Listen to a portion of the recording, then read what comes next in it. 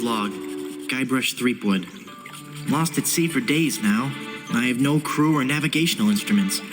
No provisions except a half-eaten corn dog, and unless I find water soon, I'm surely done for. Only the hope of finding my love, Elaine, keeps me going. Well, my quest for the fabulous treasure called Big Whoop has left me in this sorry state. I thought it would bring me fame and glory. Instead, it delivered me into the clutches of my enemy, the zombie pirate LeChuck. I had thwarted his evil plot to marry Elaine, and he was after revenge. Really, really thirsty now. If only I could have a small drink of fresh water, I might have the strength to sail on. Oh, but I know there's nothing but ocean for miles and miles. If I could reach land, I might find water and some food. Fruit, maybe. Something to fight off the scurvy and help me get my strength back. Maybe some bananas. Oh, why do I torture myself like this? I might as well wish for some chicken and a big mug of grog for all the good it'll do me. Oh, my sweet Elaine. Am I cursed to starve here on this ocean without seeing your face just one more time? Am I...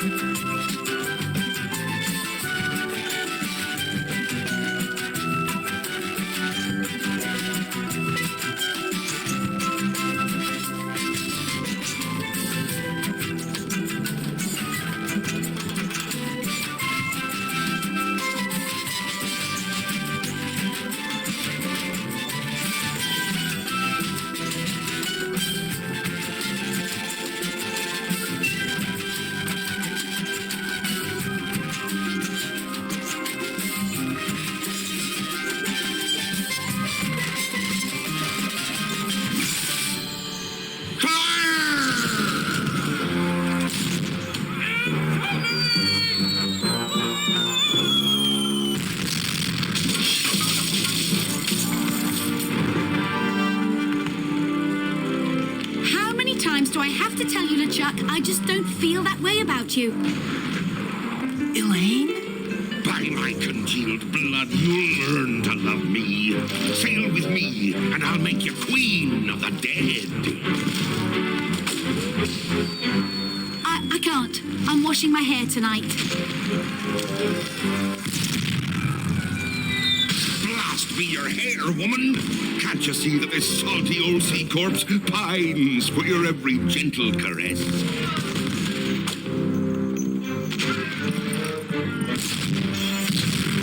You know, I don't think my father would approve of me dating the undead. And you're probably too nice a zombie pirate for me anyway. Let's just be friends instead.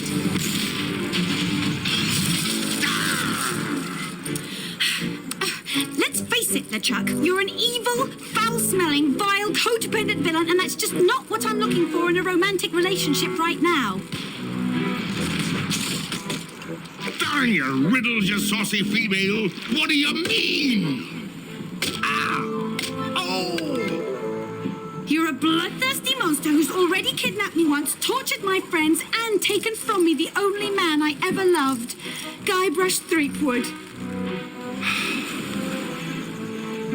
Aw, how romantic. Shaboy! Threepwood!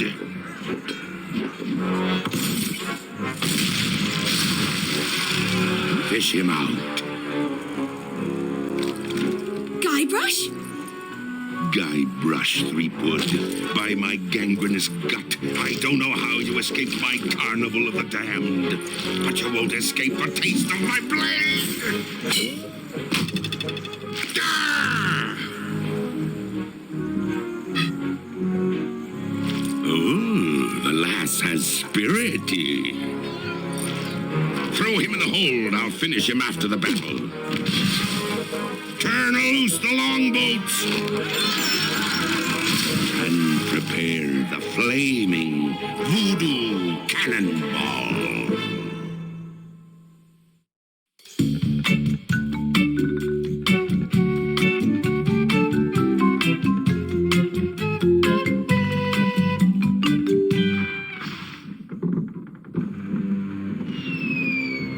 I've got to get out of here and help Elaine. If I could only get through this one door, well, then I could easily overpower the armed guards above, slip over the side, and make for the shore. Quit your mumbling, captive! Blast ye scurvy dogs! I can't quite squeeze past this cannon. Move out of the way! I can't fire the cannon with you standing there! This'll make you rue the day! Avast, ye swabs! Prepare for your doom! Stay away!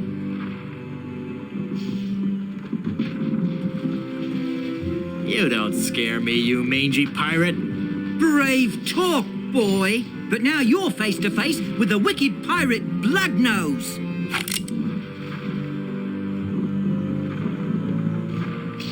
Is that a real eye patch? Aye! Sure it be real! Then why are you wearing a monocle underneath it? It keeps the dust out of me eye socket! Hey, wait a minute. You're not a pirate. Wally! Don't you recognize me? It's Guybrush Threepwood. Oh, gee. Hello, Mr. Wood. The last time I saw you, we were prisoners in LeChuck's dungeon. Why would you sign on with a ship of the living dead? Well, Mr. Brush, at first I had some misgivings about it. But thanks to LeChuck's seminars, motivational lectures, and audio books on Parrot, I've become a vicious corsair. You can too. Ask me how. Tell me about these seminars. The seminars really brought things into focus. You don't know how empowering it is to be able to say to yourself, yes, I am a despicable, filthy, villainous pirate, deserving blame and censure, but that pirate is who I want to be. Everyone was really very supportive. We had this great feeling of synergy. Then LeChuck kicked down the door and said, "You lazy scum! Get back to work, or I'll beat you with your own legs!" Tell me about these motivational lectures. Well, they weren't lectures as such. It was what LeChuck described as flogging the inner child. Tell me about these audiobooks. To become a pirate, the audio books on Parrot are the key. You get a set of 12 parrots, one a month. Return as many as you like. Keep them all and live. They teach you to talk just like a pirate. All the key phrases are in there. Blow the man down. Shiver me timbers. Who's a pretty bird? All the phrases a pirate needs to command respect on the high seas. Do you have any literature I could look at? Here. This leaflet explains the basic philosophy I follow. Set me free, Wally.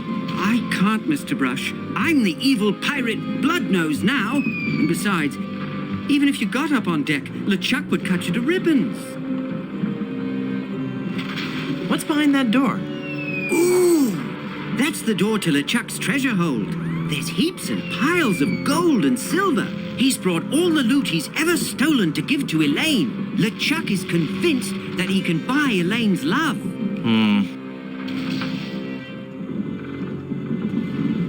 What are LeChuck's plans? He's been working on a secret weapon, some incredibly powerful cannonball. He's going to use it to blow down the walls of the fort, so his crew can overrun the island.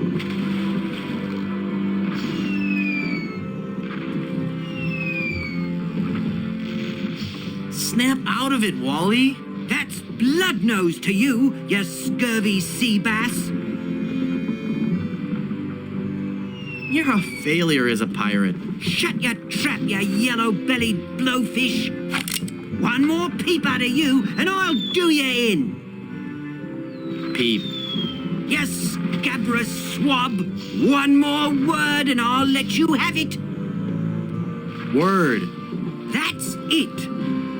I'm gonna blast you. I'm gonna...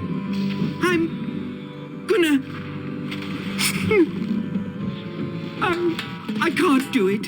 I just can't. You're right, Mr. Wood. I'm just not a pirate. I'm not ferocious or bloodthirsty or hateful or anything. I'm not even unpleasant. Oh. Oh, there.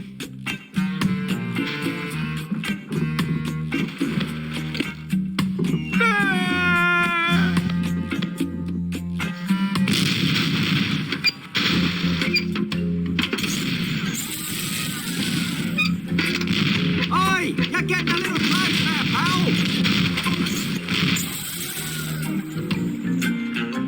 Watch where you're shooting! Oops. That was me. Sorry. Are you sorry, you all? You're gonna get us all killed! Again!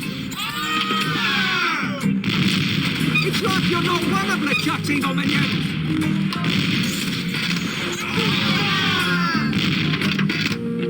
Hey, I'm getting pretty good at this. Ooh, gross. All the bones and stuff are floating towards the ship.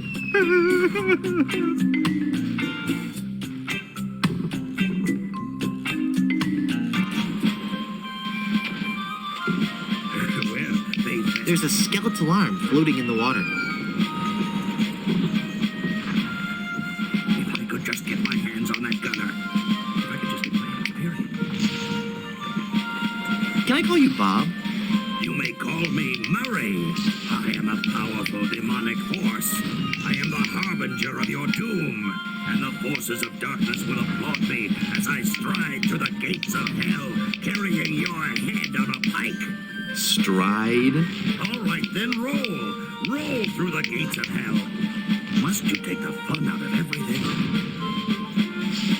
You know, you'd look great with a melting candle on your forehead. I get the feeling you're not taking me very seriously. No, I am, really. Really? Then let me hear you scream in terror. I'm too petrified to say anything. Why do you villains always laugh so much? I wasn't laughing about anything in particular. Somewhere there's a fish nibbling on my foot and it really tickles. You're about as fearsome as a doorstop. Is it a really evil-looking doorstop? Never mind.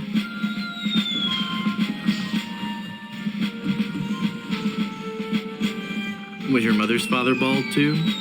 I'm not bald. I just have a really high widow's peak. Well, at least now you never have to worry about what to wear. Well, I suppose that's true. And accessorizing is really easy. That's also true. And I feel good in hats. There you go. How can you see without eyeballs? How can you walk around without a brain? Some things no one can answer. I'm going now. leave me alone. I have enough of scheming and evil plotting to do. Ah, well, I guess I'll just have to look on the bright side of this. Looks like a ramrod for the cannon. At least I've lost some weight. Boy, there's not much to do out here when you're just a bodiless head.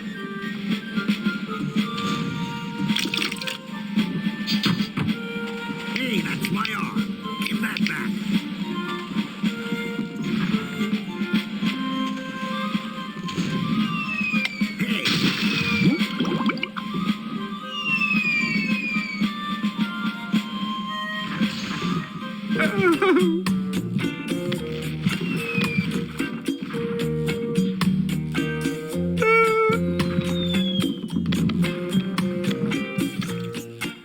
Haha! Taste cold steel, feeble cannon restraint rope.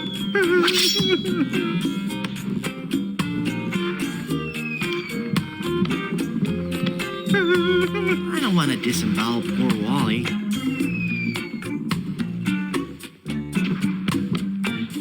Now, with the demon flames of this voodoo cannonball, I'll blast my significant other into the significant other world. That'll show her how much I truly care.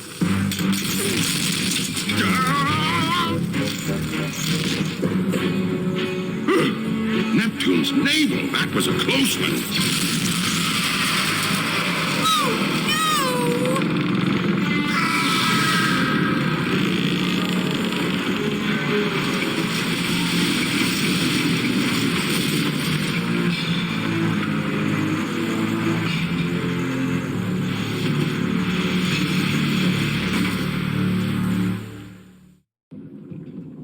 Hey, I lost my cutlass when the ship capsized. It's LeChuck in all his glory. I don't even want to know what LeChuck's plans were for that. It's a bag of wooden nickels. Some treasure. Hey, there's a big diamond ring behind this bag.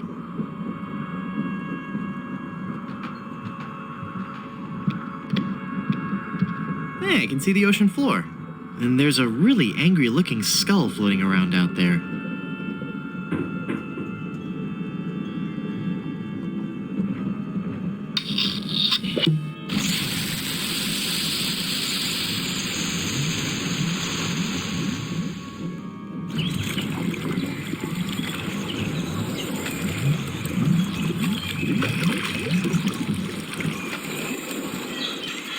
Guybrush?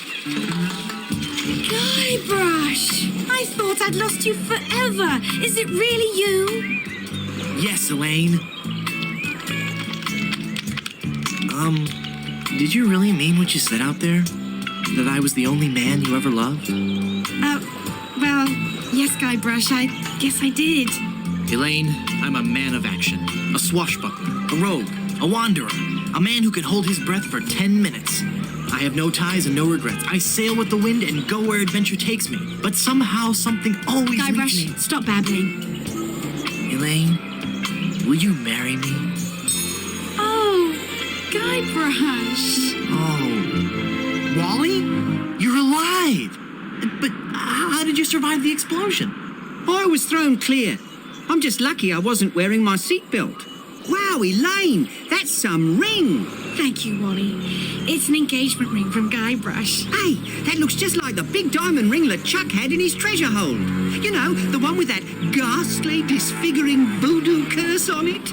Well, I'm sure Guybrush wouldn't have given you that ring. Anyway, I gotta be going. I hear there's a tattoo removal place on this island that's Freckles safe. See you at the wedding. Guybrush!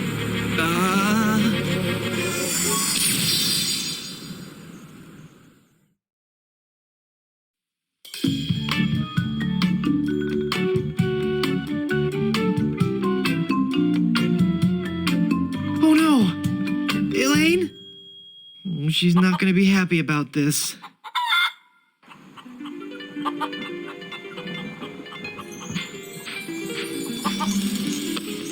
Ouch!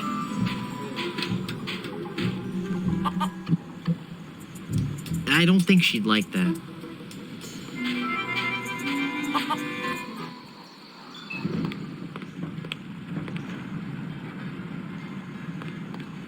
How inspiring. A budding young entrepreneur. You've got to help me. We're closed. You've got to help. Closed? Yep.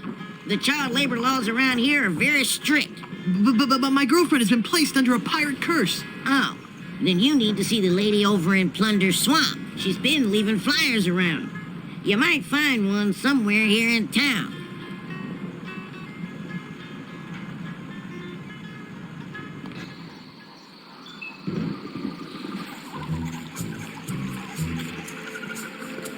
Boo!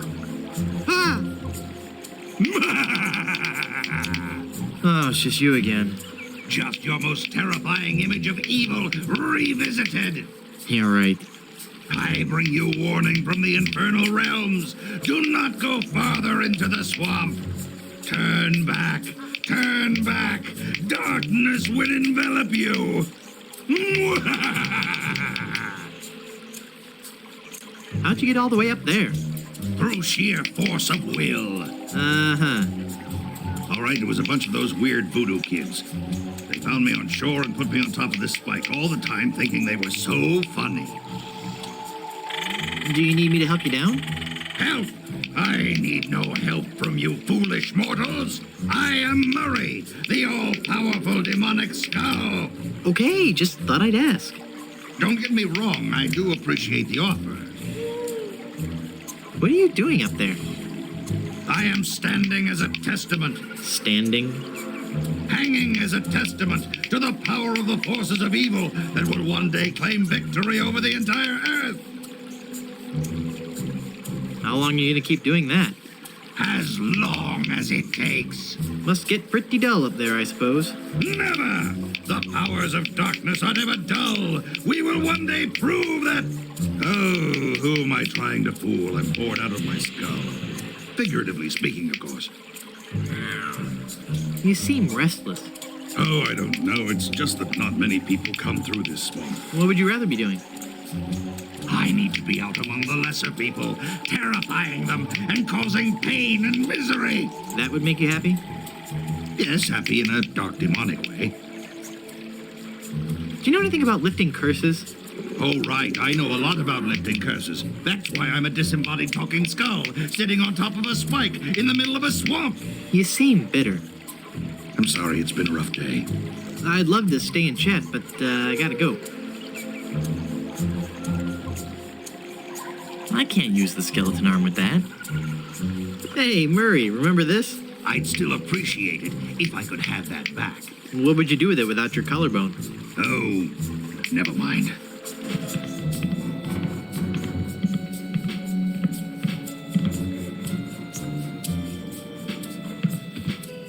Admiral Sweetums Bit O Jerky Bubblegum. 5 cents.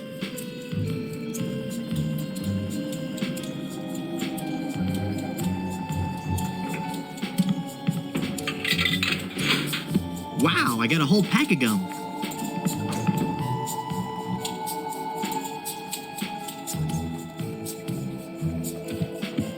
I don't want those dull little scissors.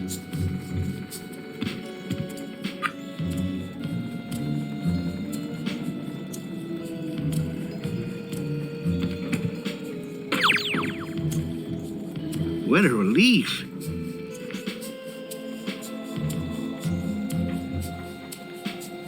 I'm sure it won't do anything. After all, it's just a paper voodoo doll. Make it stop! Ah!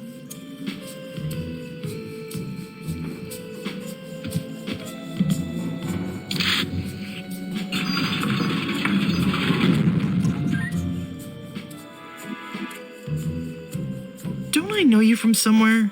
We have known each other for a very long time, Guybrush Threepwood. You've been through much, so it is understandable that you have forgotten me. We met on Melee Island when you were first trying to become a pirate. Hang on a second. Are we gonna do one of those flashback things? They always make me nauseous. No, I'll make this quick. I twice helped you defeat the evil pirate LeChuck, first by preparing the voodoo antidote, I'm starting to remember. and then again by helping you prepare a voodoo doll of his zombie form. That's right. You've helped so much and I still don't know your name. I am known by many names on many different islands. But names have little importance. You should know this more than anyone, Guybrush Threepwood. Yes, you're right. Hey, are you making fun of me? I wouldn't dream of it. Boy, have I got some stories to tell you. Stories? Yes, well, I'm sensing a great disturbance. I have to go. But I've got to tell you about LeChuck and Elaine. I'm going to disappear now in a big flash of light. Cover your eyes. No, wait. It started back on Dinky Island. I knew LeChuck was close. I'll be disappearing here any moment. Okay, no stories. Nice place. I love what you've done with it. Thank you. You'll have to excuse the mess. The kids came over to play with their paper voodoo dolls. They're adorable children. Would you like to see some pictures? Perhaps later. Yes, there's no time for that now. I sense that something terrible has happened. Hey, you're good. Something terrible has happened. I finally proposed to Elaine. Congratulations. That doesn't sound so terrible. And when I placed the engagement ring on her hand, she was placed under a horrible pirate curse and trapped for eternity as a solid gold statue. Oh, that explains it. I was struck with a wave of overwhelming hatred and anger. Yeah, that LeChuck was a pretty mean guy. I was talking about Elaine. Well, there's no time to worry about that now. We have to hurry. Do not panic, Guybrush. She will be safe until we can break the curse. You only have to worry about her being stolen. Where did you hide her?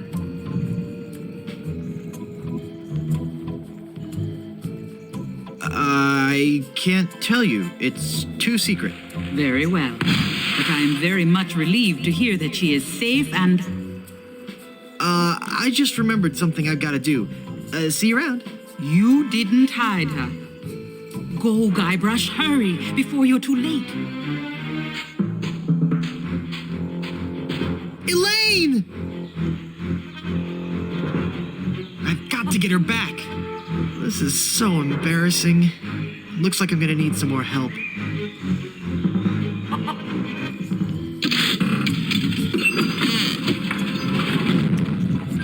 Someone's stolen Elaine. That is unfortunate. It will be difficult to get her back. Do you know who kidnapped her?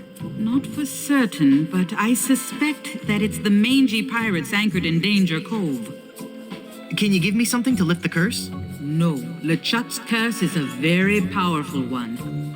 Fueled by his anger and his intense frustration in dealing with the opposite sex. I have nothing here to lift so powerful a curse, but there is one way. Great, tell me. You have to replace the cursed ring with a pure one of greater or equal value. A good guideline is 2 months' salary. I had no idea this curse stuff was so complicated. That's nothing. Just be glad she wasn't turned into a magic swan. What would I have to do then? You don't want to know, believe me. Where am I gonna find a huge uncursed diamond ring? Legends speak of a whopping big diamond ring on Blood Island. Blood Island? I've never heard of it. You will soon become quite familiar with it. But you must be careful, Guybrush. I have foreseen that your journey will be filled with peril and deception. I have also seen that Blood Island will be the place where you will die. Die? Did you say die? As in me, dead? Don't be such a baby. Isn't there a less dangerous way? No, the value of the ring on Blood Island comes from its emotional significance. It represents a pure, true love, a power greater than any other. Oh, that's sweet. I think I have something in my eye. Do not mock the voodoo priestess.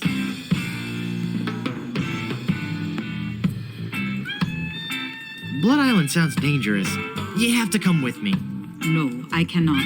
I have lived on 3 different islands in the past 6 years. I do not wish to travel anymore. Besides, this derelict is still in escrow. But who will explain away gaping plot holes? You've got to come. You're my only hope. No, Guybrush. There is another. Well, how will I find the ring on Blood Island? All I can say is that I see a long and painful history connected with that ring. And I feel a great sadness associated with it. You will learn more once you have actually found the island. How do I get to Blood Island? You will need 3 things. A map to Blood Island, for the journey is a long and dangerous one. A seaworthy ship to take you there. And an experienced crew. Map, ship, and crew. Got it. Blood Island, here I come.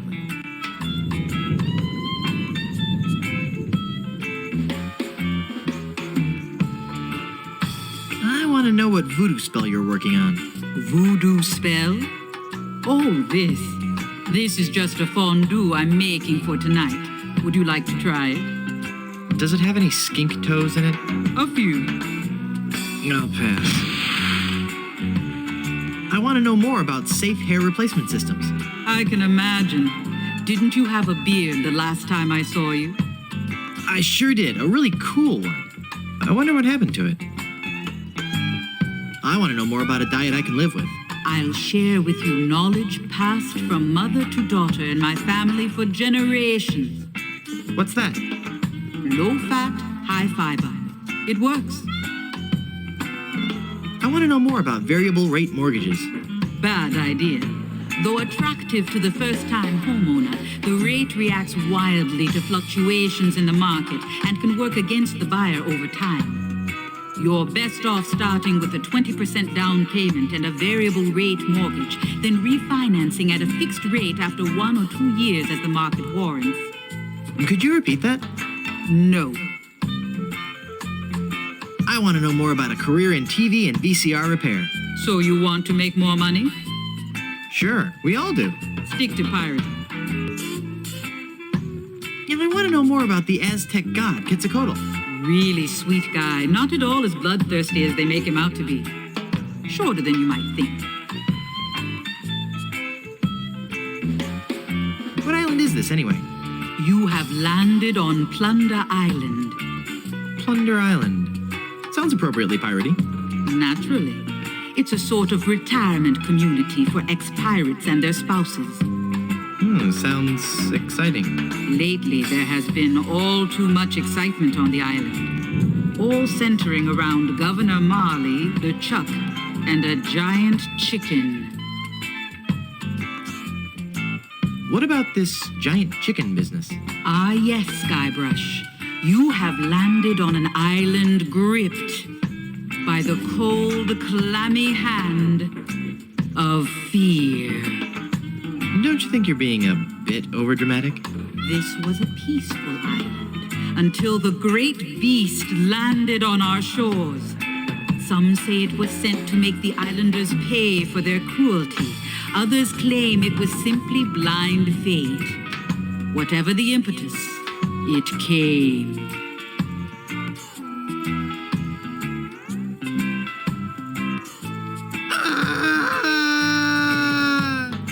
What? I'm not even at the scary part yet. Oh, sorry. Go ahead. It was El Pollo Diablo, the giant demon chicken. Tall as a man and twice as powerful, his massive drumsticks propel him through the dark jungle with ease.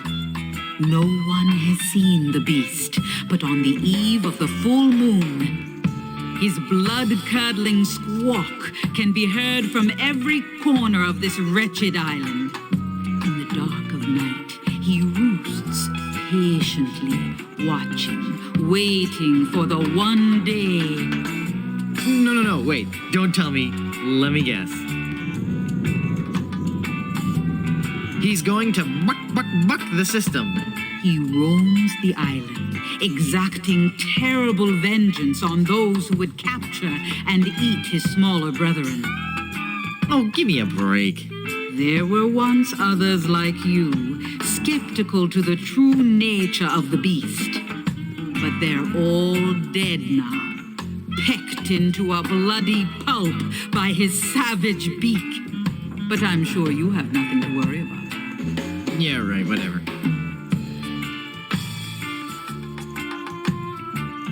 Thanks. I've heard all I needed to know.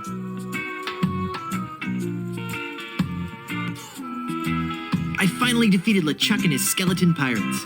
True evil can never be destroyed completely. But I heard him blow up and everything. You'd be surprised at how much abuse an evil undead zombie pirate can take.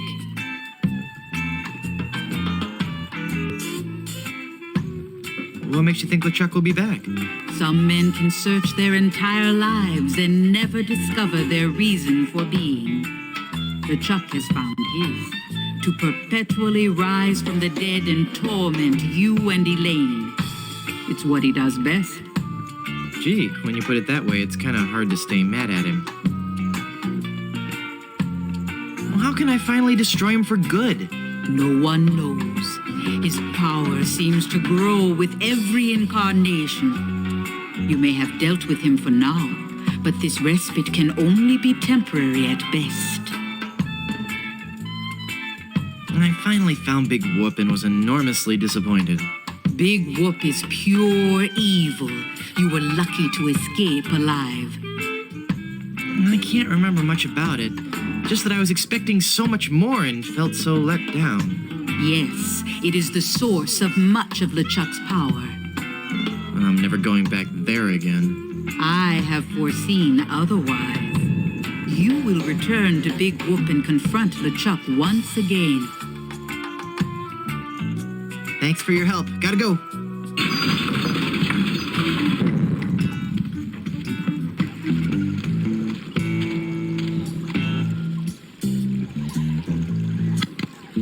I can't paste that.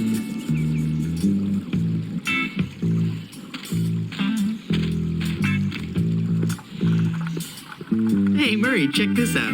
Oh, ick. What have you done to my arm? Rubbed paste all over it. You're a sad, strange little man.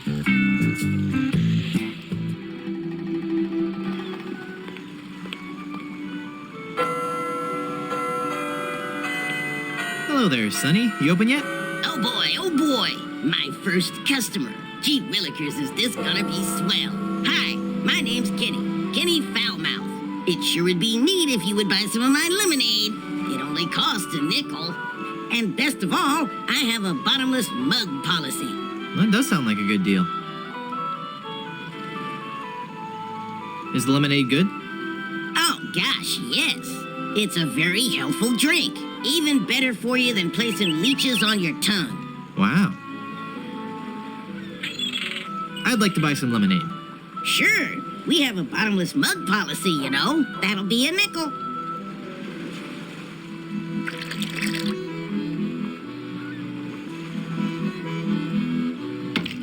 Hey, there's no bottom to this mug. Give me my money back. I'm sorry. I did tell you about our bottomless mug policy, and there are no refunds. Why, you little... Thank you. Come again.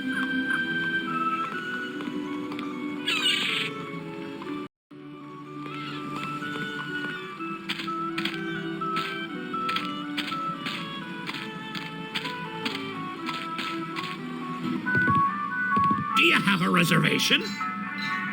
Of course I have a reservation. Then let's see your reservation slip. No reservation slip, huh? Then out you go.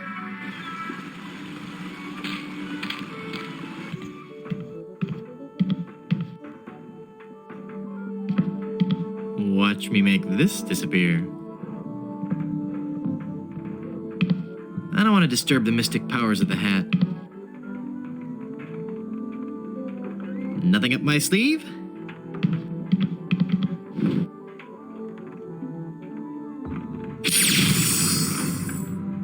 Presto! Hey, it worked. There's something inside. The C's of ventriloquism.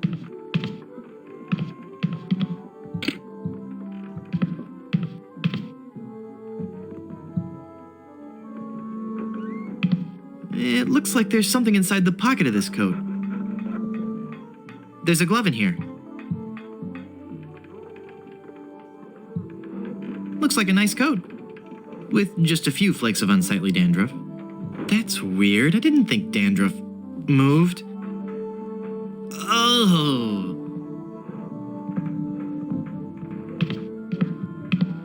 To swab or not to swab?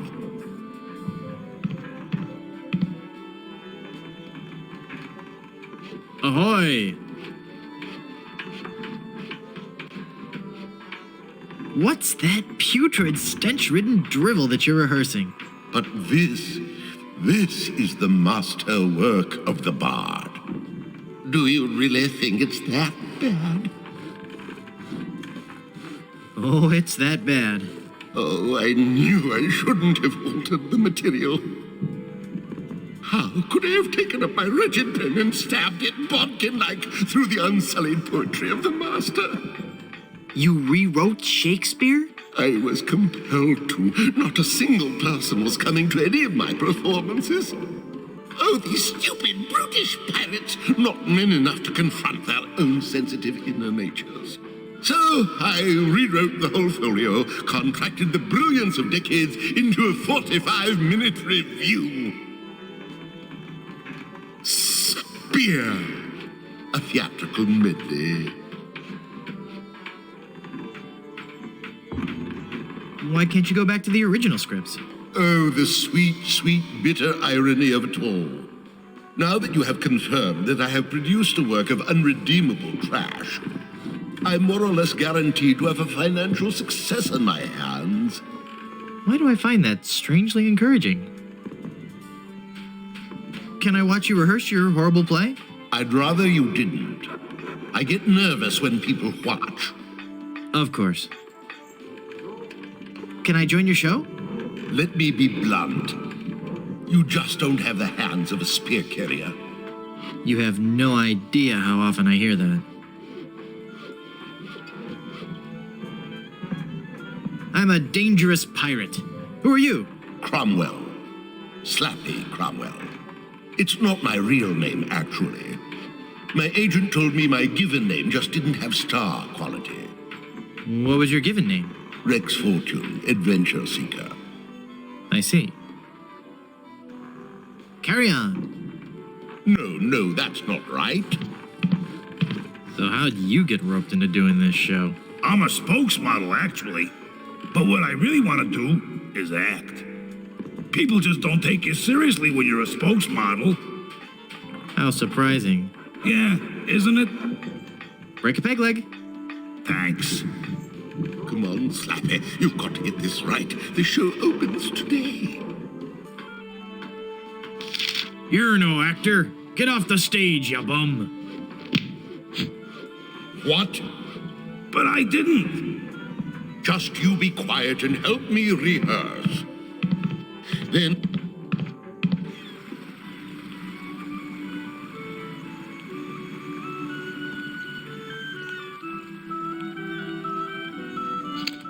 Welcome, patron, to the Barbary Coast, where every haircut is an adventure. Aye, and if you're wanting a haircut, you'll have to wait until I'm finished with Captain Rottingham here. Are you guys pirate barbers? We prefer the term buccaneer hairstylists. Great. Maybe you guys can help me find this huge diamond ring I'm looking for. Diamond ring? Yeah, it's supposedly enormous, and it's on Blood Island. Blood Island? Never heard of it. It's a funny story, really. I need it to lift this curse that's turned my girlfriend into a solid gold statue. Solid gold? Wait a second. Did I just share too much?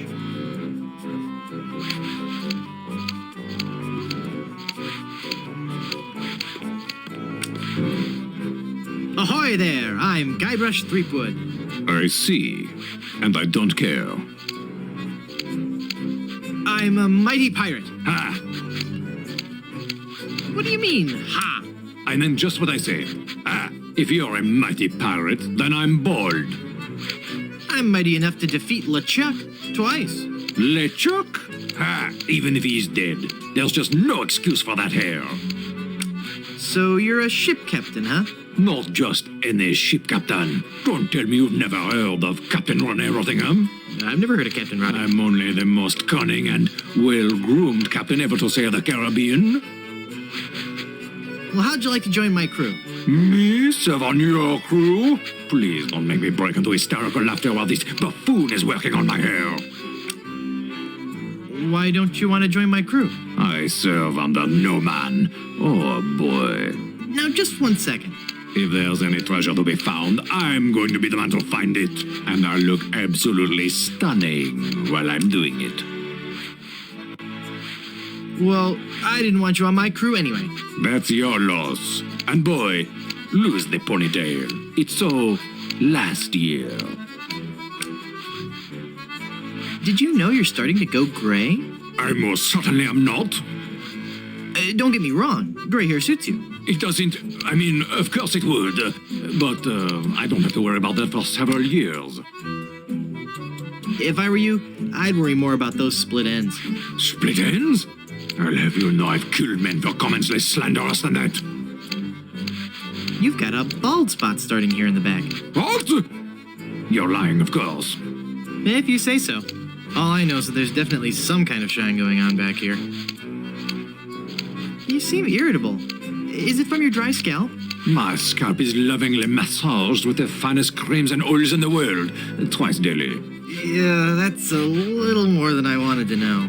Your petty jabs and insults mean nothing to me. They're doing great things with dandruff shampoo these days. I suggest you leave, boy, before you force me to defend my honor. Fire! Run for your life! I'm sure the authorities probably have the situation under control. But just in case, Barber, more moisturizer. Rabid dogs are on the loose! Get out, now! I don't hear anything. There are no rabid dogs on the loose. That's just what they want you to think. There's an axe-wielding maniac at the door! Flee! Perhaps you should offer yourself as a sacrifice so the rest of us may be saved. The calls are coming from within the barber shop. You must get out immediately. I have no idea what you're talking about. Leave us alone. Storms are coming. Better get a move on. Could be a twister. Then I'm most definitely staying inside. The humidity does horrible things to my hair. Captain Rottingham, you're being paged. Take a message.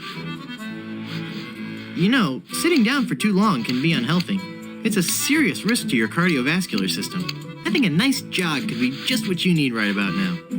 Up and at 'em. Go away. You seem busy. I'll come back later.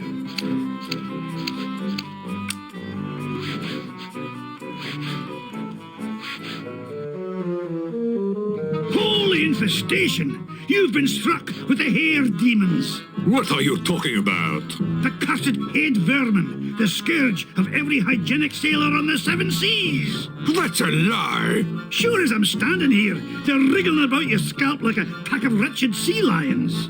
Good analogy. This calls for drastic action. I'm bringing in old Ironsides. No, let's not be too rash. Rash? That's a bad sign. There's no time to lose. I'm going to have to amputate. No, you'll ruin my hair.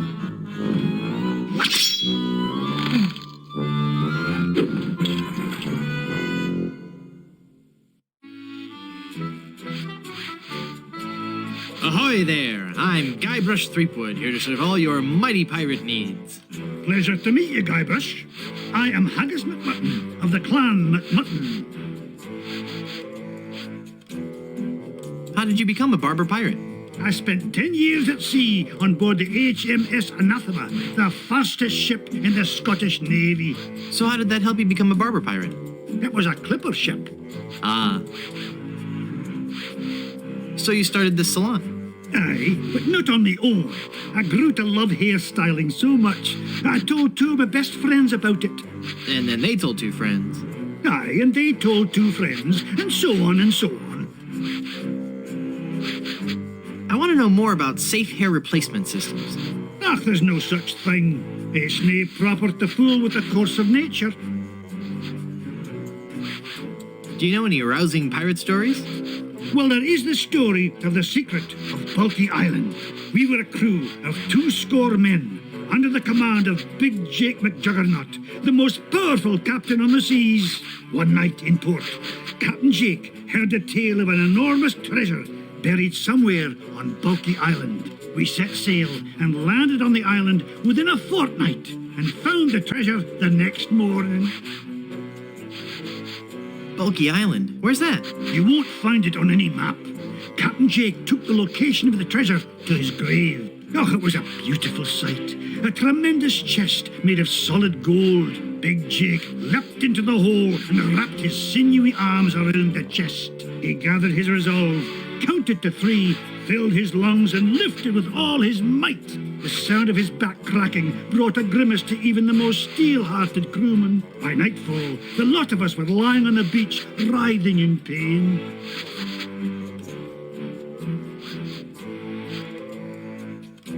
Why didn't you set up a system of ropes and pulleys? That would have been the weak man's way out. The pirate Angus MacFulcrum had followed us to Bulky Island, wanting the treasure for himself. The weakling used a lever and took the chest, laughing at us as he carried it to his ship. And my proud Captain McJuggernaut died in traction, cursing himself for not being strong enough. Haggis. That's an unusual name. I suppose it is, but haggis is just a nickname. The given name is heart, liver and kidneys boiled in the stomach of the animal McMutton. Oh, so your parents were expecting a girl. Aye. What is that blue stuff in the jar anyway? Ah, the old comb juice. 'Tis a fiery brew that's bested many a sailor with her fermented froth. It'll burn your throat unless you chase it with conditioner. Those sure are nice scissors. Aye, they're my best pair. They can cut through almost anything. Why are they in the ceiling? Sometimes I cut hair so fast, the scissors fly from my hands at unbelievable speeds. Could I borrow those scissors for a minute? Sorry, no. They're much too valuable to me. You know they can cut through almost anything. Yes, I believe you mentioned that.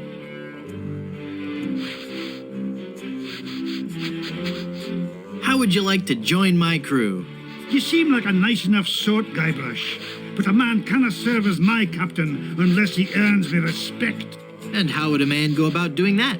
By besting me in a time-honored test of strength. The 500-meter bucket full of heavy rocks relay? No, I'm talking about the traditional Highland display of strength and virility, the caber toss. Oh, but in school I was always picked last for caber tossing. Maybe it's because you weren't familiar enough with the sport. You see, the caber is a large tree trunk. We go to the field of competition, and each of us heaves the caber as far as he can. The man whose caber goes the farthest is the winner. That's just about the stupidest sport I've ever heard of. And I watch cable television. Aye, but you cannot argue with tradition. Sounds great. Let's do it.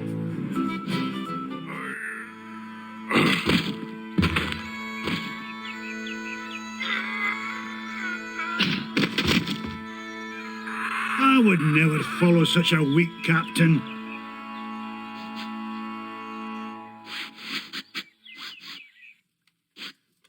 I sure could use a haircut. Have a seat, laddie, and I'll do you up with a fine coif.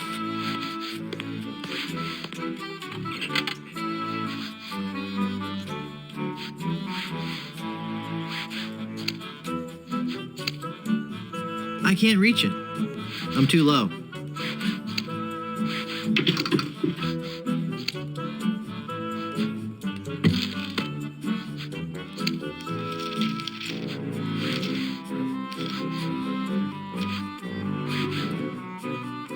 Ugh, blast that ineffectual paperweight. I'll have to go find another. But what about my haircut? Keep your skirt on, lad.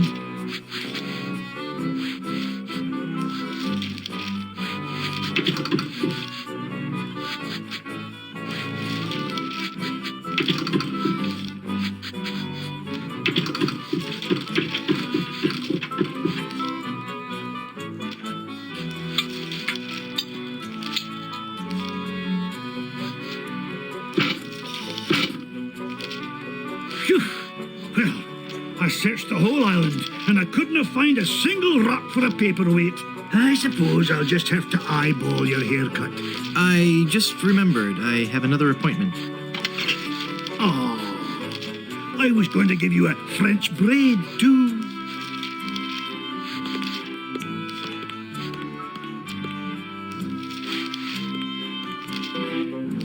Ahoy there, I'm Guybrush Threepwood, mighty pirate. Of course you are. Okay then, who are you? Edward Van Helgen. Not thee! That's right, mine is the name that pirates fear the most. Edward Snugglecakes Van Helgen. Dude! How'd you like to join my ever-growing pirate crew? Your crew? Why would I want to be on your crew? It's gonna be a blast. We're going to Blood Island. Sorry, Threepwood. As much as I'd love to be out at sea again, I could never serve a captain who wasn't a gentleman and who wasn't my equal. Gentlemen, that's me all over. Then prove it. If you can defeat me in a gentleman's duel, I'll join your crew. All right, let's get to dueling. No. There are rules. If you want to duel with me, you have to give me sufficient insults. Okay. Hey, that's a nice shirt. How long have you been colorblind? Oh, please. Nice cologne you're wearing. Did you actually roll around in dung or just dab a little behind each ear? That's not the type of insult I had in mind. Did I mention you're a big old bedwetting duty head? No, but I'm still not impressed. How appropriate. You fight like a cow. That's an old one. Come back when you have some fresher material, eh? I don't want to insult you. Why can't we just get along? You went from pirating to hairstyling. Why? The music of the sea is something that takes hold of your soul and never lets go. But the life of a sailor is a rough one, and the sea shows no mercy. It was no easy choice to leave, but I realized that I could still enjoy the music of the sea while remaining safely on land. By hanging out at the docks and singing to passing sailors? No, believe me, that doesn't work. By starting a barbershop quartet, obviously. Obviously, but there are only 3 of you. Auditions didn't go as well as we'd hoped. We once had a tenor named Dominique, but he left. Artistic differences. Oh, my feet are killing me. What was that? Huh? Oh, I'm sorry. My mind was wandering. Please go on. Well, we spent so much time coming up with a clever name for the shop, we realized we were going to have to give up singing and actually become barbers. But I still like to think that we're not just cutting hair. That maybe, just maybe, we're teaching people a little bit about themselves. Are you truly happy with this line of work? I may return to the sea one day, but for now I'm happy helping pirates look their very best. At least until we find a 4th for our barbershop quartet. I could be the 4th for your barbershop quartet. No, that's okay. I was wrong. We don't need one after all. Oh, come on. I really got away with a ballad. All right, then. Let's hear what you've got.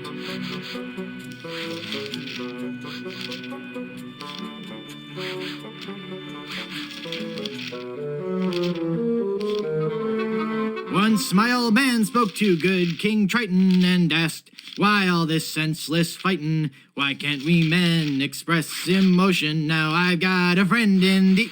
Oh, my dear, sweet, merciful Savior in heaven. Pretty good, huh? You must take an oath now, before man and God, that you will never, ever again sing in public. So, what are you telling me exactly? I bet you have a ton of cool pirate stories. No, I couldn't. Oh, come on. I'd really like to hear some of... The year was 1675. We were on a course towards the wreck of the Rattling Phlegm. Our days were filled with songs of the voyage and the untold riches we'd find at our destination. 2 months into our journey, we realized something was horribly wrong. Were you haunted by the spiteful ghost of a former captain? No, a restless spirit would have been a welcome relief compared to the evil we faced. We were all stricken with a melody, a diabolical song that I shall never forget. La la la la la la la. La la la la la la la la. Hey, that's kind of catchy. Aye, all too catchy for a crew of 50 men confined to a ship hundreds of miles from port. No one could think of anything else, and many threw themselves into the sea rather than hear any more of the incessant humming. We returned with but 8 of our crew left. The doomed voyage of the Obsessivo-Compulsivo will haunt me forever. Whoa, look at the time. Gotta scoot.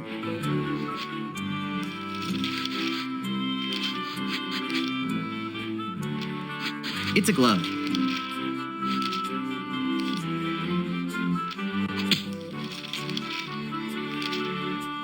Now there's a challenge. To the field of honor. Choose your weapon.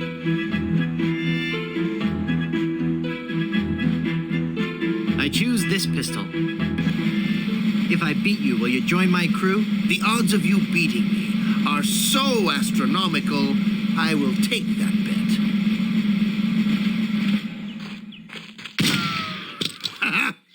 Again, I prove to you I'm the greatest duelist in the world.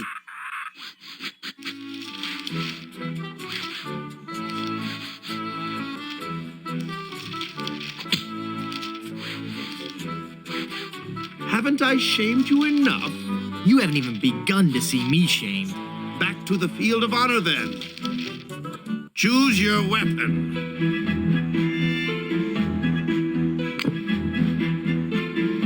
I choose the banjo. I accept. You do?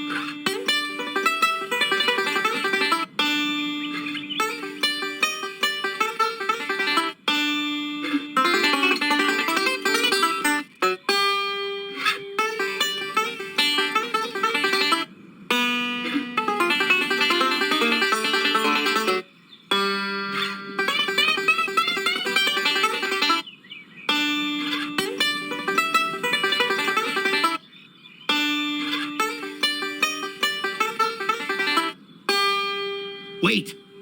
Stop! That last note was wrong! I win! I win! Woo, woo, woo! Yes! You lose! Oh, I am so good! What a sore winner. Want to try again? Sure, I'm just getting warmed up.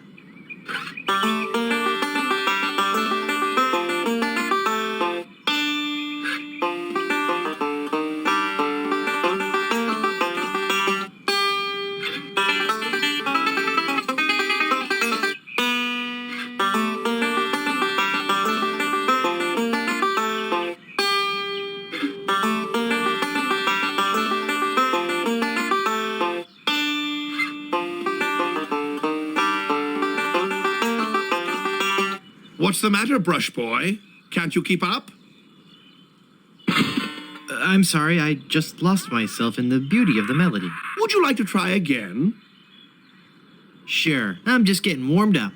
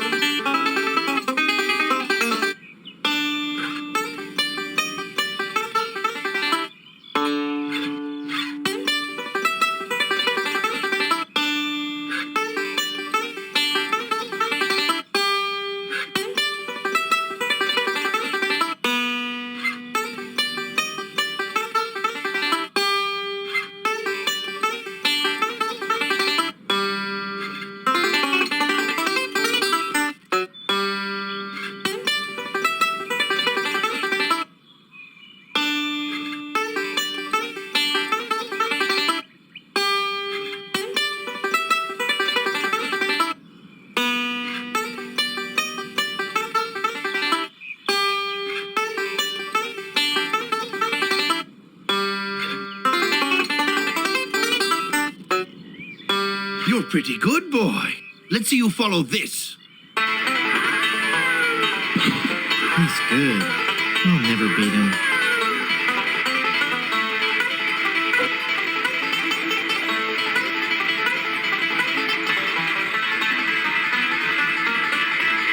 What?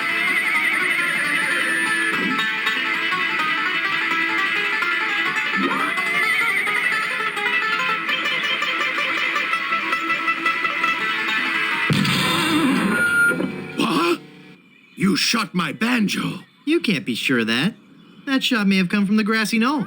Of all the lowdown tricks, I never heard of anything so low. I completely misjudged you. You are a pirate after all. I'd be proud to join your crew. Great. I'll just pack this stuff up and get ready. And give me back my gun. I'll need 2 more sailors for my crew. Ahoy there! I'm Guybrush Threepwood, mighty pirate. So, it's good to meet you, Mr. Bill. Bill? That's your pirate name, Bill? Cutthroat Bill. Oh, I see. Well, that puts a whole new spin on it, doesn't it? Are you ever going back to pirating? Maybe. Someday. If I find the right captain. Perfect. I'll be your captain. Onward to Blood Island and high adventure. Wanna come? You, a captain? Hardly. I'm the mighty pirate who defeated LeChuck. And what do you have to show for it? I've got a ton of cool stories. Treasure? Immense mounds of gold and diamonds? Solid gold scepters of power? Anything? Well, I've got these nickels. Wooden? Yeah. Some treasure hunter you are. You couldn't find gold in a jewelry shop. I bet I could find gold on this very island. How much would you bet? Well, I've got these nickels. Right. Come back when you have some real treasure to show me.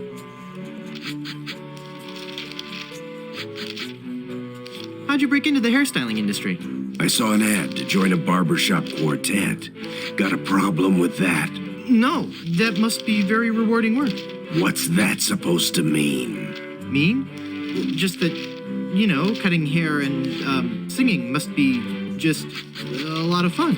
It's like a party every day. Some days I just don't know how to contain my joy. I get giddy, and the laughter bubbles out of me like a sparkling fountain of mirth and gaiety. Okay, new topic. Pirate stories. Got any? Okay, here's a story. I started out as a crewman on the raging tightwad, sailing out of Puerto Pollo. The captain was a master treasure hunter, a diviner from some ancient secret society. He had some weird fifth sense when it came to finding objects of value. Is this gonna be scary? Because I warn you, I've been known to leap into the arms of total strangers when startled. I have a razor. Good point. Please go on. We left port without a map, guided only by the captain's keen senses. We spent the first week going around in circles, until we realized the crew's gold earrings were throwing the captain off. After we tossed all our jewelry, gold coins, and belt buckles overboard, we got back on course. Your captain sounds like a real freak show. Many of us on board started to think the same thing. We sailed for 2 years and had finally started back to Plunder Island. But just as we started to doubt him, he paid off. We found sunken treasure right off the coast. Wait a second. Was it an enormous pile of jewelry and gold coins and belt buckles at the bottom of the bay? Exactly. How did you know that? I just had a feeling.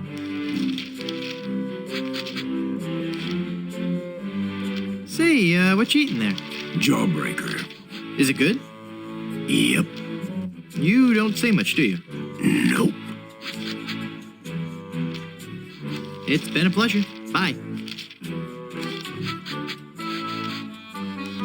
You know, I really appreciate you taking the time to talk to me.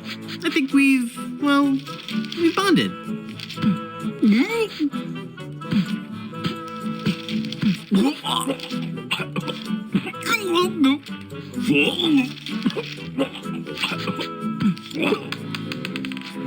How did you do that? Oh, it was nothing really. Just sudden pressure applied below the sternum to expel a foreign object from the windpipe. That's amazing. I owe you my life. From now on. Yes? From now on, that will be known as the Threepwood Maneuver. Nah.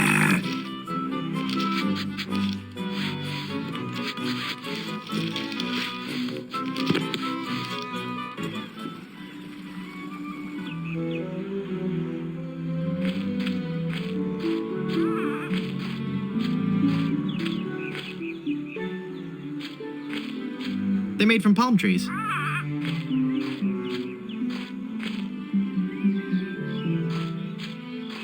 It's an informative plaque put up by the Plunder Island Naturalist Society, Sumatran rubber tree.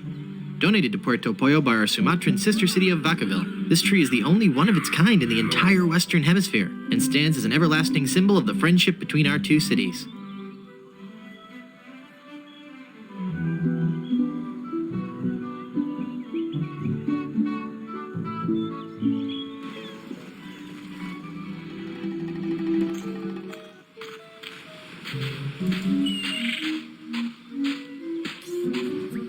You can't go in there.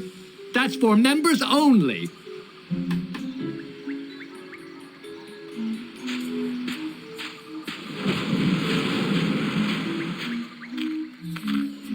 Yes, may I help you? My name is Guybrush Threepwood, and I'm a mighty pirate. Threepwood? You must be Seersucker Skip Rackham's cousin. How are Muffy and the twins? Who? Hey, it's a lovely afternoon for the beach today. Not too crowded yet. There's a crafts workshop on the South Beach and a swabber size class at 2 and 4. Water's warm and the waves aren't too high. Just watch out for the occasional undead corpse washing up on shore. Might want to keep the kids away from any rotting flesh. But otherwise, the siege earlier today shouldn't spoil your afternoon. Just between you and me, the undead are notoriously bad tippers. So it's just as well they didn't take over the island, eh? Let me see your membership card and we'll fix you right up.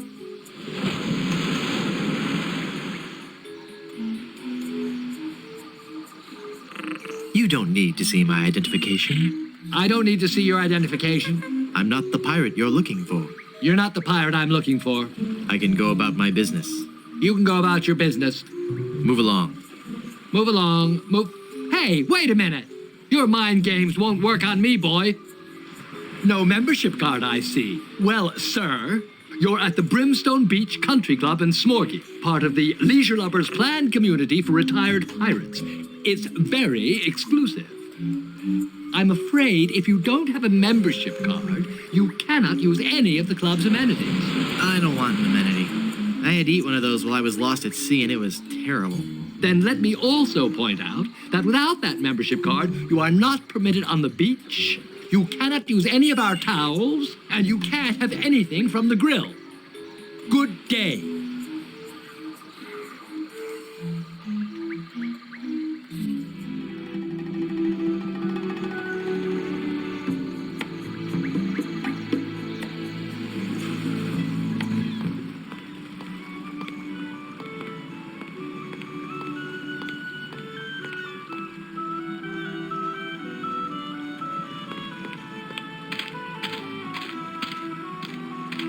What a strange flower. Wow. This jungle is thick. I'll need something sharp if I'm gonna hack my way through there.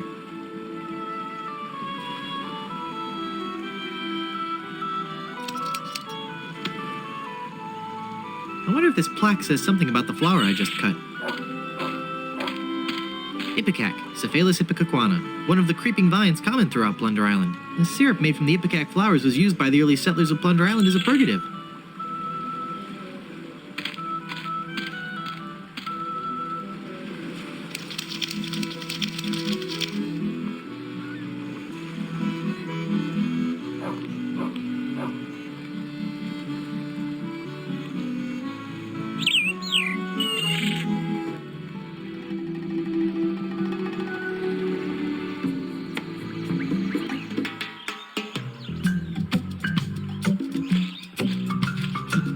I wonder what this sign means.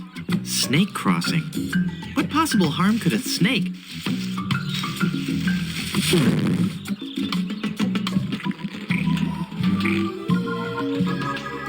Well, this isn't good.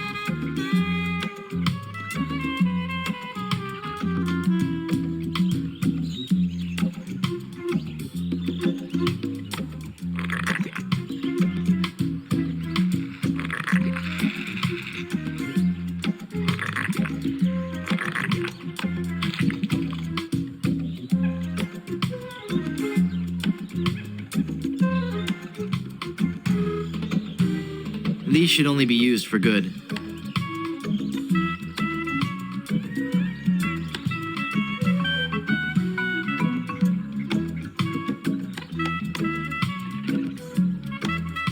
It's volume C and it's mostly digested. I can only make out page 243. A compass is a magnetized bit of metal floating in a solution. What a completely random piece of trivia.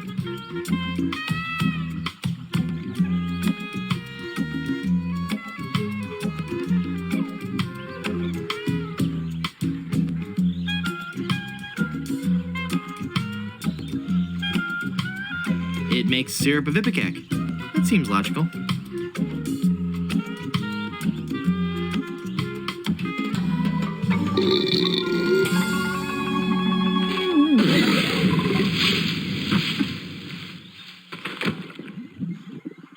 Whew.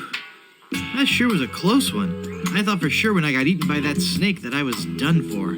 Thank goodness I'm safe. No? Hey!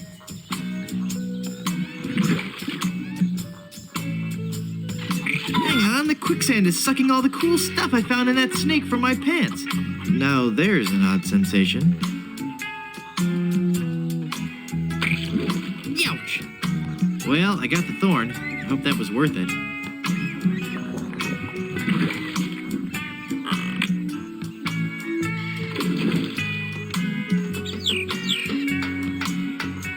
Neat, a world-class pea shooter.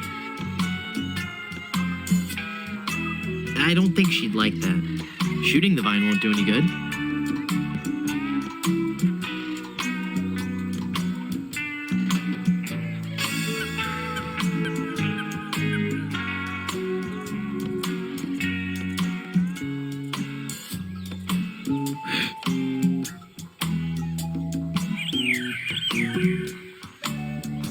Perfect.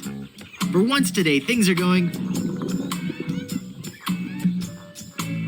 Well, darn. Hey.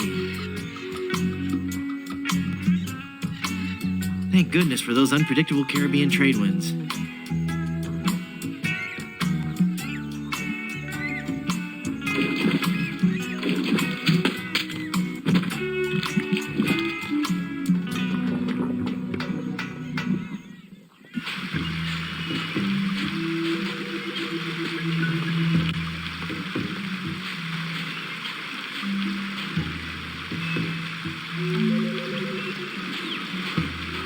It makes the boat completely unseaworthy.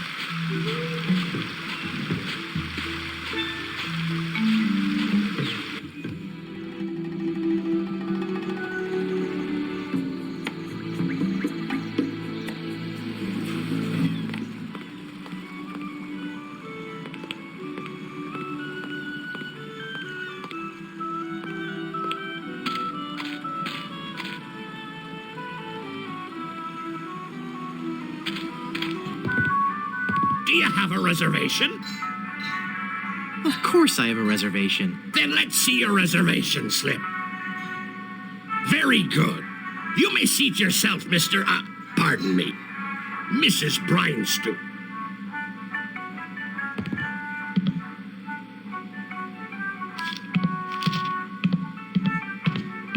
Hey, mister. Mister, you listening? Ah! It's one of LeChuck's skeletal horde. Aye. I fixed his little red dinghy, but good. The undead that walk among us must surely be destroyed, lest their evil like overrun and befoul the world of the living. Aye. And he complained about me chicken. Oh.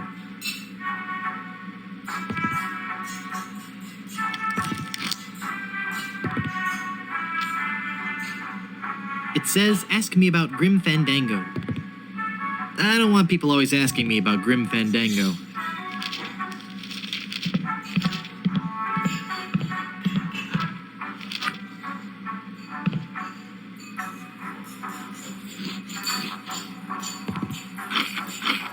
Whoa! This biscuit is full of maggots! Aye! That's me special ingredient. Adds just the right amount of exotic flavor. It's a good thing, too, because I can't keep 'em out of the food around here.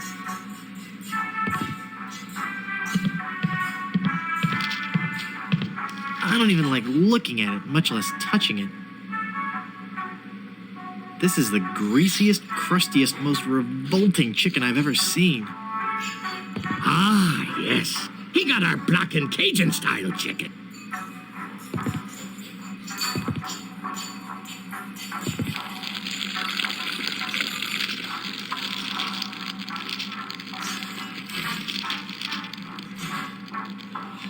Ugh.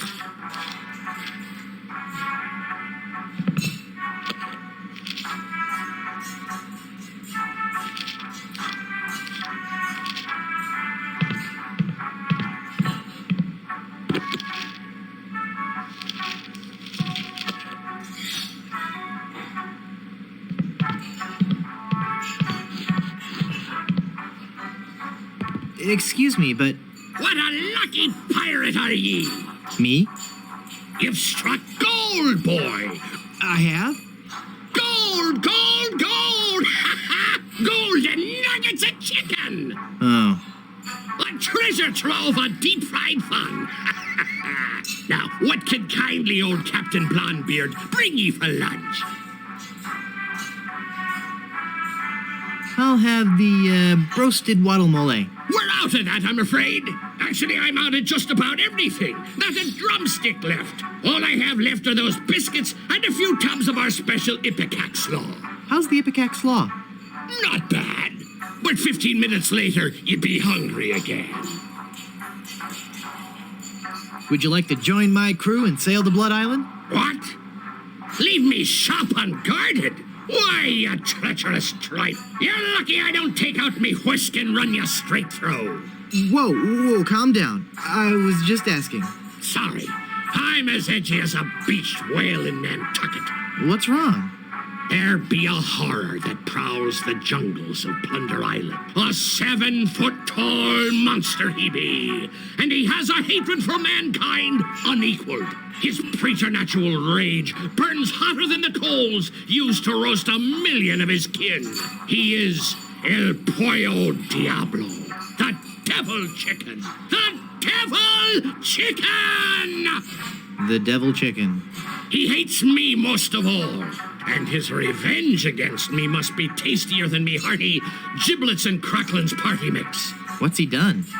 He turned loose all me chickens, returned them to the wild to roam the jungles free as nature intended. Even now, I have a huge order to fill and no chicken to fill it. But I know he's not through. Ruining me business is just the first step. Someday he'll return. For me!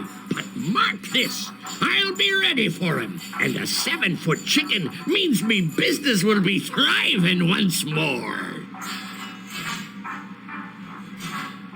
Nice gold tooth you have there. Aye!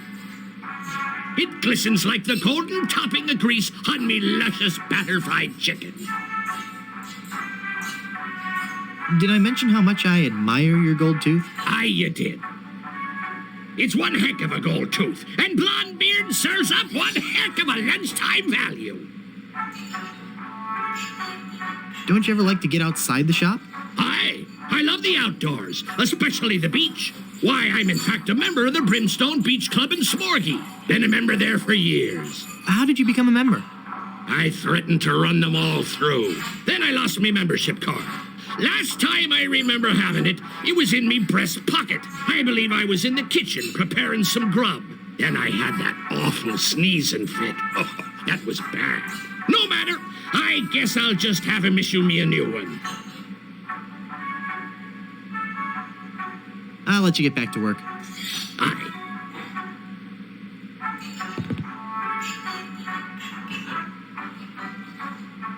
Would you like this jawbreaker? Thanks to ye. Ouch! I think I loosed me gold tooth. I knew sweets were being bad for me teeth, but it had a fine crunch and were a fiesta of flavor. From now on, I'll be sticking to fleshier foodstuffs. Something chewy. Well, there I go again. This old salt's got a craving for something to squish between me teeth.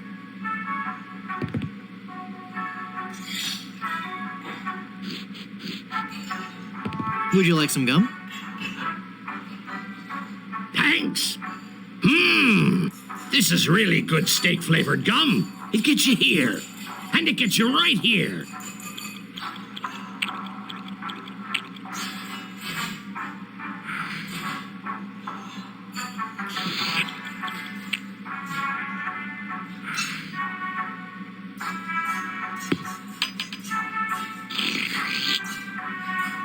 Why, you little scamp. That's quite a funny trick you've played on old Captain Blondebeard.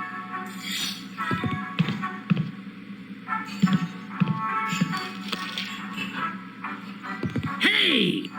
Where do you think you be going in such a hurry? I don't suppose you know where me missing gold tooth be? No. Then what do you call that then? Oh, that. I thought it was a rock in my shoe. I was gonna take it outside. Sure you was. Give it back.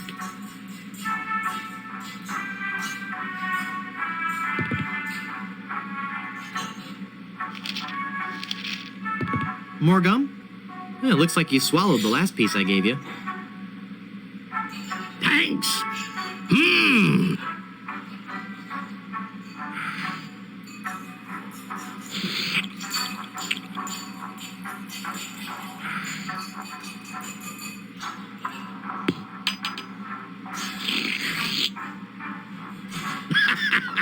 Pop me bubble, did you? You got me again.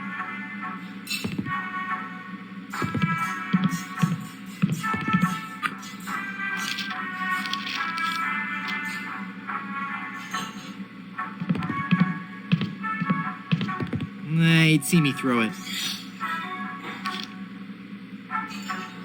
This gold tooth won't do any good there.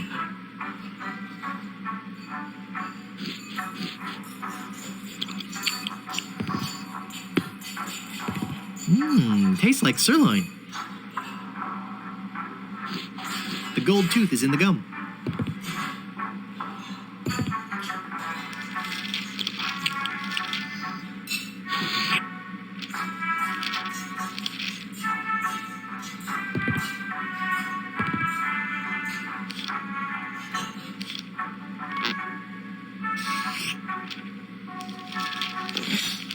Oh, that's made my voice sound funny.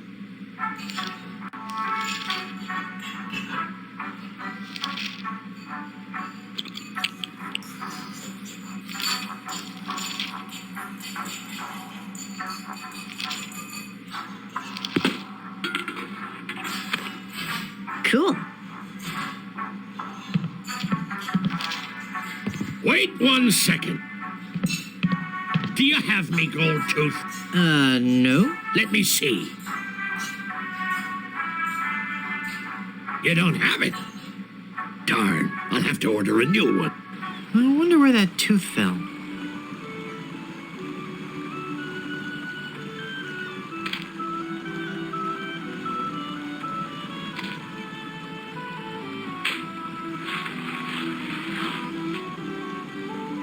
Hey, it's the gold tooth.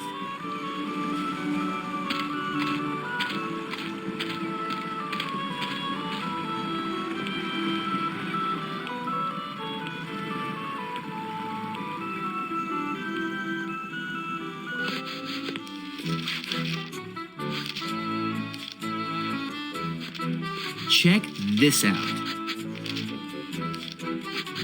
Is that real gold? I guess you can find treasure. So, you'll join my crew? Sure, as long as my partners will join too. I'll need one more sailor for my crew.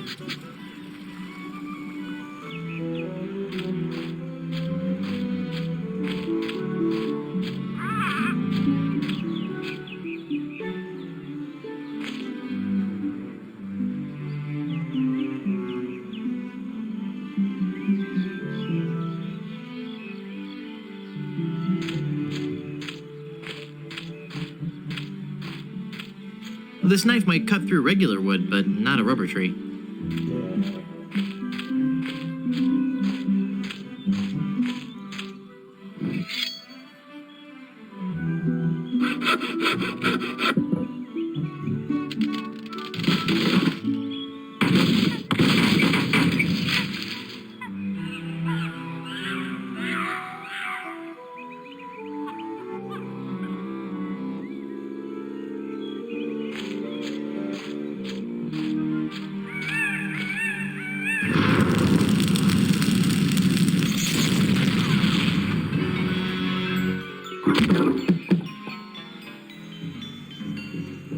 Whoa, my head is spinning.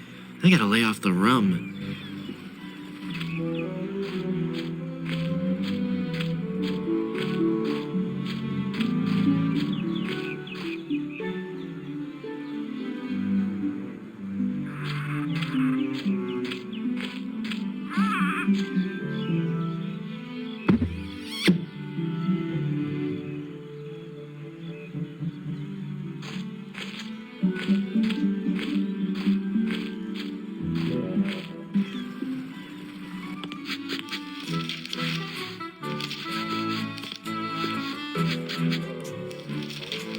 Are you sure you don't want to join my crew? It's as I told you, Guybrush. Not until you can best me in the caber toss. Sounds great. Let's do it.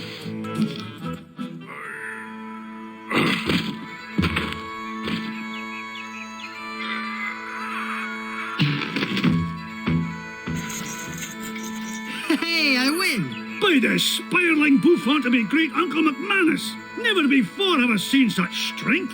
Sure, I'll join your crew. I'll wait at the shop until you're ready to leave. Well, I got my whole crew.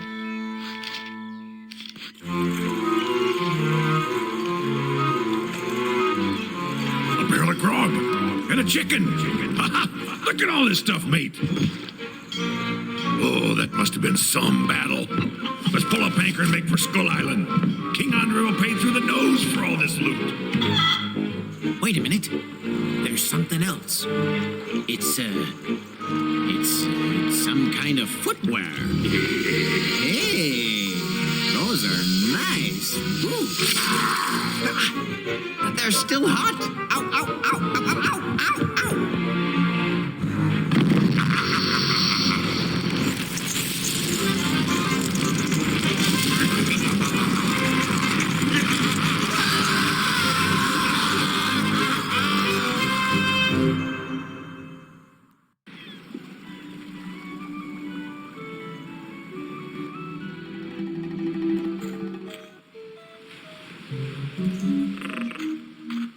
Excuse me. Yes, you filthy little man. My card.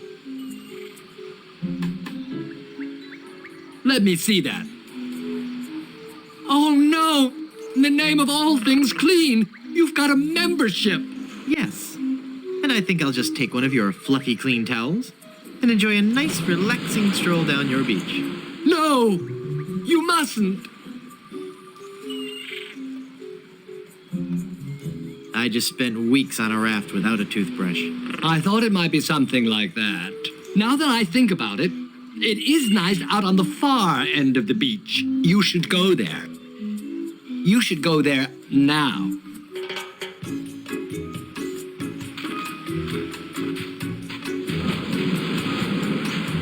Nice fluffy towel. I'll just take one more. I've got enough towels.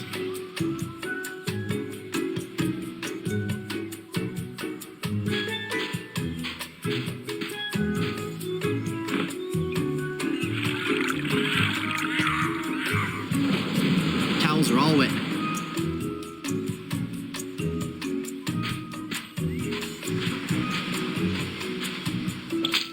Ouch!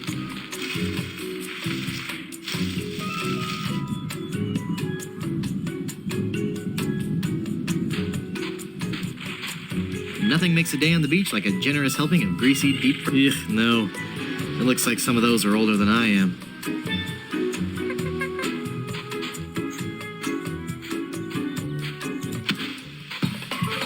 Ooh! Ah!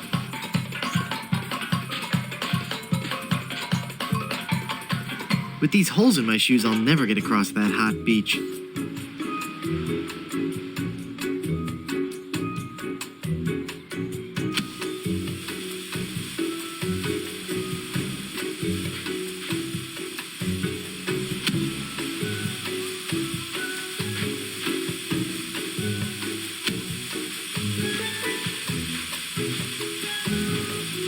Phew.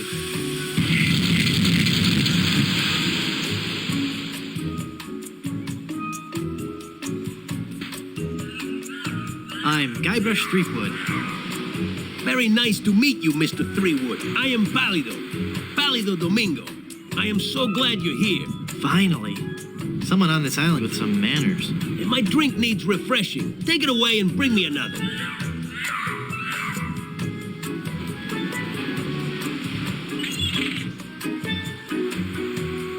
I'm looking for Blood Island. Do you know where it is? Nope. Never heard of it. Are you sure you don't know how to get to Blood Island? I told you before, babe. I've never heard of Blood Island. Would you like to join my crew? Oh, no, babe. I'm not a sailor. I make my living off the hard work and talent of others. You're a project leader on a computer game? No. I'm a high-powered talent agent. Major stars. We're talking major stars here. Wow, you're pale. Look, babe. I haven't been sunbathing for very long, so cut me some slack. How long have you been out here? Since June. Oh, and by the way, Happy New Year. I've seen correctional fluids with better color than you. Yeah, babe. I'm not the tannest cat around, but as you can see, I'm working on it. You look like you've lived under a rock your whole life. My complexion is a little on the light side, I'll give you that, but soon I'll be a bronzed god. You've got the savage pale. Please, babe. If you say any more, I will become very self-conscious. Are you sure you don't know how to get to Blood Island? I told you before, babe. I've never heard of Blood Island. Hey, I can see my reflection in your chest. Thank you for your keen insight, my friend. Why don't you go do something useful now? Like inhale a puffer fish, okay, babe? See you around.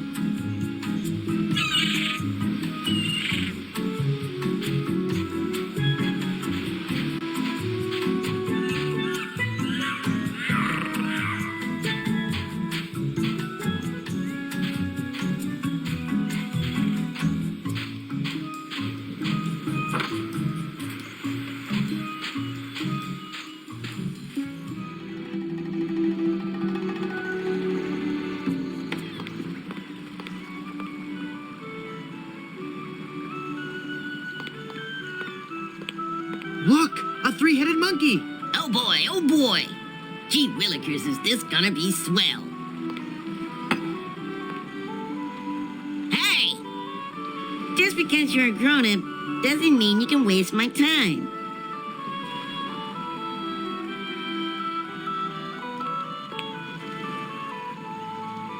Give me some more lemonade, you little chiseler. That'll be a nickel.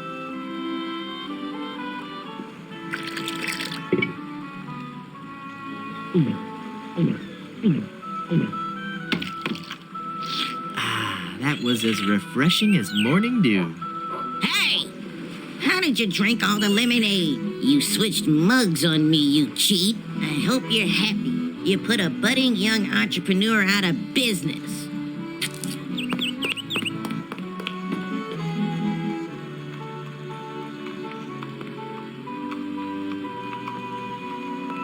I don't need it anymore.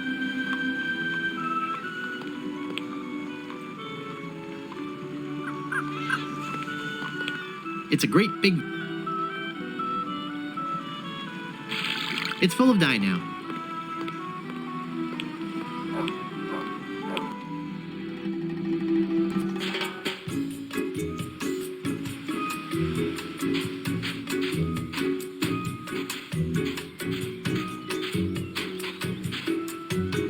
I've brought you a new mug.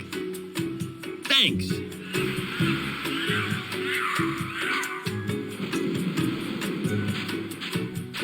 Here's your drink, sir.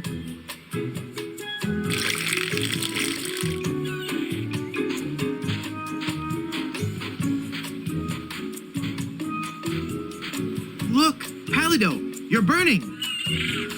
Ah! All those months in the sun and my tan is just gonna peel away. I better turn over. Good idea.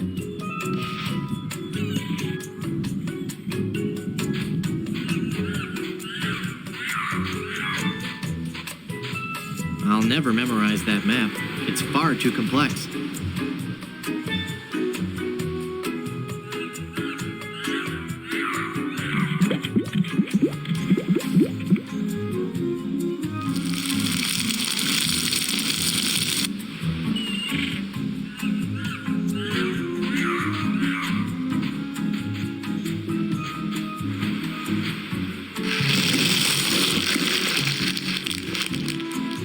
I really wish I didn't have to do that. Nice boots, huh? Sorry. Hey, what do you know? I really am Big Bone. Uh-oh. Quiet. Here comes Captain LeChuck.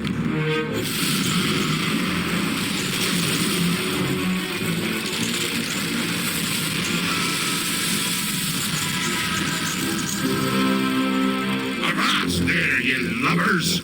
Set sail for my stronghold on Monkey Island. I'll unleash my entire army of the undead. This time, Elaine will be mine.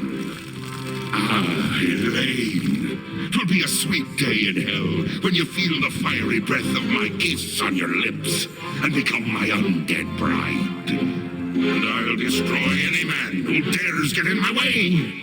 Suffering sailors, 'tis good to be dead.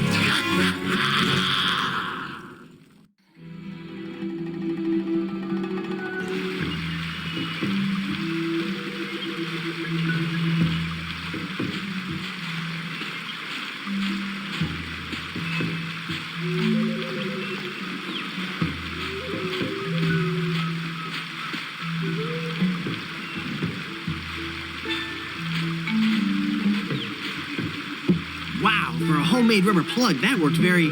nicely. It won't stay in there.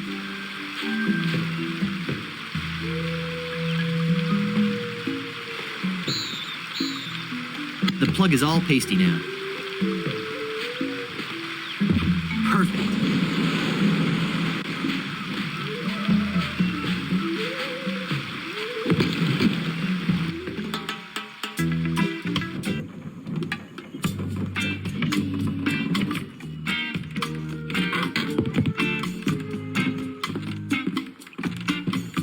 Men on a dead man's... Huh. Who are you? I'm Guybrush Threepwood and I want my girlfriend. Well, we'll just see how your threats sit with my captain. Your captain? Yes, Threepwood. You've come aboard the Sea Cucumber. I am Mr. Fossey, the first mate. And my captain? Why, he's the scourge of the seven seas. The dread pirate, LeChuck. Yes, Captain, it's on the table, sir. LeChuck? That's right, Captain LeChuck. Yes, Captain, just an intruder, sir. I'm dealing with him. He says you're to be tortured. Choose your punishment. You can either be tarred and feathered, or you can walk the plank. Couldn't you just let me off with a stern warning? No. Sorry. Well, I suppose we'll have to go with walking the plank. We're trying to avoid using the tar and feathers. It's messy, and we need to save the tar for emergency leak repair. What do you say, men? Shall we make him walk the plank? Any last words, Threepwood? I will never rest until I find Elaine. All right, in you go.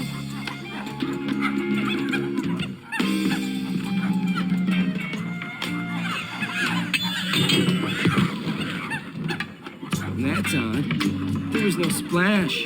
Splash!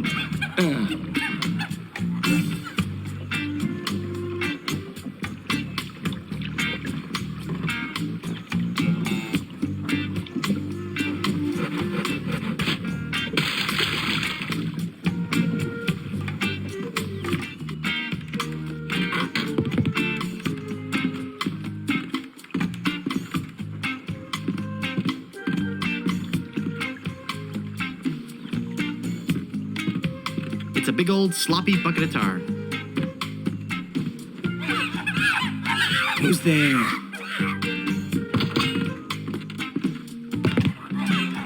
Again with the sneaking on board the ship! I don't know how or why you came back on board, but the next time you walk the plank will be your last! What's that, Captain? Vandals? Yes, sir. Tar and feathers. I know it's messy, but it's the only torture we have left. Our illustrious captain has declared that you shall be tarred and feathered.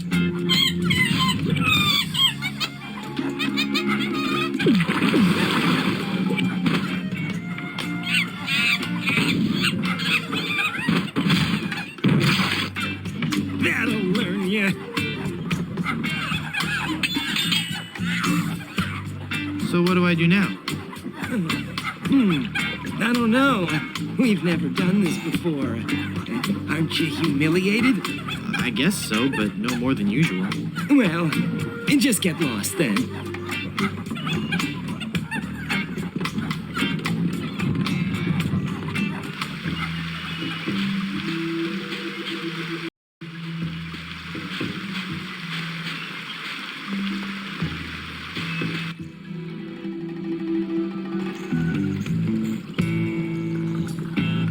El Pollo Diablo! At last, one of my demonic brethren come to set me free! Oh, brother. Come, release me, so that I might run free alongside you as we terrorize the mortals of this island. I'm out of here. Wait! Don't leave!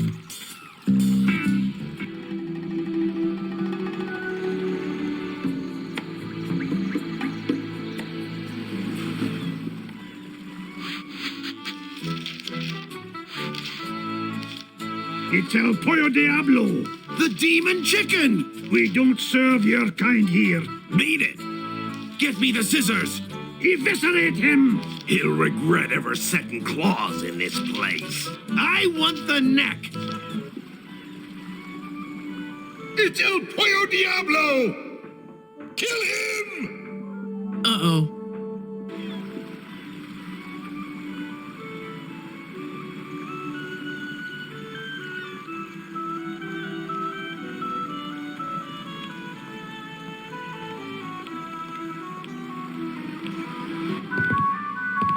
Do you have a reservation?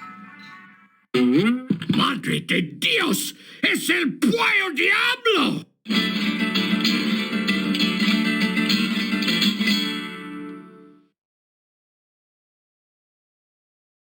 Sí, he dejado en libertad los prisioneros y ahora vengo por ti. Well, you're not taking me without a fight.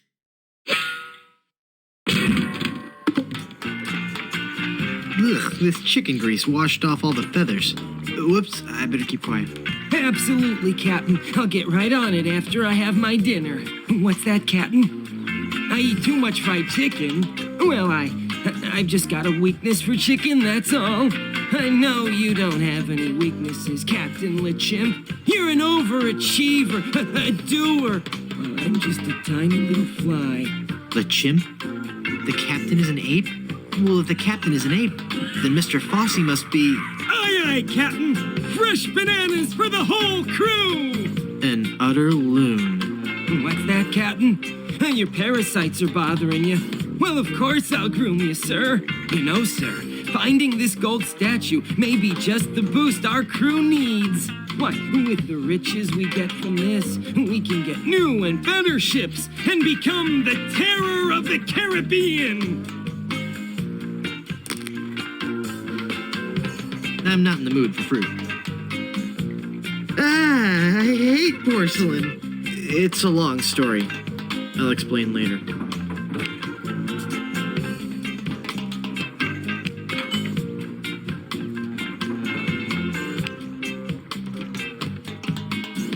It's Mr. Fossey, the first mate.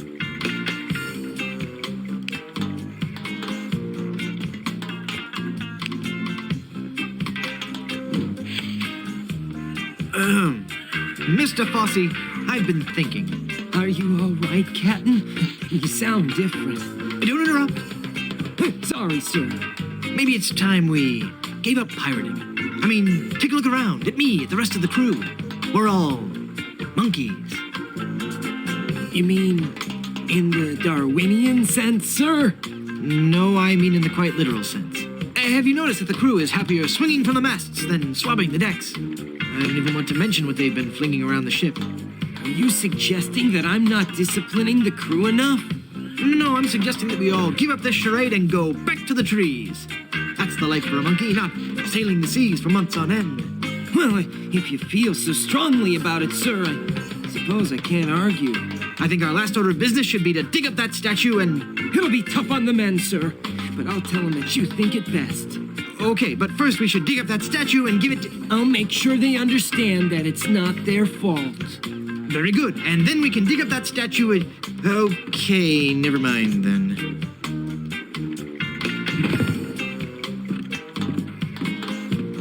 That must be the map to where they've buried Elaine.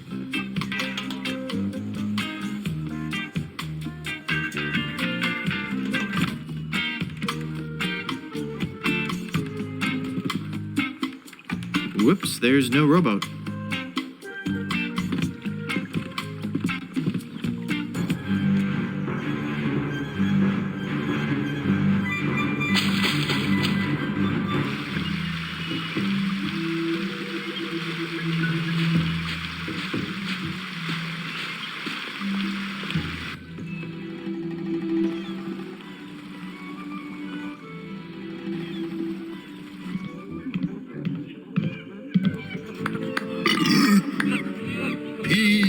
Brute!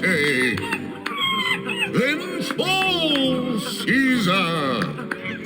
Thank you, thank you. Oh, I just can't watch. It smells like something's burning. Must be this shoddy 17th century electrical wiring. Wait a second. Somebody's been monkeying around with these controls.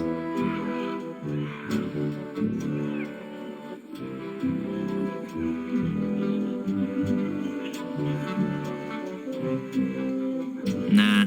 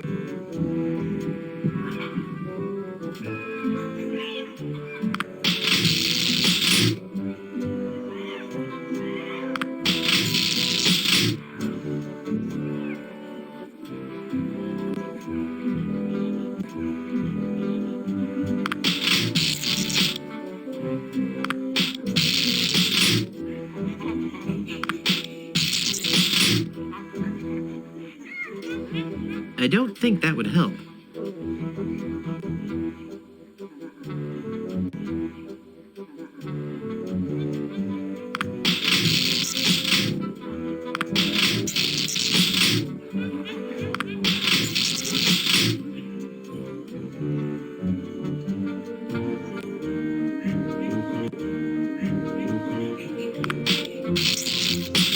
That's it! That must be where Elaine is buried.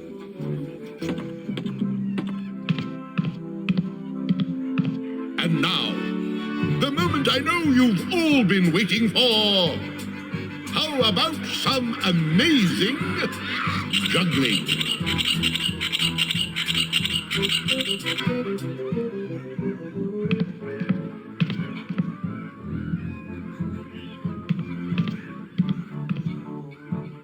Uh-oh. It looks like he's coming for the cannonballs now.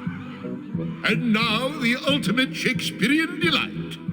The famous cannonball juggling scene from Romeo and Juliet.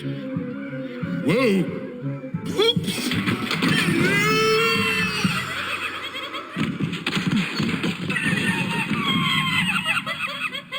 I'm glad it had a happy ending and he got the girl in the end.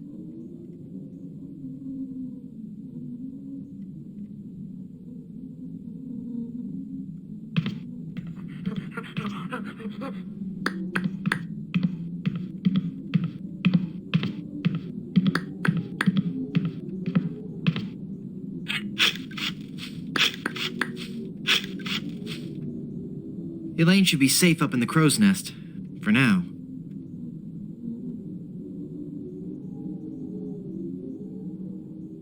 Well, I've got a crew, a map, a ship, and finally got Elaine back. So what say we head on to Blood Island to lift the curse and save Elaine? How about it, guys?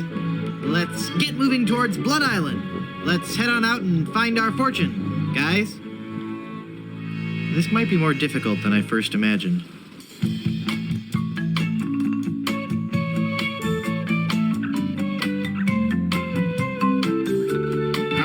The sea. Aye, the sea. Makes you glad to be alive. I think that ship is following us. Feel that salty spray. The sunlight sparkling off the bay. What a glorious seafaring day. It's a pirate ship. We've got to outrun her. All right, men. Are you with me? Hey, look, guys. A whale. Where? Where? That ship is gaining on us. Cutthroat Bill, rig the topsail. Is that a right whale? No, lad. They're boarding us. Crew, help me out here. It is a member of the Cetus suborder, Mr. Shetty, though. I think you're right. Well. Rottingham, so it's you. What do you want, other than a good toupee? I've come for your map to the fabled Blood Alarm. Then I'll find the diamond you mentioned. It will make a fine paperweight for my escritoire. Ooh, look! It's breaching! Ooh. Look, Baldy, I'll never give you that map. I need it to save Elaine. Then I'll have to take it from you by force. That whale must be 30.5 meters. 100 feet. And weigh 200 metric tons. You know, of course. In a sword fight, a sharp wit is much more important than a sharp blade. Of course. Everybody knows that, Chrome Dome. Let's get this over with. Every enemy I've met, I've annihilated. Oh, yeah? Well, you fight like a cow. No. That's not right at all. What? On the sea, we fight it a little differently. On the sea, all your insults and threats have to rhyme. What? So when I say every enemy I've met, I've annihilated, you say...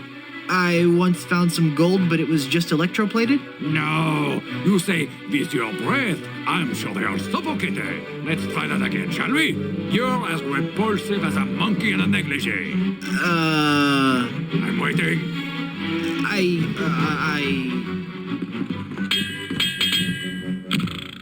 Just as I thought. You're an amateur with a sword. Give me that map. Here, take it. That's your map? Yeah. As soon as I'm through pirating these waters, it's off to Blood Alarm. Until we meet again, Monsieur Tweefoot. I've got to get that map back or we'll never find Blood Island. Thanks, guys. You were a world of help back there. It was a rousing battle, Captain. Aye, and it reminds me of a song. We're a band of vicious pirates A-sailing out to sea. When you hear a gentle singing, to be sure to turn and flee. Oh, this is just ridiculous.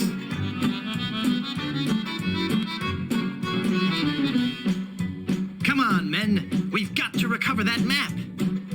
that pirate will be done for when he falls into our trap. We're a club and tune for rovers. We can sing in every clef. We can even hit the high notes. It's just too bad we're tone deaf. A pirate I was meant to be. Trim the sails and roam the sea.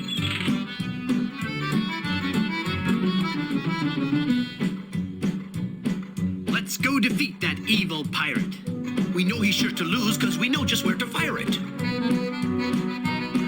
We're thieving balladeers. A gang of cutthroat mugs. To fight us off, you won't need guns. Just jolly good earplugs. A pirate I was meant to be. Trim the sails and roam the sea.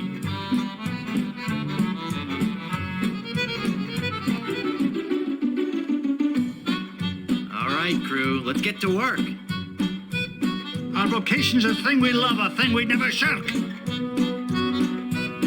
We'll fight you in the harbor. We'll battle you on land. When you meet singing pirates. There'll be more than you can stand. Oh, that was a good one. No, it wasn't.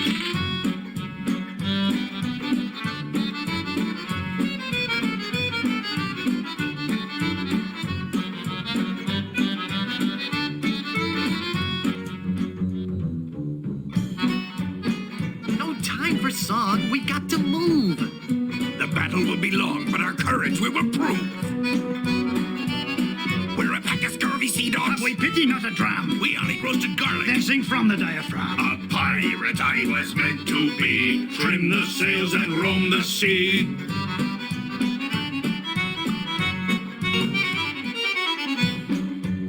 Less singing, more sailing. When we defeat our wicked foe, his ship he will be bailing. If you try to fight us, You will get a nasty whacking. if you disrespect our singing, we will feed you to a kraken. A pirate I was meant to be. Trim the sails and roam the sea. I'm getting so sick of you guys and your rhyming. We're ready to set sail, though the cannons need a priming.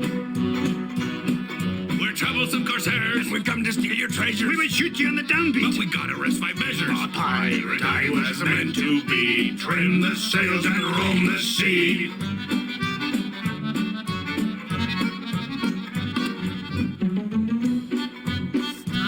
Stop! The brass is what will polish and the deck is what will mop. You say you're nasty pirate, scheming, thieving, bad bushwhackers. From what I've seen, I tell you, you're not pirates, you're just slackers. A pirate I was meant to be. Trim the sails and roam the sea.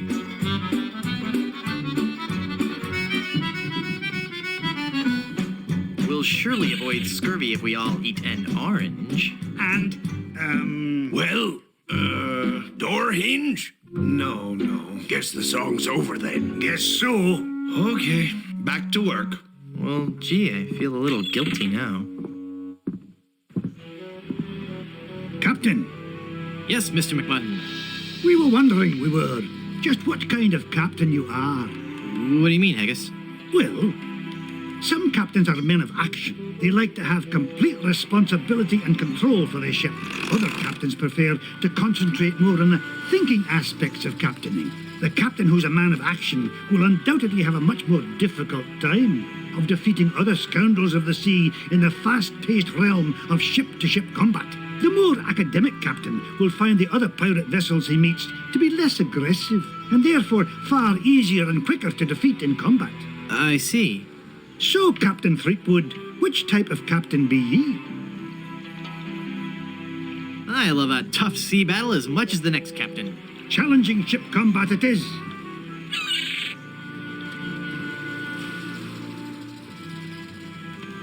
Haggis? Yes? What am I doing here? Well, Captain Threepwood, if ye e'er be hoping to defeat this scalawag Rottingham ship to ship, we'll be needing some bigger cannon. So, lad, I say we tackle some of the wee pirates that prowl these waters. We'll seize their treasure and use it to buy new weaponry back at Puerto Pollo. Never mind. Aye.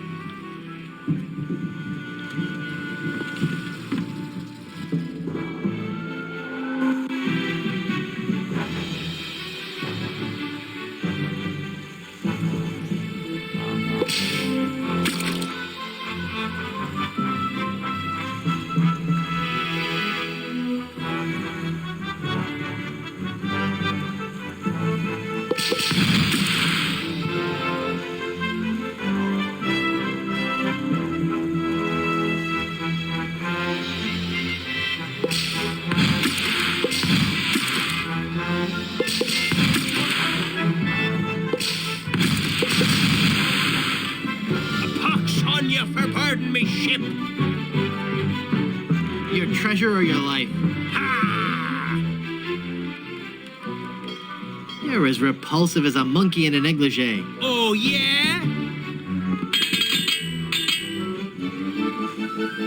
Every enemy I've met, I've annihilated. Oh, yeah? You're ugly. That's the worst insult I've ever heard.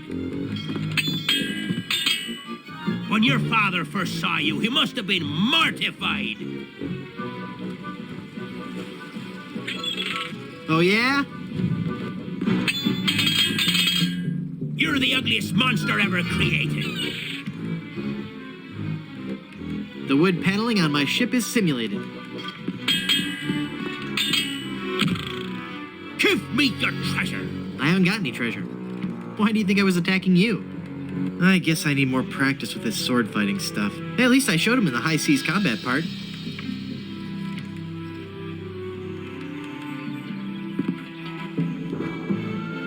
Get off me deck, you sea slug. Your treasure or your life? Ha! You're the ugliest monster ever created. I'm shaking, I'm shaking. When your father first saw you, he must have been mortified. At least mine can be identified. Coming face to face with me must leave you petrified.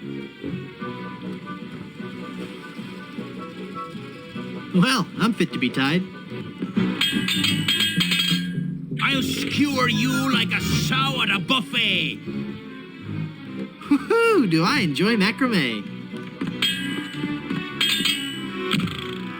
Open your hold so I may take your treasure. I haven't got any treasure. Why do you think I was attacking you?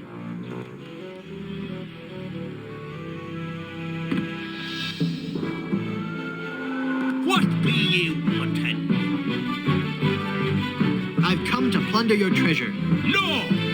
I'll take your booty!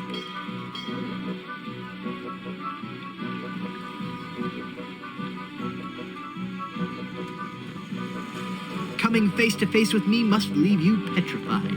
I am rubber, you are glue!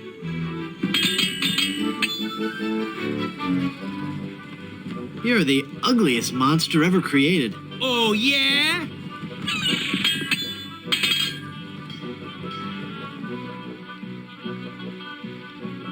I'll skewer you like a sow at a buffet. When I'm done with you, you'll be a boneless fillet! En garde! Touché! I'd like to see this sword fight on instant replay. You can't match my witty repartee! Support your local PTA. Open your hold so I may take your treasure. Treasure? You wanted treasure? I'm sorry, I'm fresh out.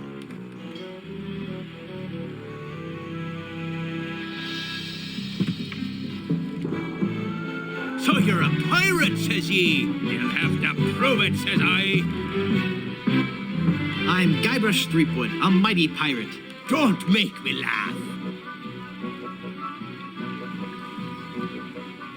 En garde, touché. I'm shaking, I'm shaking.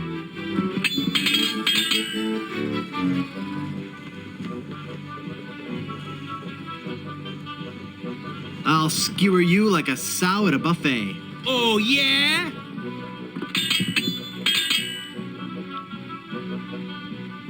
You can't match my witty repartee. Oh, yeah? You win! Give me your treasure. You filthy unwashed thing, you. The treasure is yours. We're loaded with booty.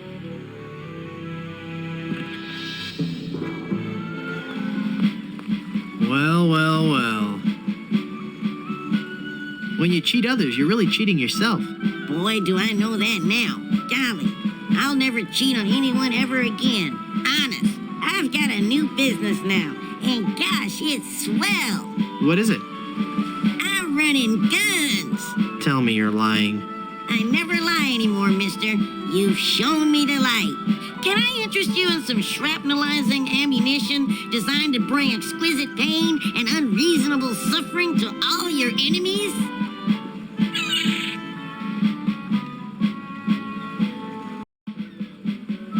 I'm a fearsome pirate.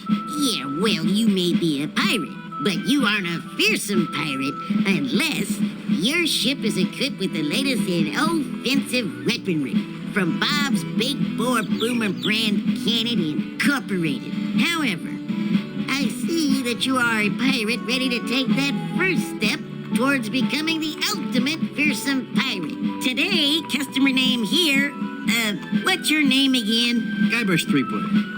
Today, Mr. Cheap Hood, I can offer you the complete line from Bob's Big Bore Boomer Brand Cannon Incorporated. To start with, we have the entry-level model, the Buccaneer's Buddy. We also have the following cannon models available. The Ouchmaster, the Hullmaker Deluxe, the Paingiver 2000, Mr. Massacre, and finally, the cannon used by that most fearsome scoundrel, Rene Rottingham himself, the Destructomatic T-47. So, can I interest you in any of these models, mister? I'll take the Buccaneer's Buddy. The Buccaneer's Buddy it is. Let me just check my stock. Yep, we got 'em. You will not be disappointed, my friend. Now, will that be doubloons, Jules? Captured maidens? My ship's hull's full of booty. Well, the amount in your treasure hold is not enough for this model. Would you take my old cannons as a trade-in? Well, I don't know. They are pretty banged up. Hang on while I check the blue book on them. Okay. I'll have my mom install your new cannon pronto. While she's at it, I'll also have her pick up the appropriate amount from your hold and pick up your trade-in. Mom!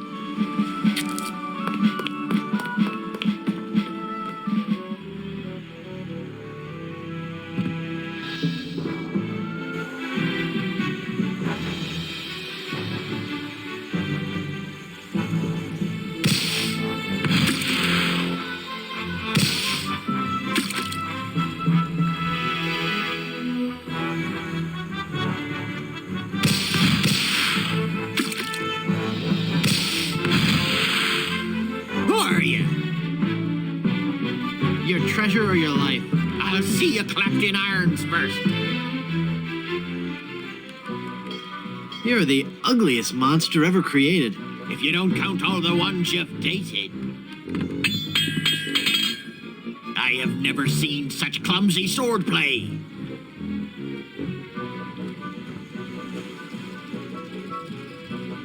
I'll meet you in the foyer. You're as repulsive as a monkey in a negligee.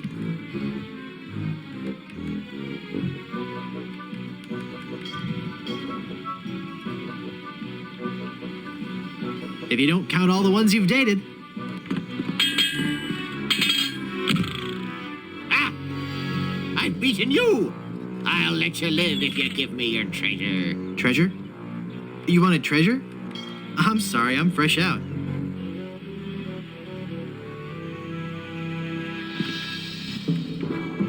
You'd best sail away before you get hurt. I'm Guybrush Threepwood, a mighty pirate. Don't make me laugh. You're as repulsive as a monkey in a negligee. I'm shaking. I'm shaking. When your father first saw you, he must have been mortified. I am rubber. You are glue.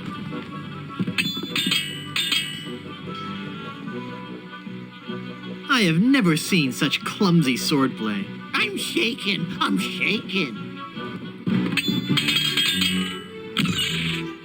You win! Give me your treasure. You filthy, unwashed thing, you. I didn't want it anyway. It's got that horrible curse. What? Only kidding. We're loaded with booty.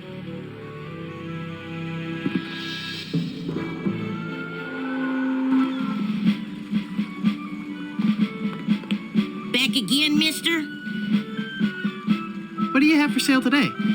I can offer you the complete line from Bob's Big Bore Boomer Brand Cannon Incorporated. The Ouch Master, the Hull Maker Deluxe, the Pain Giver 2000, Mr. Massacre, and finally, the cannon used by that most fearsome scoundrel, Renee Rottingham himself, the Destructomatic T-47. So, can I interest you in any of these models, mister?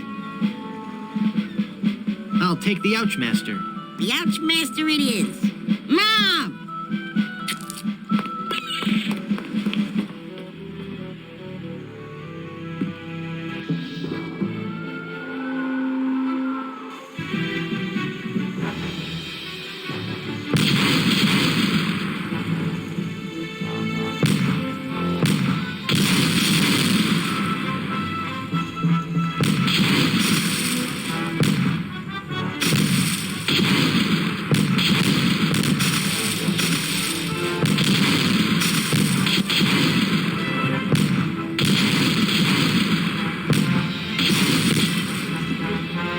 Boarding a pirate ship can be hazardous to your life.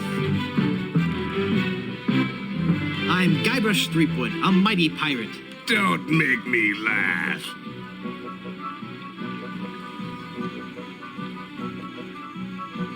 Every enemy I've met, I've annihilated. With your breath, I'm sure they all suffocated.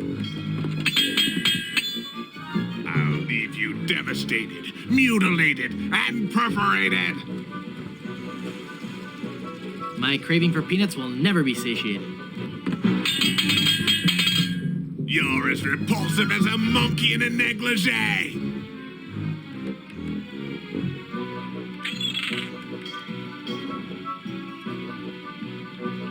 You know what I never get tired of? Water ballet.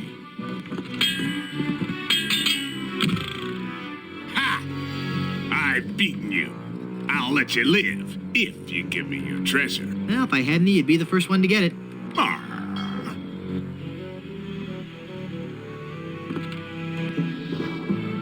So, you're a pirate, says ye. You'll have to prove it, says I. Your treasure or your life? No, I'll take your booty. You're as repulsive as a monkey in a negligee. I look that much like your fiancé? Throughout the Caribbean, my great deeds are celebrated. I'd have a good comeback, but it's hard to get motivated. En garde! Touché! I'd like to see this sword fight on instant replay. Give me a treasure. Treasure? You wanted treasure? I'm sorry, I'm fresh out.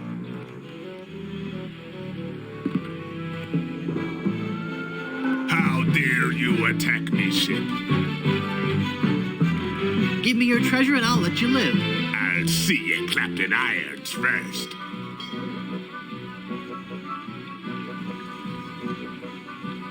You're the ugliest monster ever created. Oh, yeah?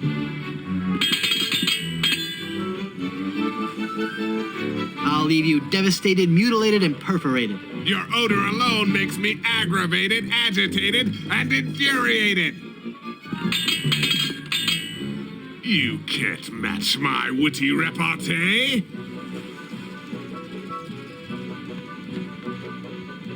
I'll upholster my sofa with bright gold lame. Would you like to be buried or cremated? This isn't going as well as I'd anticipated. Give me a treasure. Treasure? You wanted treasure? I'm sorry, I'm fresh out.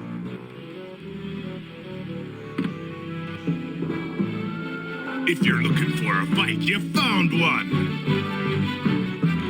Your treasure or your life? I'll see you clapped in irons first.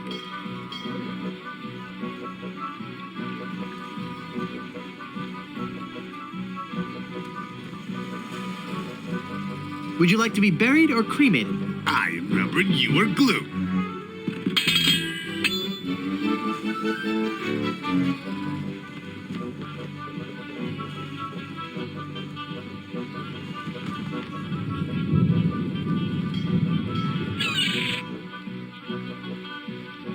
En garde! Touché!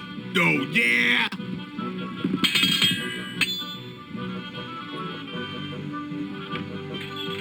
Throughout the Caribbean, my great deeds are celebrated. Too bad they're all fabricated. I've never seen such clumsy swordplay.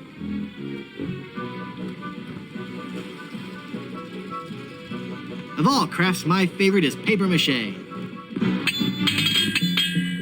Every enemy I've met, I've annihilated. With your breath, I'm sure they all suffocated.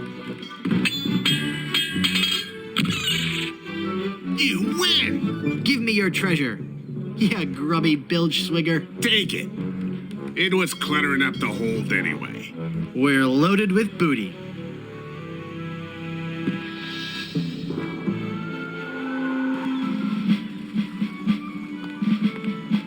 Back again, mister?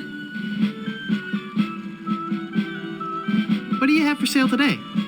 I can offer you the complete line from Bob's Big Bore Boomer Brand Cannon Incorporated.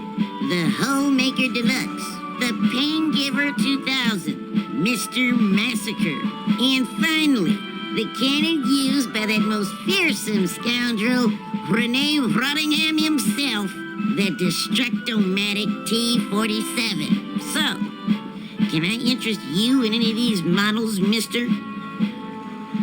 I'll take the Holemaker Deluxe. One Holemaker Deluxe coming right up. Mom!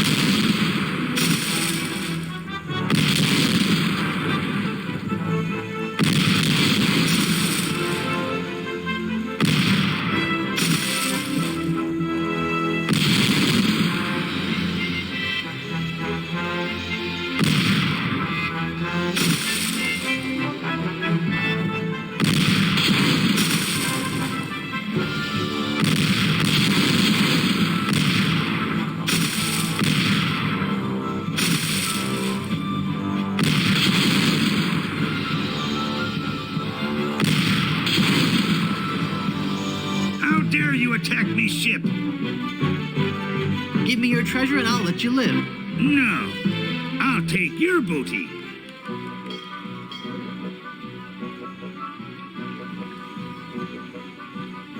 Unga, touche! I am rubber, you are glue.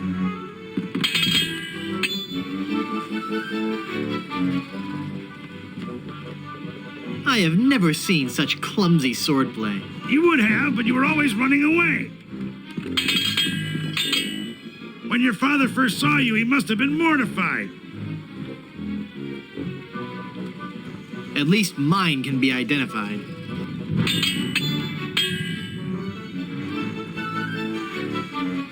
Would you like to be buried or cremated? Oh, yeah? You win. Give me your treasure. Yeah, grubby bilge swigger. The treasure is yours. We're loaded with booty.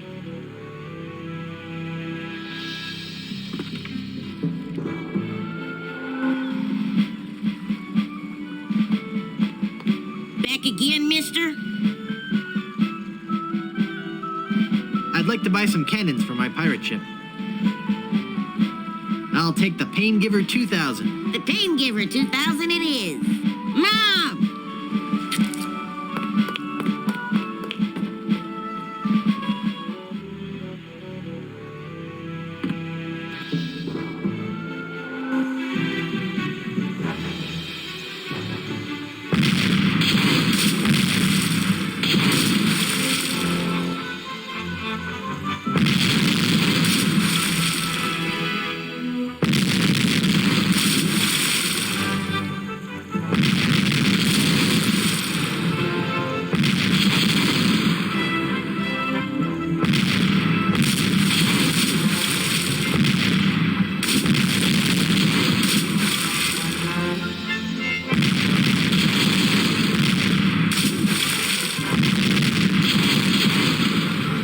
What be you wanting?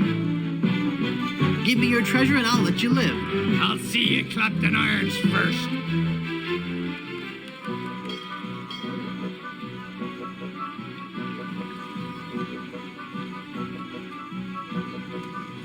Unga, touche! Oh, that is so cliche. I can't rest till you've been exterminated.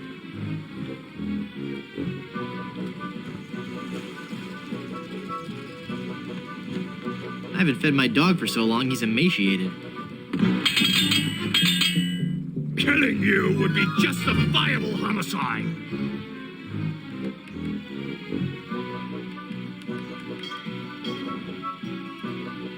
I like my steak chicken fried. Give me your treasure. If I had treasure, don't you think I'd spend it before grappling with the likes of you? I suppose you would. Never mind then. A pox on you for boarding me ship. I've come to plunder your treasure. No, I'll take your booty.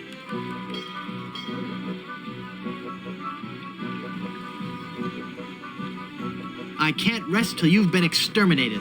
Then perhaps you should switch to the caffeinated. I'll skewer you like a sow at a buffet. I look that much like your fiancé? You're as repulsive as a monkey in a negligee.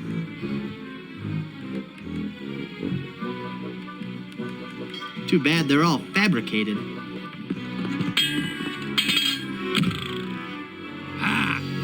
I've beaten you. I let you live if you give me your treasure. I haven't got any treasure. Why do you think I was attacking you?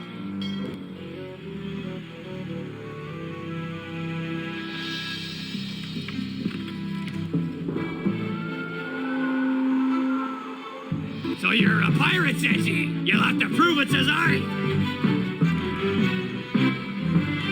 Give me your treasure and I'll let you live. You won't live to regret this.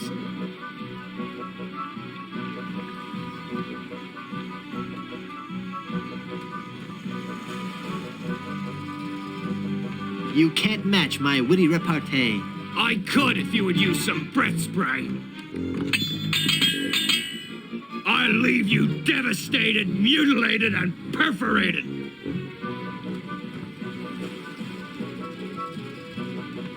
Your odor alone makes me aggravated, agitated, and infuriated.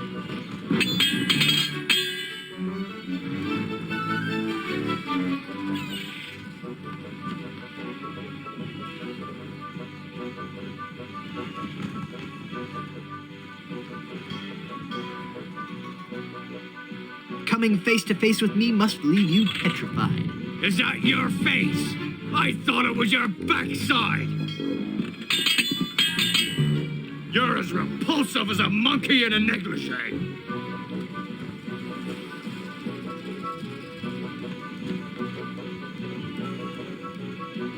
I look that much like your fiancé?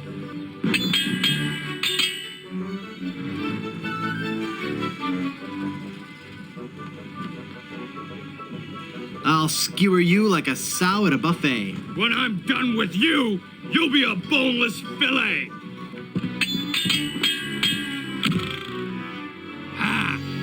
I've beaten you. I let you live if you give me your treasure. If I had treasure, don't you think I'd spend it before grappling with the likes of you? I suppose you would. Never mind then.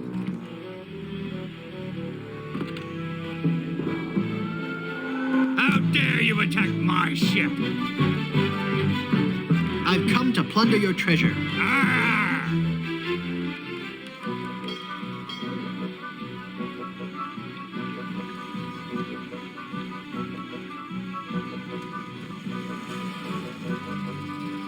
I can't rest till you've been exterminated. Then perhaps you should switch to the caffeinated. You're as repulsive as a monkey in a negligee. I look that much like your fiancé?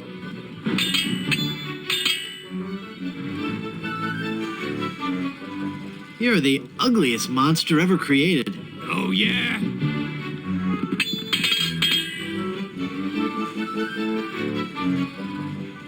When your father first saw you, he must have been mortified. At least mine can be identified. You can't match my witty repartee.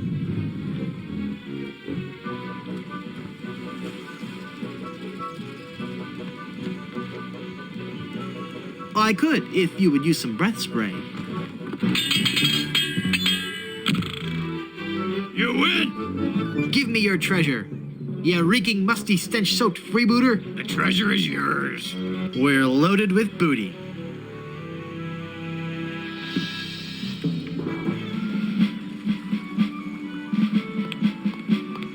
Back again, mister? I'd like to buy some cannons for my pirate ship. I'll take the Mr. Massacre brand cannon. One Mr. Massacre coming right up. Mom!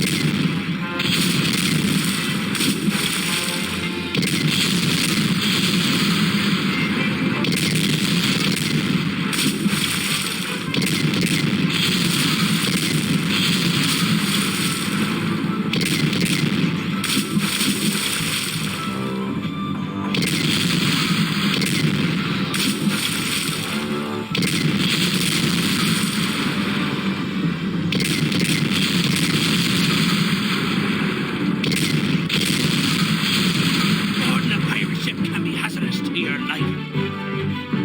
I've come to plunder your treasure. You won't live to regret this.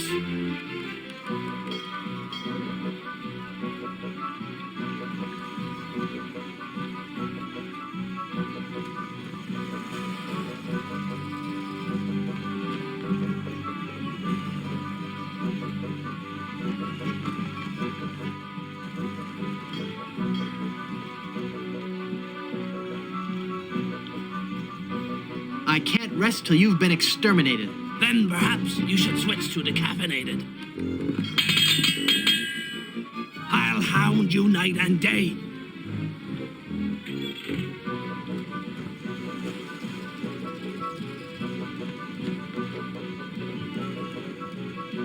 Happy birthday! You're the ugliest monster ever created.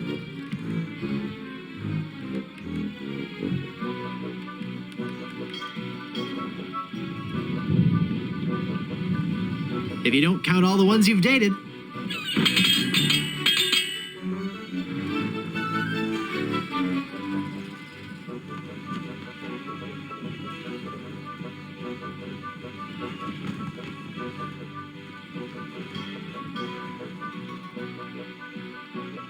You can't match my witty repartee. I could if you would use some breath spray. Open your hold so I may take your treasure. Treasure? You wanted treasure? I'm sorry, I'm fresh out.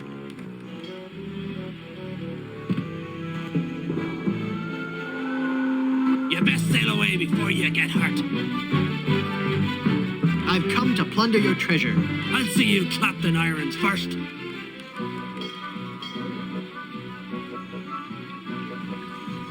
I'll hound you night and day. Then be a good dog. Sit. Stay. You're the ugliest monster ever created.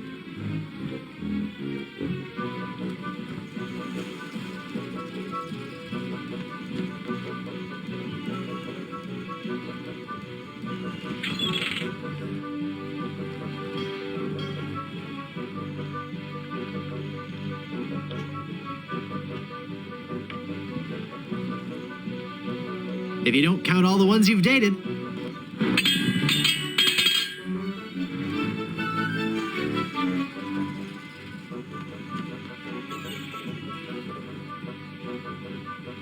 I have never seen such clumsy swordplay. Oh, yeah?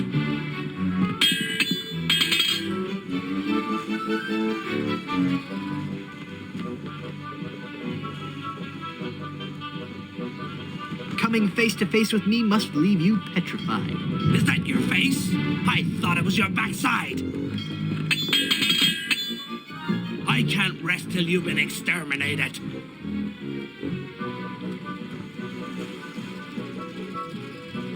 Then perhaps you should switch to decaffeinated. You win! Give me your treasure, you wax-covered swab. I didn't want it anyway. We're loaded with booty.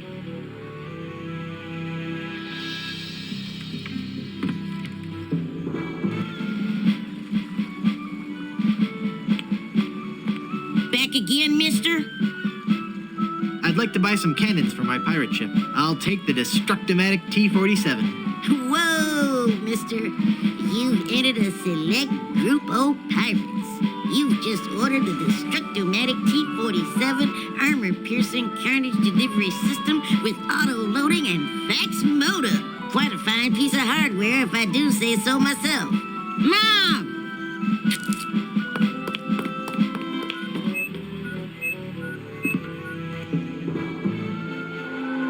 You better leave now if you value your life.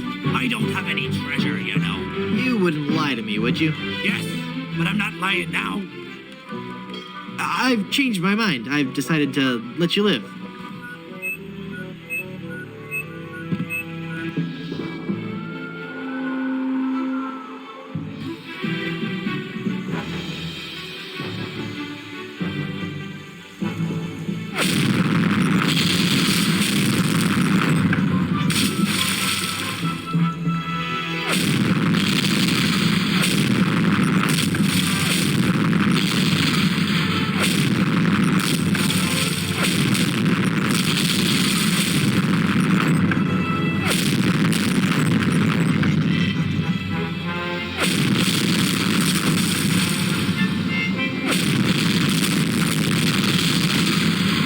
What do you want, Monsieur Throatwimp?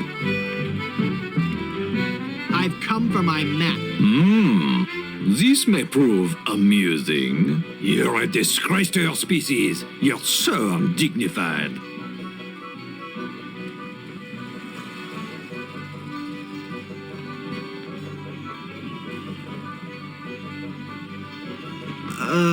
Could you repeat that?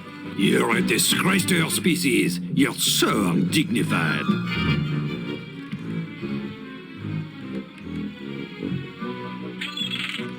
At least mine can be identified. Nothing on this earth can save your sorry hide.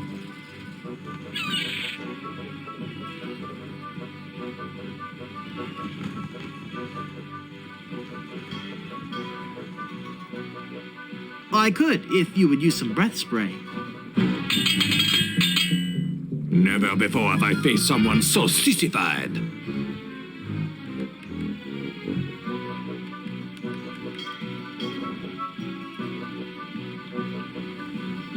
Was that your face? I thought it was your backside. Your looks would make pigs nauseated.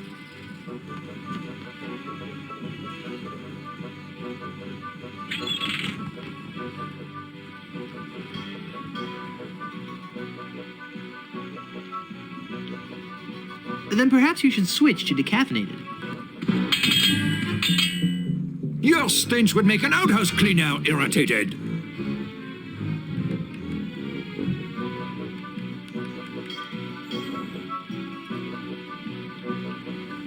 Your odor alone makes me aggravated, agitated, and infuriated.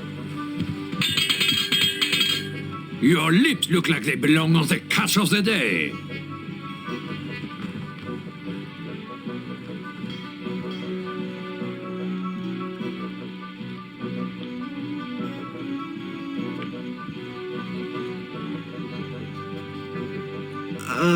Could you repeat that? Your lips look like they belong on the catch of the day.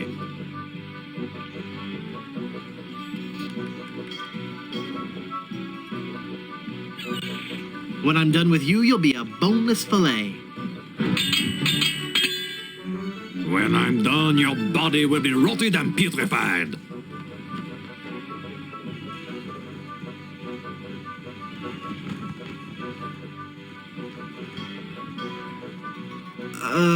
Could you repeat that? When I'm done, your body will be rotted and putrefied.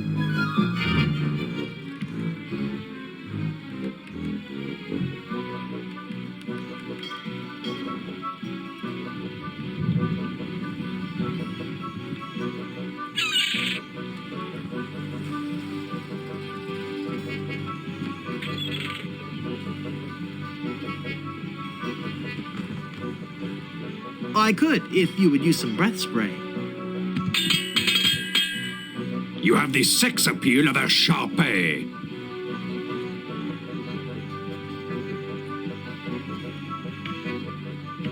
I look that much like your fiancé? I have never lost a melee.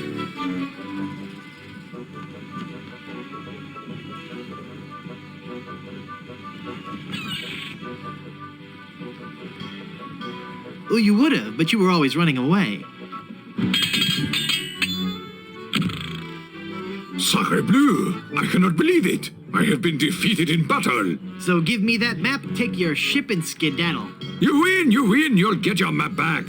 You were doomed from the start, you kleptomaniac. All right, I give up already. It's no wonder you lost with a sword so unsteady. Merci, I beg you, no more insults, please. Your smell and face remind me of moldy old cheese. Ah! We got the map back. Now we can sail to Blood Island.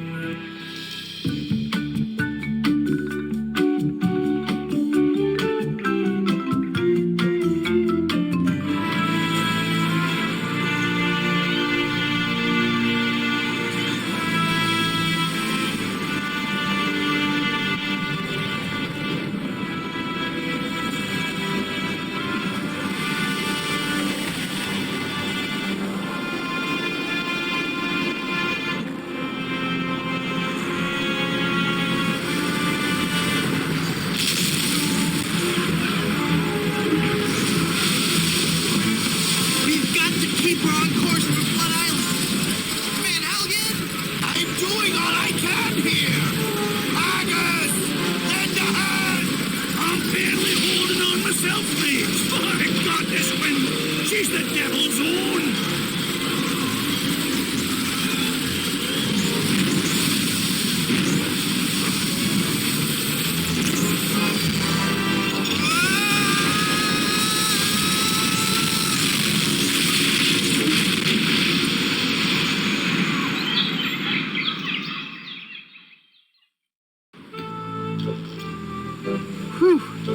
I guess I blacked out for a second. Where's Elaine? She flew a wee bit into the woods when we crashed. Then let's get going. We'll find her, then scour the island for the uncursed diamond ring that'll transform her back to normal. I don't be thinking we will, lad. What do you mean? I mean, what do you mean, Haggis? This be a mutiny, Captain. We're leaving you. Did I mention that I'm offering my crew a very attractive pension plan? You did. And the stock options. But we're still leaving. But why, Haggis? Why? Well, I admit being your pirate crew's been a real pleasure. A real pleasure. But we've grown restless. We can hear the voice of the siren calling to us, and she says she'd be wanting us to do her hair. You're going back to being barbers? Aye. We'll be sailing back to Plunder Island just as soon as we can fix the ship. Good luck, Captain Driftwood. It were a pleasure to be looting with you. I guess I'm on my own again.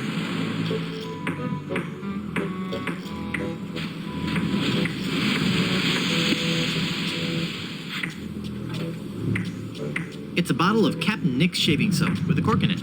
It must have fallen from the barber's supplies when the ship wrecked.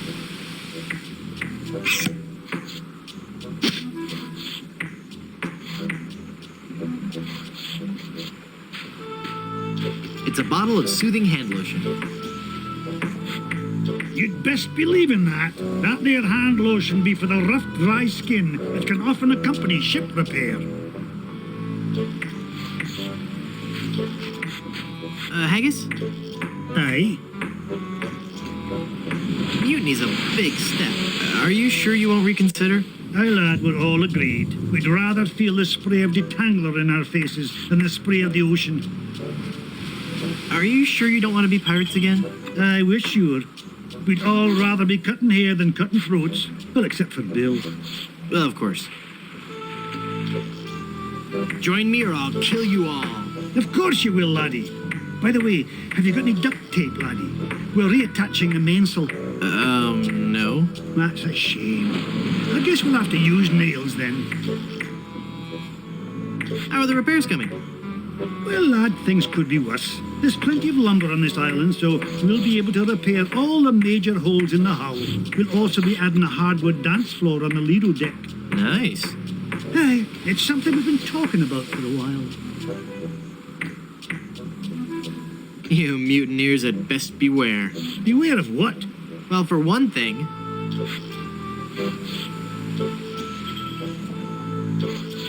the sea hates a deserter, and she'll swallow you up. No, lad. The sea hates phone solicitors that call at meal times. It'll be the Alps what hates a deserter. Oh, shucks. I always get those two confused.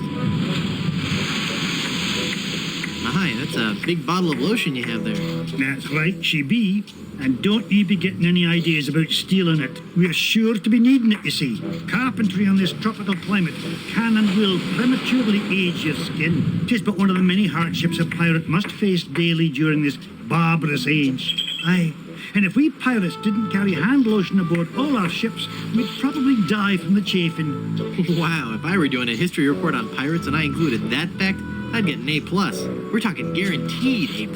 And that A+ just might get you into the college of your choice. Think about it. There's no way that I can have even a drop of lotion? Well, maybe we could make a deal. You see, we need to be repairing the ship. She's leaky as a colander. And for some unknown reason, the ship's supplies of tar have been depleted. How the previous crew could set sail without any tar aboard eludes me. But the fact is, unless we get us some tar or something like it, we're doomed to this island for good. Aye, I'd give you the whole bloomin' bottle of lotion if you could find me something to patch the ship so we can be on our way home. I'll let you get back to work.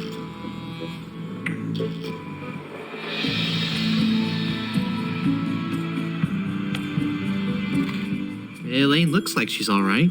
Hang on, honey. I'm going to get you out of this mess. That ring is really stuck on her finger.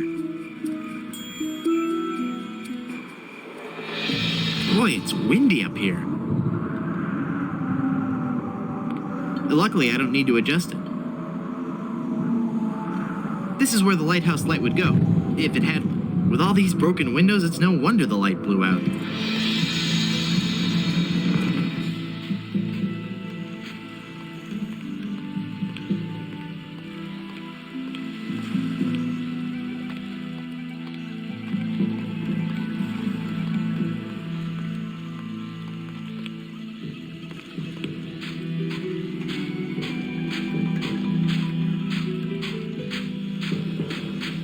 It's a big egg sitting precariously at the top of that tree.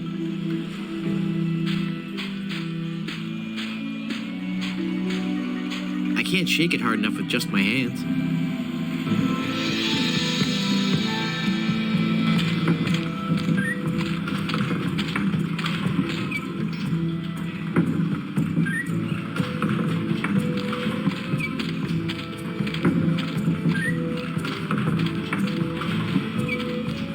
It's locked.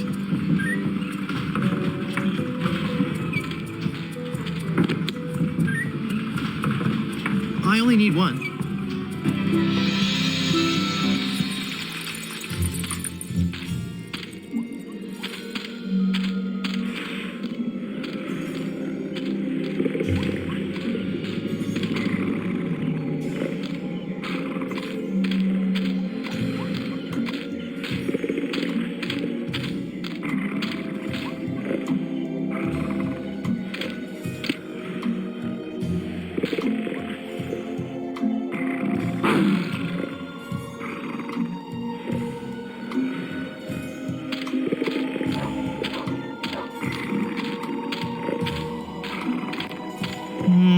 No.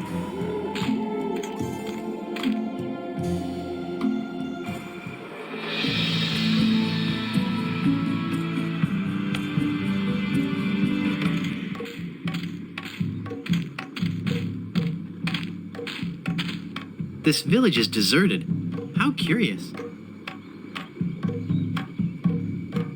Well, I haven't got any use for this fruit.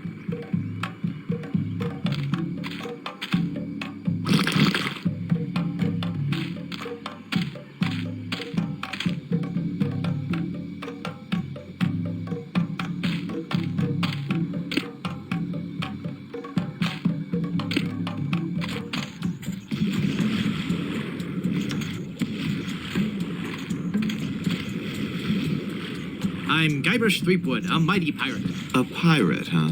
Well, then you must realize the inherent danger in wandering into a village populated by cannibals.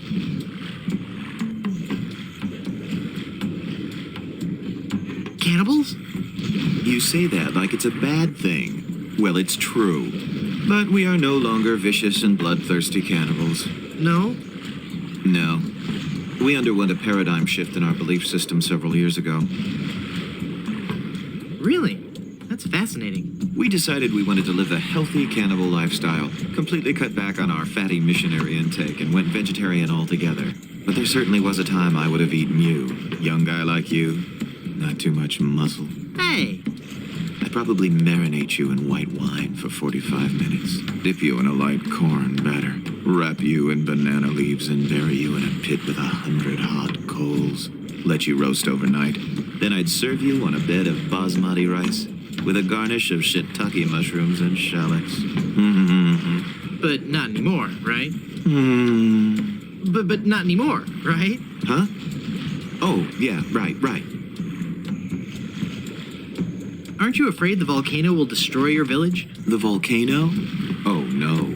Mount Acidophilus is completely harmless. We have curried favor with Sherman, the all-powerful god of the volcano. The god of the volcano likes spicy foods? Shut up, or I'll eat you. Okay.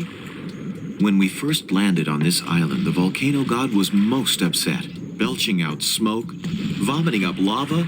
It was disgusting, really, and potentially hazardous. We knew we had to do something to pacify the volcano god, and we assumed a good sacrifice would do the trick. A reasonable assumption.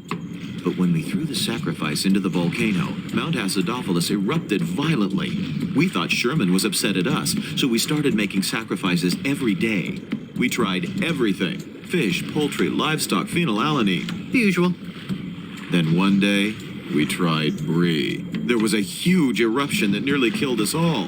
What happened? Sherman is lactose intolerant. Ah, it all makes sense now. Now, Sherman is on a very strict diet.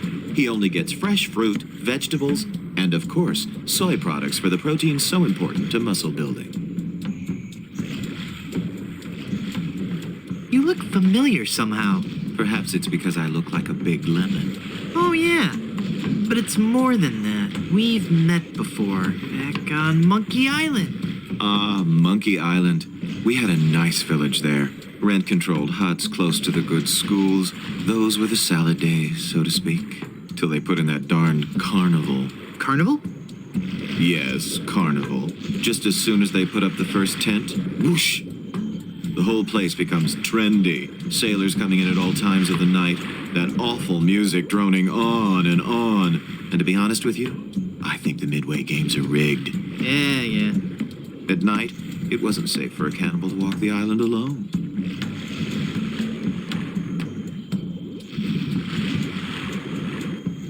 Stand aside. I mean to visit the volcano. I'm afraid I cannot allow that. Our ritual offering is about to begin. Terrific. I'm fascinated by your quaint tribal customs. Postcards and slides are available in the lobby. Non-cannibals are forbidden from witnessing the actual ceremony. That's so unfair. Tell it to the volcano gods. I don't make the rules, you know. I really want to see the volcano. You're just not a cannibal, and your presence would defile the sanctity of our ceremony.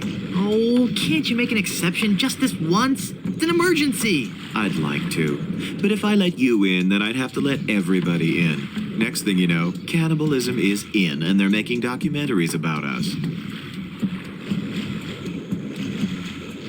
When does the ceremony begin? It was supposed to have started half an hour ago. Even now, members of my village are preparing a human-like sacrifice for the volcano god. Human-like? Due to the delicate nature of the volcano god's digestion, we can't actually feed him real humans. So we sacrifice a human substitute. It doesn't really taste like a human, but it has a similar texture. So what's the holdup? We're still waiting for our featured guest. Who's your featured guest? He's an ambassador from one of the other islands. It's all part of a new cannibal outreach program between the villages. Apparently not all villages are as punctual as ours. I'll help you find him. What does he look like? I don't know. He should be dressed for the ceremony. And he'd better be a vegetarian. We specifically asked for a vegetarian. I'll, see you around.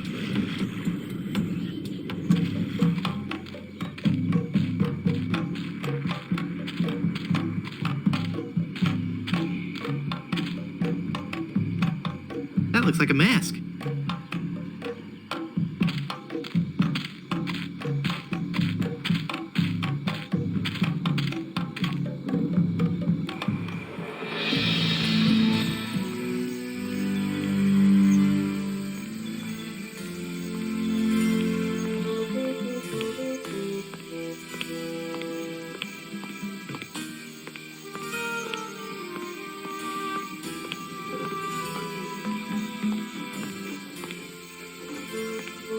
It's a big, heavy-looking cast-iron cooking pot.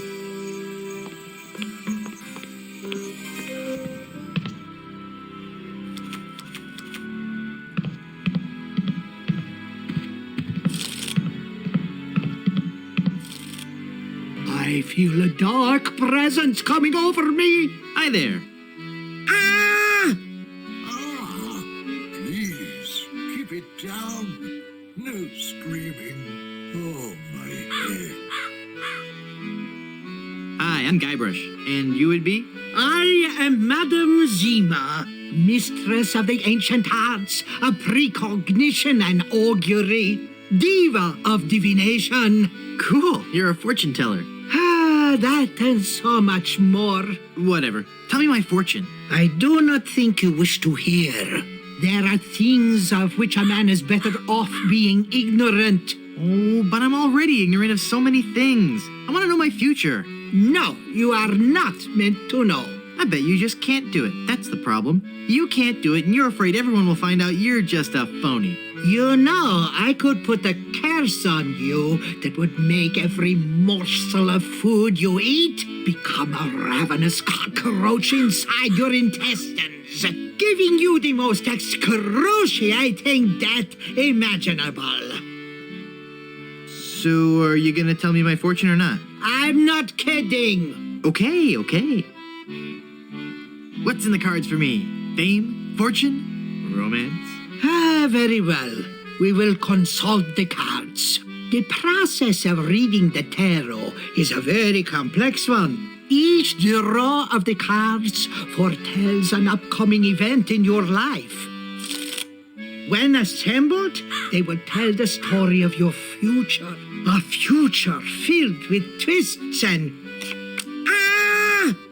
Good Lord, woman, stop that screaming. What is it? Is that a good... It is death. Well, in the tarot, death just means change, right? I mean, it's nothing to get worried about, right? Sure, whatever you say. Now, please go.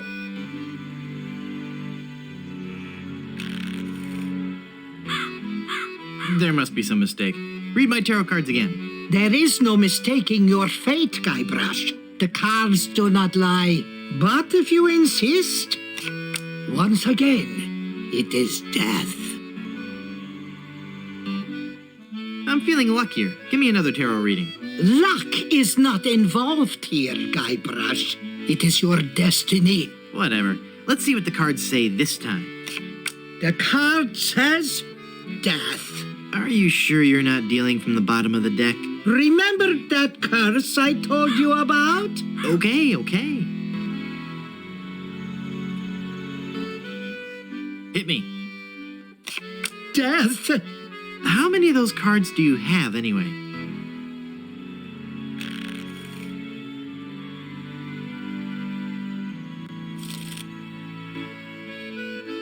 How about giving me one more tarot reading? This is evil work, Guybrush. The fates have conspired against you, and no man can interfere. Your path has been determined.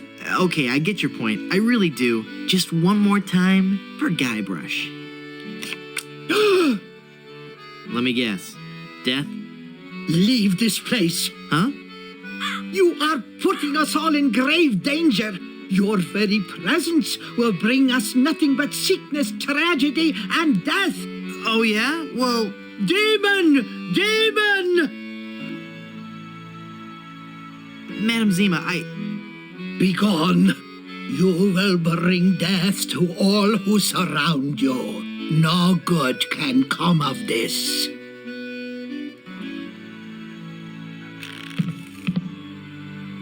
Look! A three-headed monkey!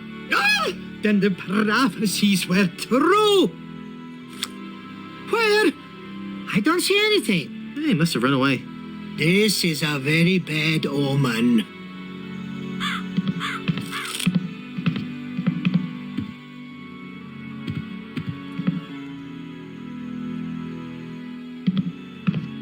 Please, stop touching things. I swear I'll never drink again. Hi, I'm Guybrush Threepwood, and I'm... Stop yelling. I wasn't yelling, I was just... I've got a terrible hangover. Find something to clear my head and I can talk to you. And keep it down. Pirate Potables.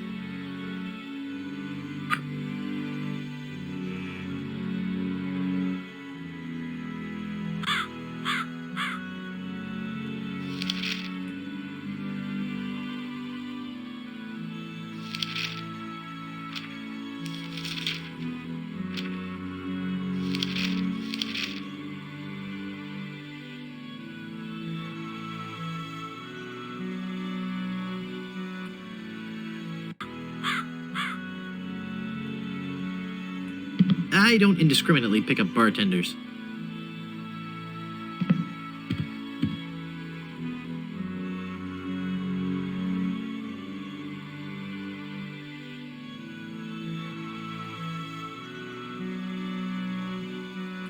I can't use the pepper with that. I can't use the pepper with that.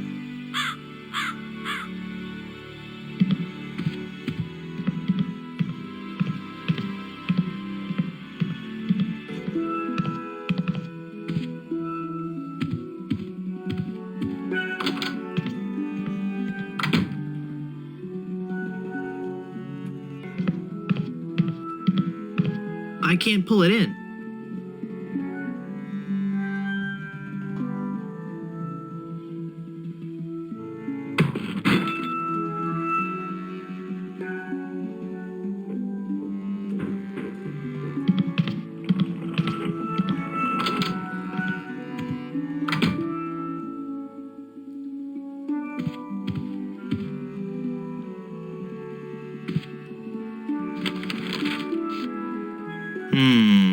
I'd better get rid of this incriminating picture frame.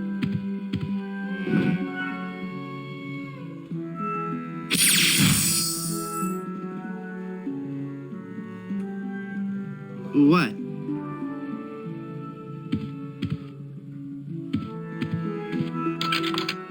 It's locked.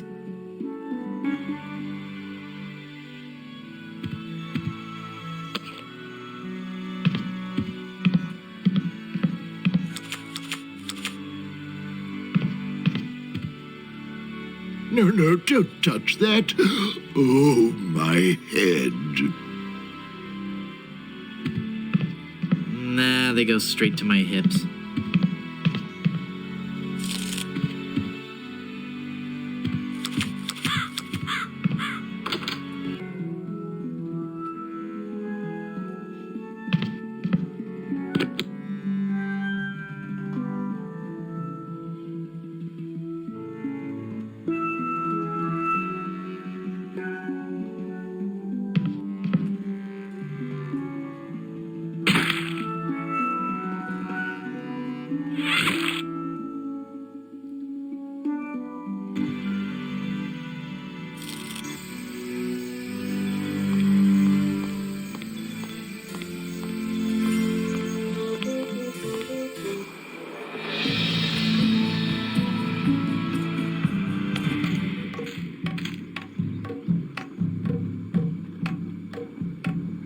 Nah.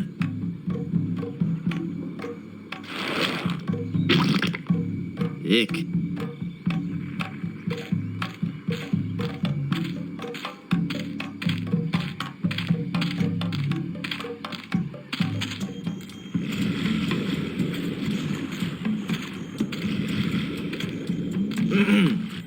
Finally, you're here.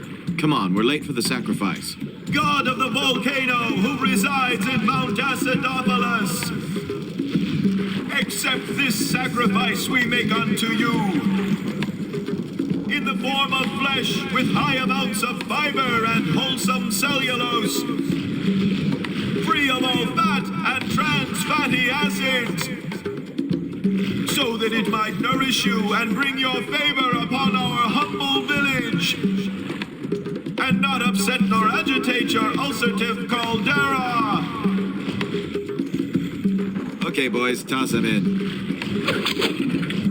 You've been a wonderful audience. Thank you, and good night.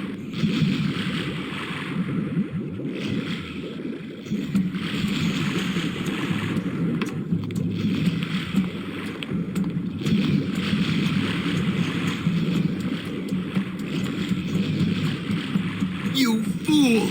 You've given cheese to a lactose-intolerant volcano god. Do you know what that means? You brought about the coming of the divine dysentery. Run for your lives!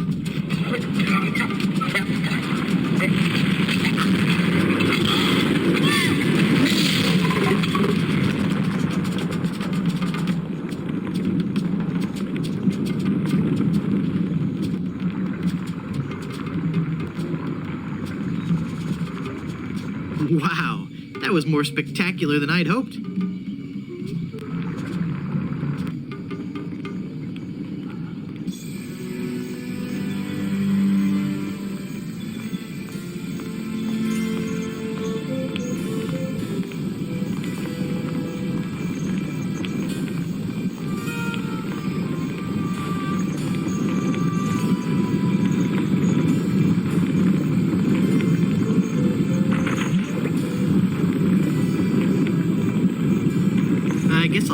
this down to Haggis now. Here, Haggis. This stuff should work to patch up the ship. Aye, laddie, indeed it should. The consistency of tar, but with a tangy pepper taste. So, can I have your lotion now? Aye, lad. Go ahead and take it.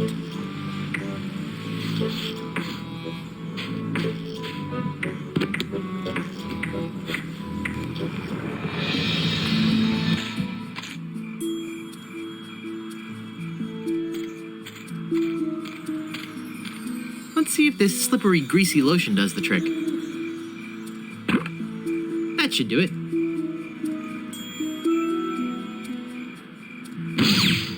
The cursed ring exploded.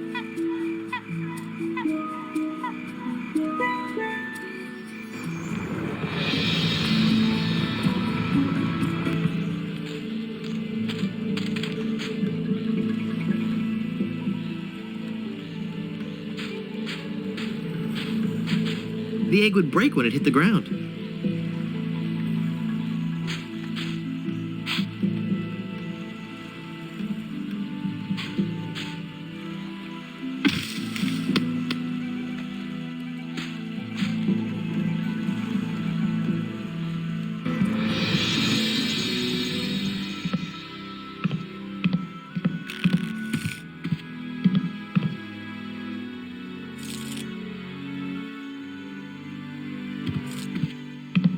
Here's a wild pepper for your hangover remedy. Shh. Thanks. I found this egg for your hangover remedy. Shh. Thanks.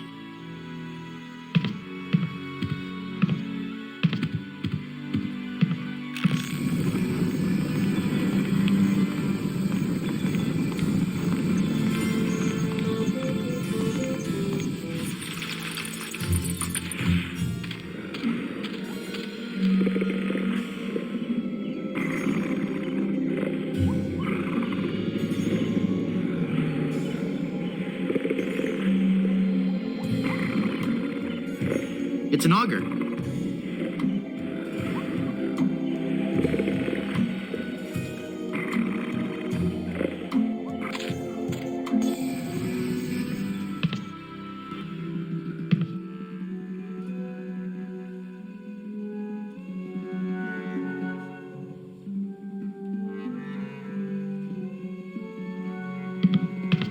I really don't want to know what's in.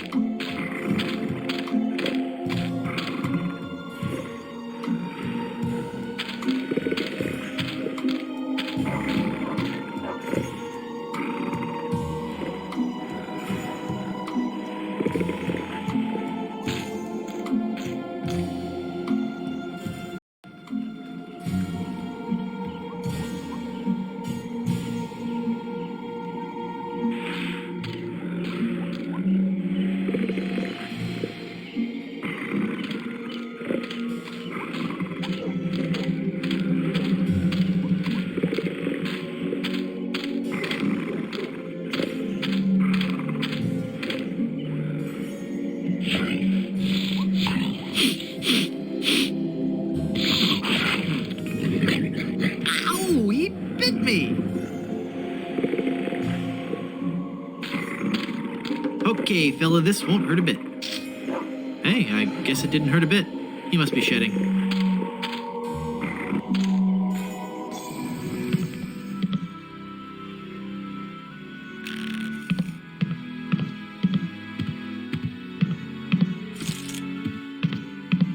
This is some of the hair of the dog that bit me. Shh. Thanks. That's all the ingredients I need. Let me quietly mix up a dose.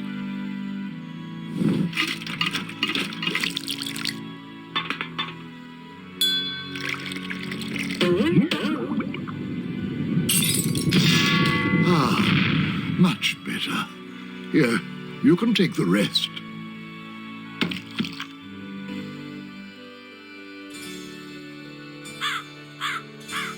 What do you know about the lost ring of Blood Island? Ah, that's a very sad chapter in my family's history. My great-aunt Minestrone Goodsoup was a well-to-do member of Blood Island society. Her one weakness was her romantic nature. She had a thing for pirates, one in particular. He came into port, she fell instantly in love, and they were engaged within the week. Then, on the eve of their wedding, he stole the fantastic Goodsoup diamond from her ring and sold it to smugglers on Skull Island. She wore the empty engagement band on her finger until the day she died, which was not long after. Some say she still haunts the Goodsoup family tomb. It is a sad story, is it not? Oh, I'm sorry, I wasn't listening. Could you repeat that? Get lost, Chowderhead. Tell me that whole ring story again. My dead great-aunt's fiancé stole the diamond and sold it to smugglers on Skull Island. She wore the engagement band until the day she died, and she remains buried in the Goodsoup family crypt, dead of a broken heart. How can I get out to Skull Island? Well, there used to be a regular ferry out to Skull Island. Used to? One cold night, so the tale goes, the Welshman set out in his dinghy. The deep fog around Skull Isle obscured even the moon, but the Welshman could see the distant light of the Blood Island lighthouse. When he'd rowed half the distance, the light in the lighthouse was mysteriously smashed, and the poor Welshman was lost, almost never to be seen again. Almost? Well, there are those who say that late at night, if you stare into the fog long enough, you may see the flying Welshman rowing in his ghostly dinghy, lost for all eternity. Creepy. I don't believe we've met. Who are you? I am Griswold, last of the Goodsoups and proprietor of this hotel. You may have heard of us and our soup restaurant resort empire that stretches across the Caribbean. Well... this was once our proudest resort, but it lost all its popularity after the regular eruptions of Mount Acidophilus stopped. The volcano has erupted! Yes, I know. The Goodsoup Empire is saved. Well, I'm happy for you. Soon the resort will be flooded with tourists coming to see the volcano, and I can finally put on the show I was working on the last time we had guests. What show is that? Voulez-vous Vichyssoise, a dramatic musical about a talented young Parisian soup chef who is cruelly taken down by the Paris culinary establishment for her revolutionary ideas about soup preparation. I'm sure it'll be a big hit. How's business? Oh, it's just wonderful. Now that the volcano's erupting again, the reservations are just pouring in. Soon every room in the hotel will be filled, all except for that one room, the room with the guest that never left. Is this gonna be scary? Because I warn you. Every night we heard strange noises coming from his room, frightful crashing sounds that shook the entire hotel, each followed by the most horrible screaming and cursing. And then one night, the sounds just stopped, but were replaced with a terrifying wailing and moaning. I had the room sealed and vowed never to enter that hateful place again. Hypothetically, how would one get into your aunt's tomb? I suppose you would have to die. Oh, crud. I'm off to explore the rustic charms of Blood Island.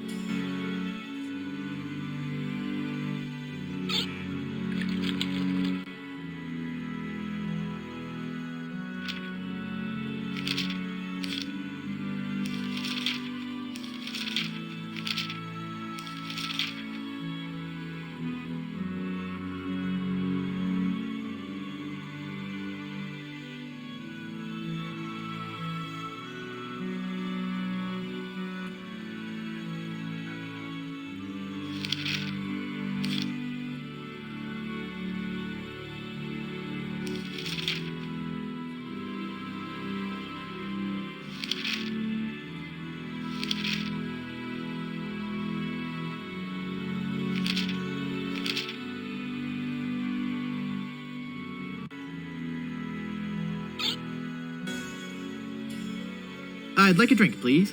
Sure. What will you have? Give me a big fruity drink with an umbrella in it. Good choice. It's a delicious taste of the islands, made with lemon, grapefruit, and ground beef. Hey, don't I get one of those decorative umbrellas to go in my tropical drink? I don't think we have any. No, I'm wrong. I do have this one.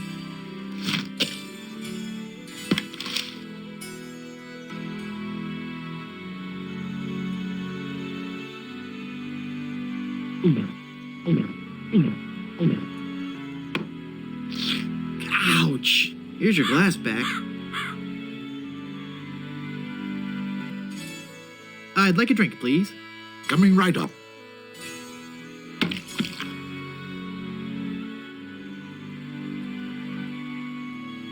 Head be clear, for clearing foggy heads. The bottle's closed. I'm not hungover. I feel great. Foamy. That doesn't need to be lathered up. I can't use the nail with that. That opened it. That makes the drink oh so much more appealing. It just occurred to me that mixing medicine and alcohol is a really stupid and possibly lethal thing to do. If I were a real person instead of a lovably inept cartoon character with the potential for a few more sequels, I wouldn't even consider it. Skull.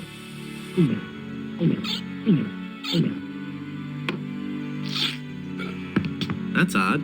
It's supposed to cause drowsiness. I don't feel the least bit drowsy. In fact, I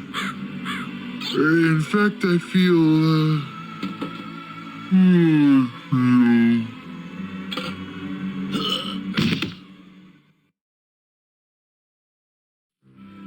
So then the Undertaker says, I wanted to be a pallbearer, but I couldn't stop coughing. Oh, you crack me up, Mort. So what's with the new guy? Oh, he's been like that for an hour now. Passed out cold. He'll come around. I don't know. I'm pretty sure he's dead. I guess that's the end of the game, then. What with him being the main character and all? Funny. I didn't think you could die in LucasArts adventure games. Well, maybe they're trying something different. When I should take care of him?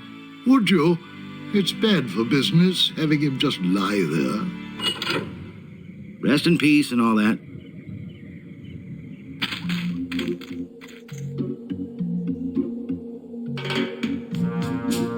Hey! I'm not really dead.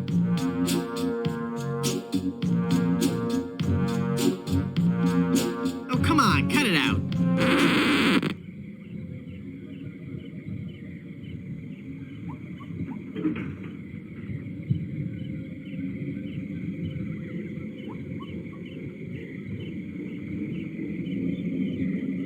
I can't use the mallet with that.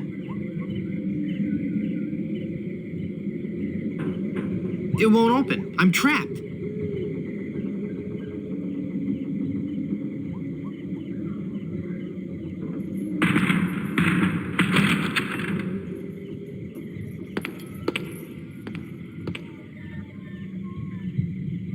Yikes. Where's that telltale pounding coming from? It's coming from within one of these coffins. From the dead. The dead that surround me. They must know my horrible secret.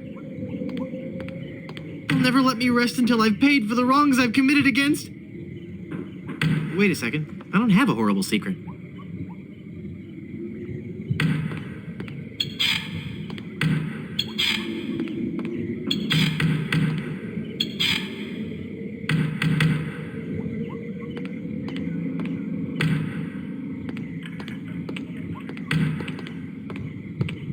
Go into the light.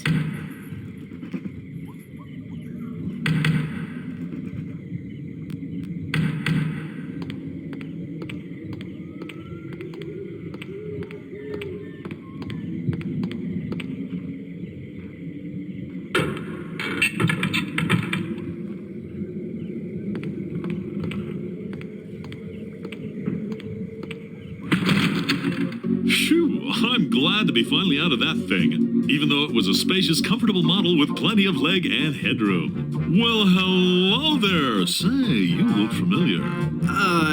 Yes, well, Of course! Guybrush Threepwood. You're the one who locked me in there in the first place. Well, you see, I've been meaning to... No, I won't hear of it. That was the best time of my life. Gave me plenty of time to think, you know? To think about the things that really matter. I don't know if you've considered this, son, but live burials are not an altogether uncommon experience here in the Caribbean. I wasn't aware of that. Not to mention pirate raids and deadly sea battles, huge man-eating reptiles, dangerous quicksand pits, trigger-happy duelists, and of course, those pesky undead. Have you ever thought of what would happen to your loved ones should this gruesome fate befall you? No, but... Well, of course, you have plenty of time to think about it. Or do you? I'm one of the lucky ones. I've been dead. It's given me a whole new perspective on life. A life that I'm going to devote to making sure people's life insurance needs are met. Here, take one of my business cards I've had made up. If you've been locked in that coffin, how are you able to have business cards made? Now's not the time to worry about the technicalities, son. Now's the time to ask yourself, are you covered? Run along now and let me set up my office. We're trapped in here. The door's locked. Nonsense! This is one of Stan's cozy crypts, all equipped with a patented secure lock release mechanism. Just jiggle the handle there.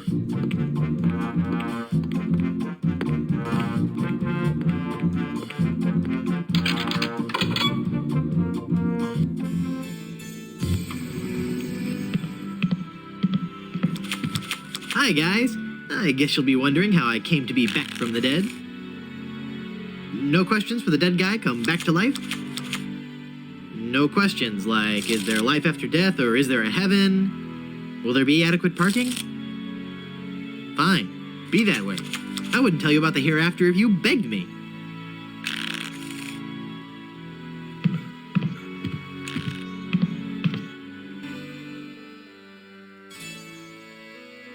I thought if I died, I'd be buried with your aunt. Well, isn't it obvious?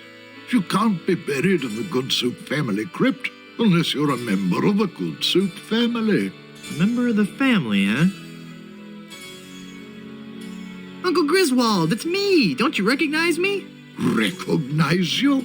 I've never seen you before in my life. What is your name? Wonton. Wonton? I spent several years in the Orient. I don't recall having any relatives with that name. I'm off to explore the rustic charms of Blood Island.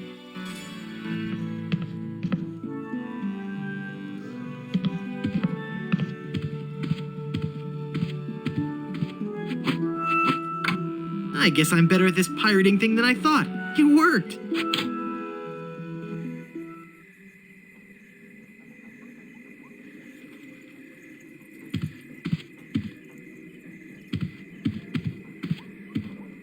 I'm sure there's nothing in there except one of those hotel Bibles.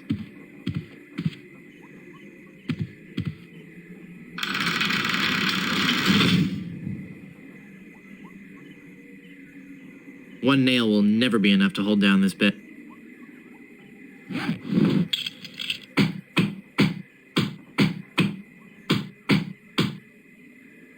I'm not sure if that's strong enough to hold it. I might need one.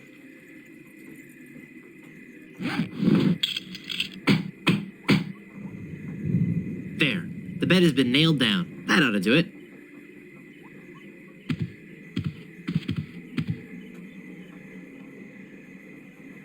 The Good Soups. A Life in Pictures by M.M. Goodsoup. This is one ugly picture. Looks just like the bartender. There, I've cut out the face.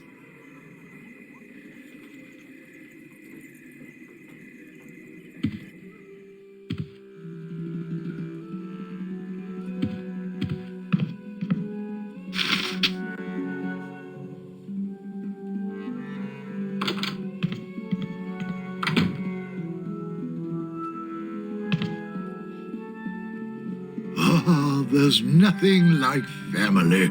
No matter what may happen in the topsy-turvy world of the Caribbean resort business, I can always relax in the knowledge that I come from good, wealthy stock. Breeding. That's what's important. Breeding and culture. Just like Grandfather Lambert. Breeding, culture, and lots of really old money. It makes a man proud. It's funny. I don't remember Grandfather Lambert as looking so common. Oh, weird. It's like his eyes follow me. Pictures like that really creep me out.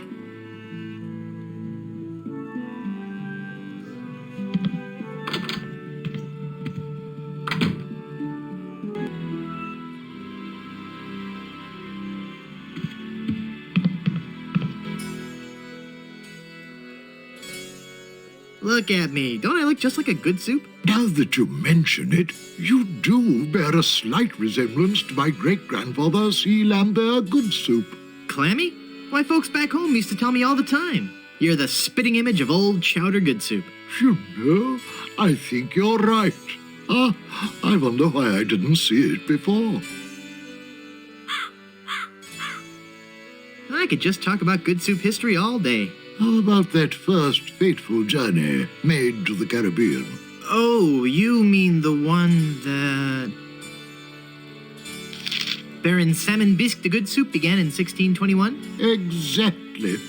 He landed on Scab Island with just a spoon and a dream. In just 4 short years, he had formed the largest chain of all soup restaurants in the Western Hemisphere. By 1635, he had driven the entire Van Salad family out of the Caribbean and had a restaurant empire that spanned the globe. Actually, the Van Salads were not driven out until 1637, and the good soup chain of restaurants and resorts never did become popular in the South Pacific. Yes, well, all right, whatever. Well, son, it looks like you were right. Welcome back to the glorious name of Good Soup. I'm, honored. And as a Good Soup, you're welcome to every benefit the name provides. Instant prestige around Blood Island. A 10% discount at any of the Good Soup resorts in the Caribbean. And, of course, medical, dental, and a 401k. And the best thing of all, if you should happen to drop dead, you will be buried in the extravagant Good Soup family crypt. It's as if all my dreams have come true.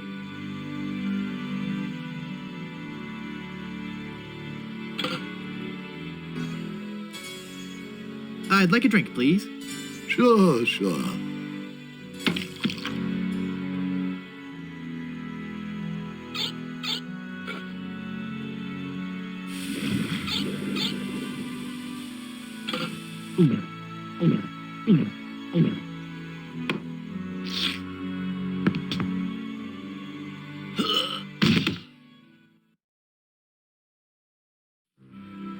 Oh dear, he's had a sudden and completely unexpected relapse of death. And just as we were getting reacquainted, as his kinsman, it is my duty to give him a proper burial. It is my solemn vow. The late lamented Wonton Goodsoup shall be buried in the Goodsoup family crypt. All right.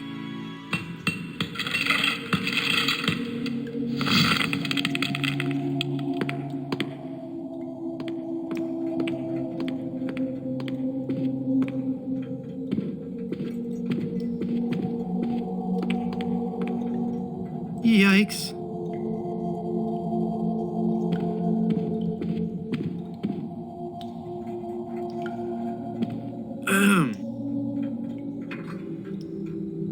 Oh, hello there. Go into the light.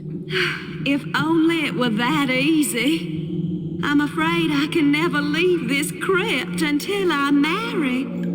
Are you attached? Engaged. engaged, actually. What a shame. You sure have pretty eyes.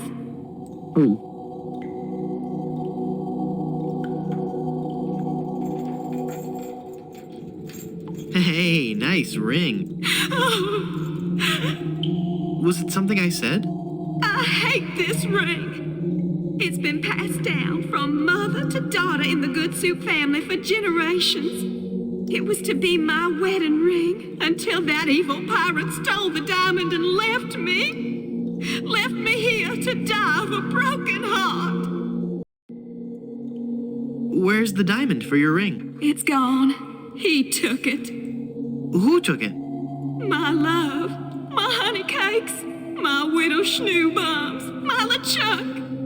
LeChuck is your schnoobums? He pried the diamond from its satin during the rehearsal dinner. Oh, what a fool I was. He told me he was taking it out to get some fresh air.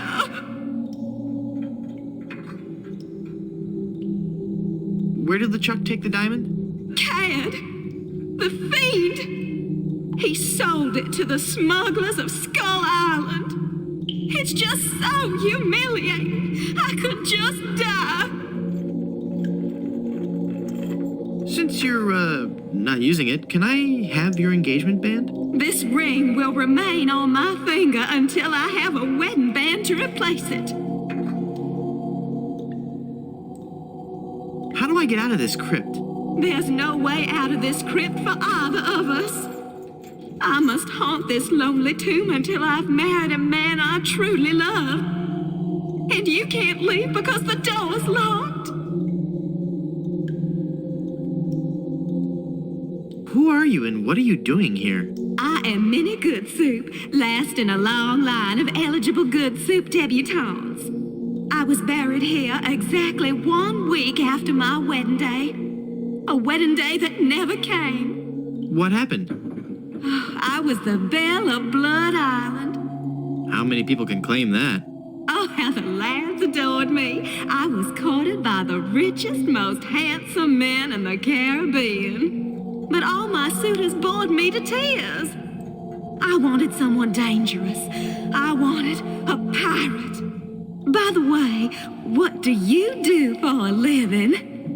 Flooring inspector. Oh. Then one day, a real pirate sailed his ship into the bay. I fell for him instantly, and we became engaged. But he left me standing at the altar, and I died of a broken heart. Wow. That bites. Oh, I know.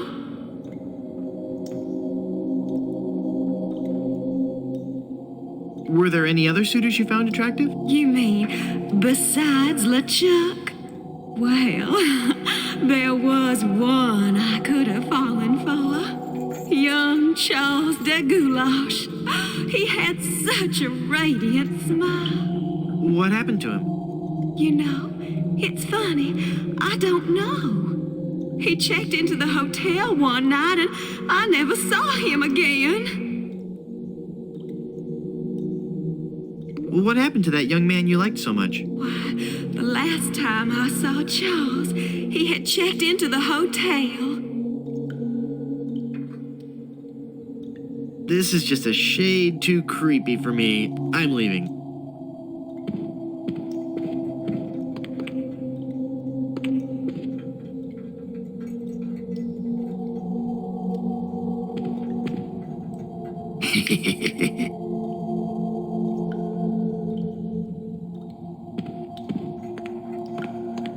This is guy. Oh, I'm not going to do that again. I think I broke my skull. I'm all skull. It's your own fault. Stop scaring me like that. So I did scare you? Really? Well, startled is more like it. Oh.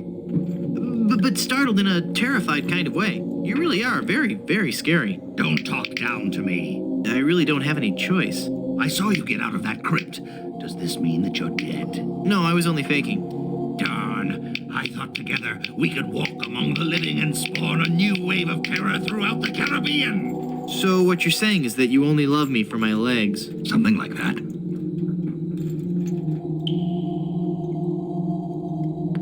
Murray. Oh, it hurts. Hey,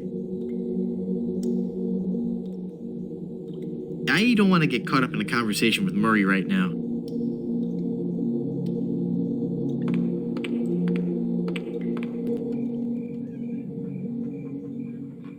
I can't reach.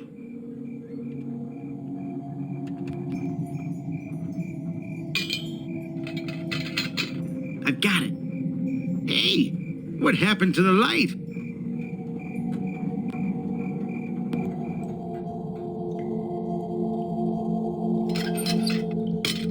Murray, do your stuff. Okay.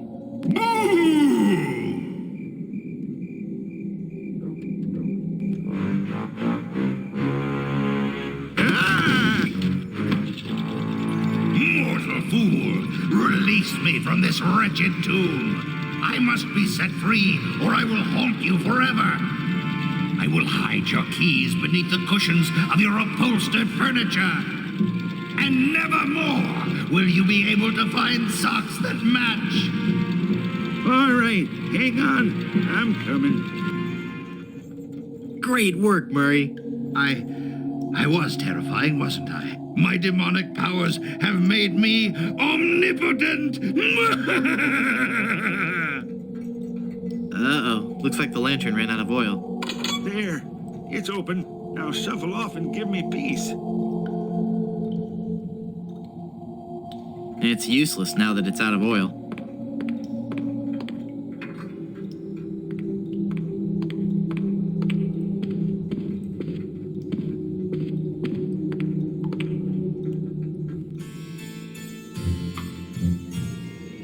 Well, Murray, are you ready to continue our heady adventuring? Murray? Where'd he go?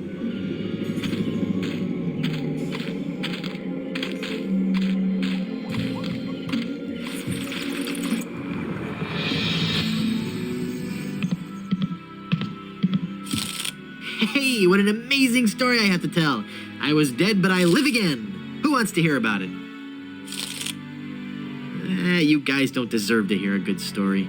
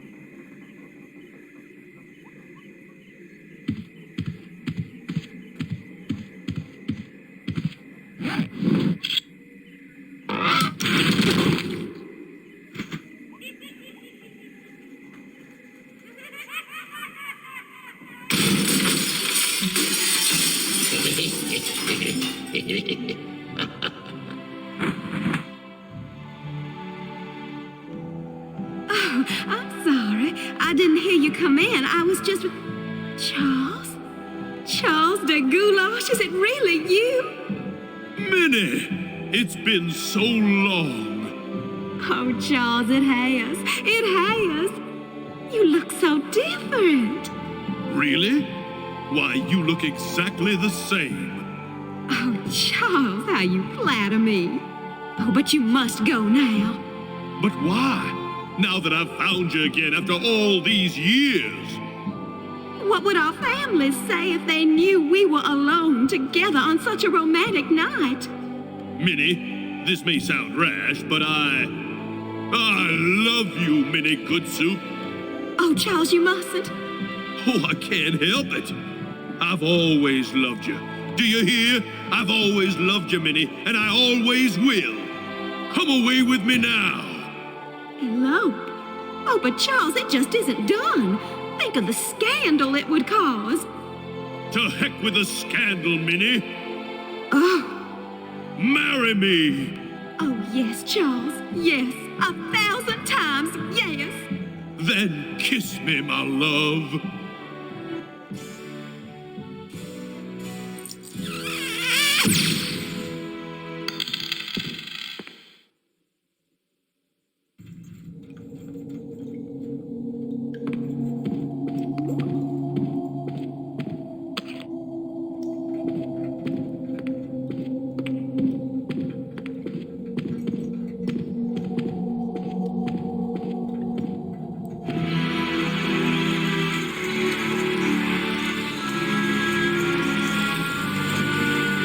Have you found her, you cadaverous canine? Nope. She's not on Plunder Island, Captain LeChuck. Then scour the seas, you ossified rats! Hunt them down, then bring them to me. Find me Guybrush Threepwood. It's with him that you'll find Elaine. Burn down every island in the Caribbean if you have to. But bring me my bride. And more slaw! Curse these villains. They never give you enough slaw with these battle meals.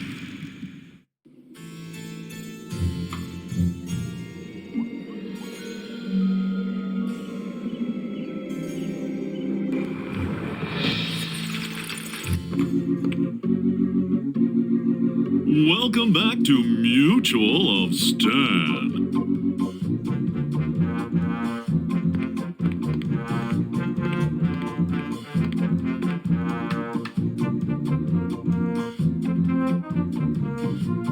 You've convinced me.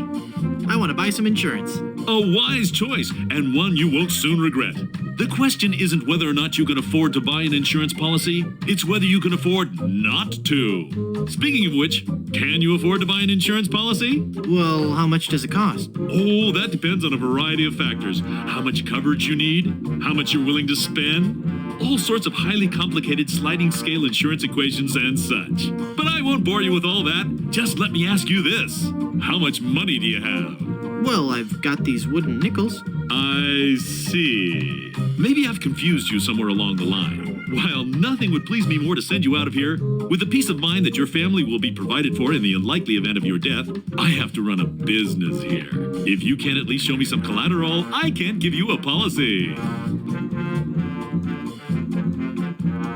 This authentic pirate relic. A genuine tooth from an actual pirate. Only one of its kind. Is that real gold? The finest known to man. Not much spit on it either anymore. Now you're starting to speak my language. All right, let's find a coverage plan that suits your needs. And you can rest assured that you've provided for your family well after your unfortunate departure. What are the terms of this plan exactly? It's quite simple, son. When you die, whoever holds that policy gets a lot of money. A lot of money? Wow. Wow is right. Now I want you to be careful out there. Okay, I will. Thanks. No, I'm serious. I want you to be very, very careful. Will do.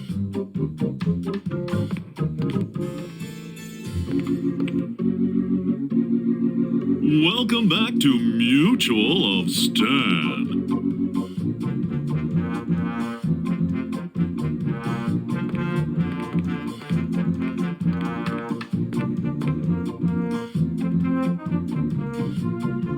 I'm cashing in this insurance policy. Give me a lot of money.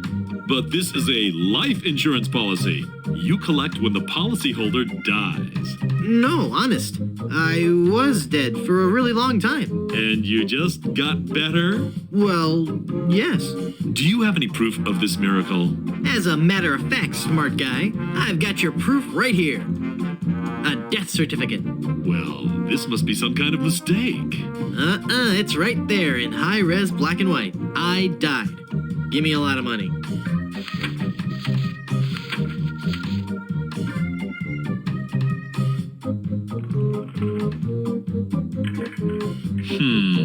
It looks like I'm left with no choice but to acquiesce. No, just give me my money. That's what I mean. Oh, thanks.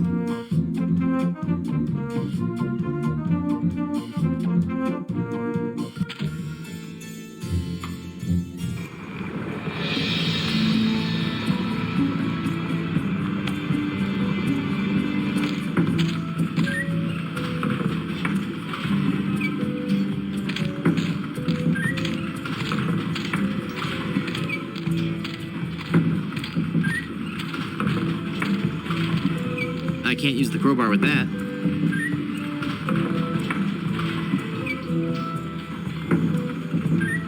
I can't use the chisel with that. It's locked.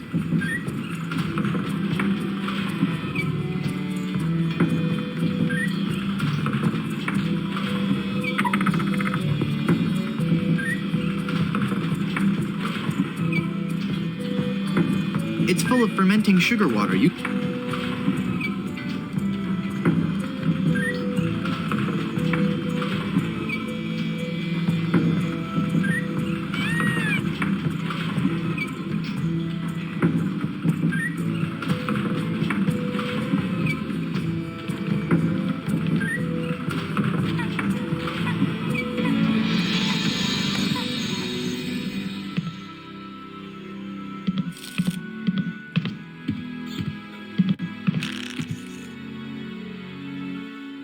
That jar's for my tips. Put it back.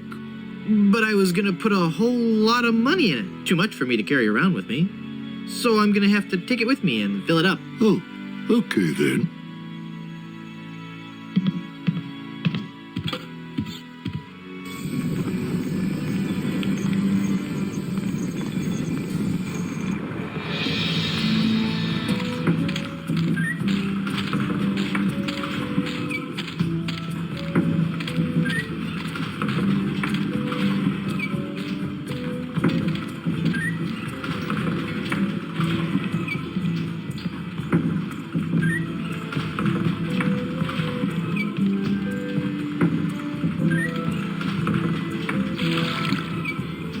It's full of sugar water now.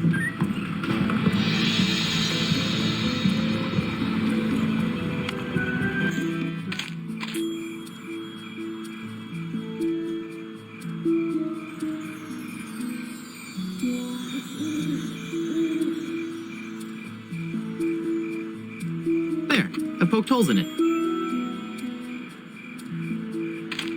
It's full of yummy, delicious sugar water. Bet that water sure tastes good.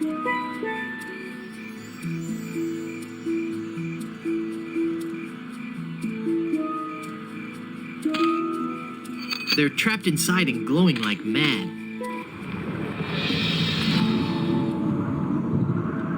I can't use the jar with that. I can't use the jar with that. Perfect! It concentrates the light into a beacon for wayward vessels. Makes a man proud.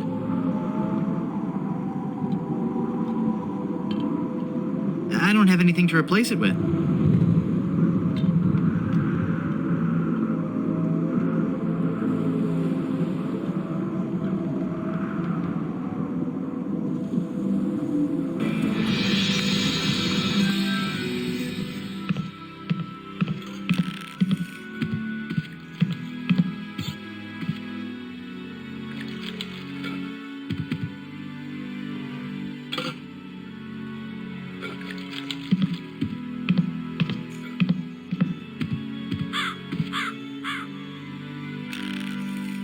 Here. Did you just take my mirror? Nope. You're lying, aren't you? Yes. Put it back. All right, all right.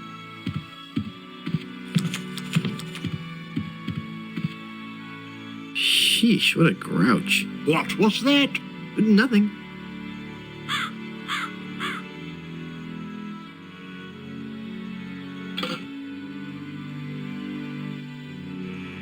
You just stole that mirror, didn't you? No, I didn't. It's right there, look. I guess you're right. Oh dear, I'm starting to look old. It's from all that drinking. Mind your own business.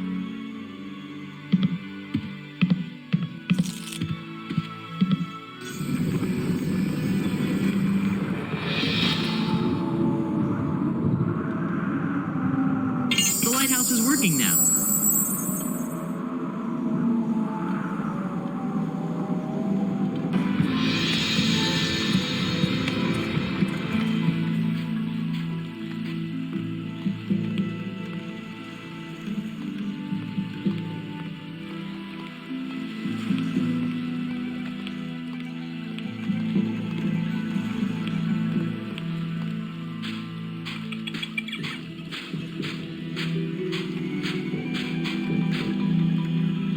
Who are you? I am the lost Welshman. Ooh. I am the ferryman between here and Skull Island. Trapped for so very long in the icy ocean mists. Oh, how I hate that blasted mist. Really? I like mist. I think it's pretty. Well, sure, mist is pretty. But egad, is it dull.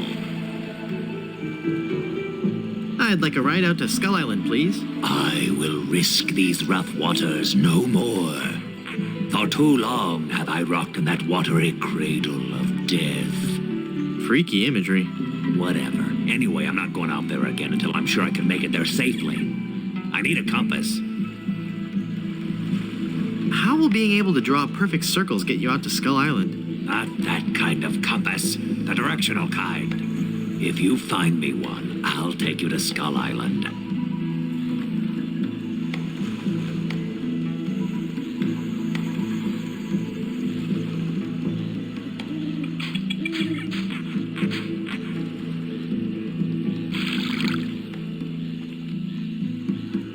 It's full of seawater.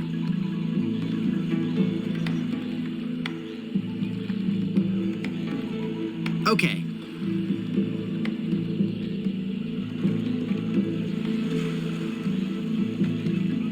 Cool, a cork with a magnetic pin stuck in it. The mind boggles at the possibilities. Hey, neat, it points north. Science is fun when you know the secret. Here, take this compass.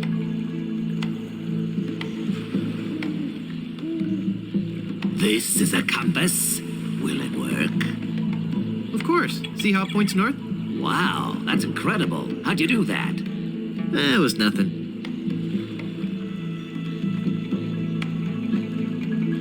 I'd like a ride out to Skull Island, please. All right, let's go.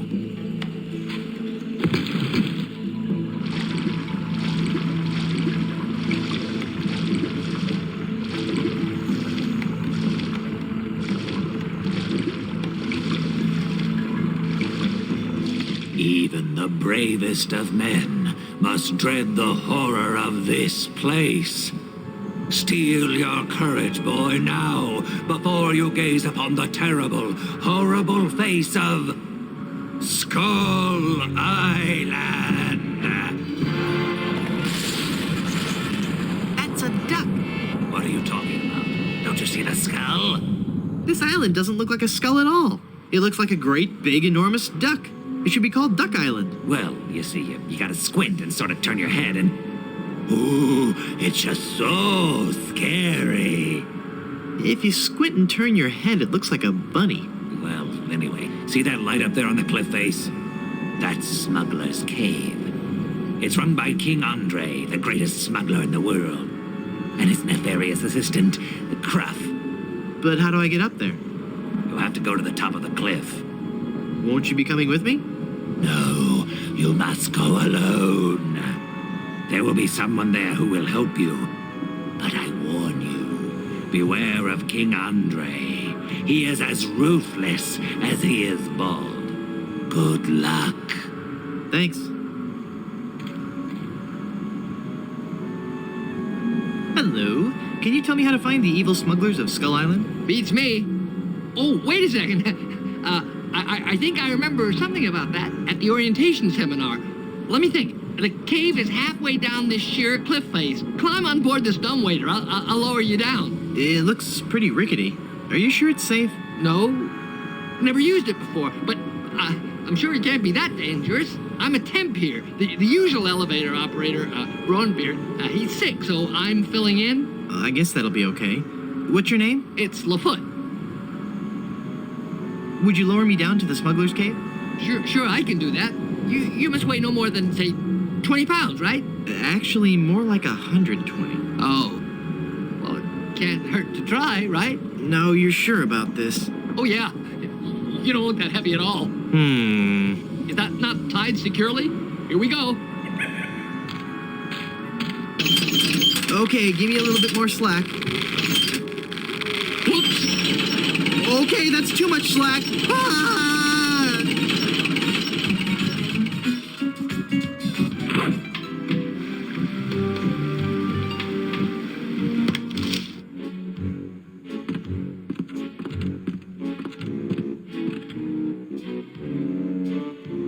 I have got so much money, it's almost embarrassing. Well, hello. Let's talk, Mr. LeChuck. Zombie pirate LeChuck. Very well, Mr. Threepwood. Hey, how did you know my...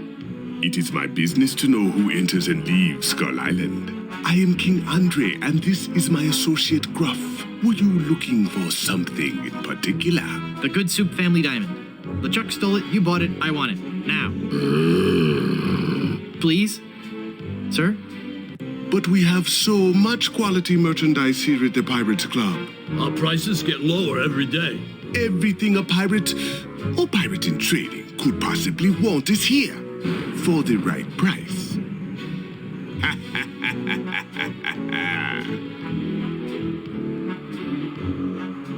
You're evading the whole diamond issue. The Good Soup Diamond is the centerpiece of my collection. The fantastic energy flowing through it is the key to all my power. So, can I have it? Of course you can't have it. Unless you want to give me something in return.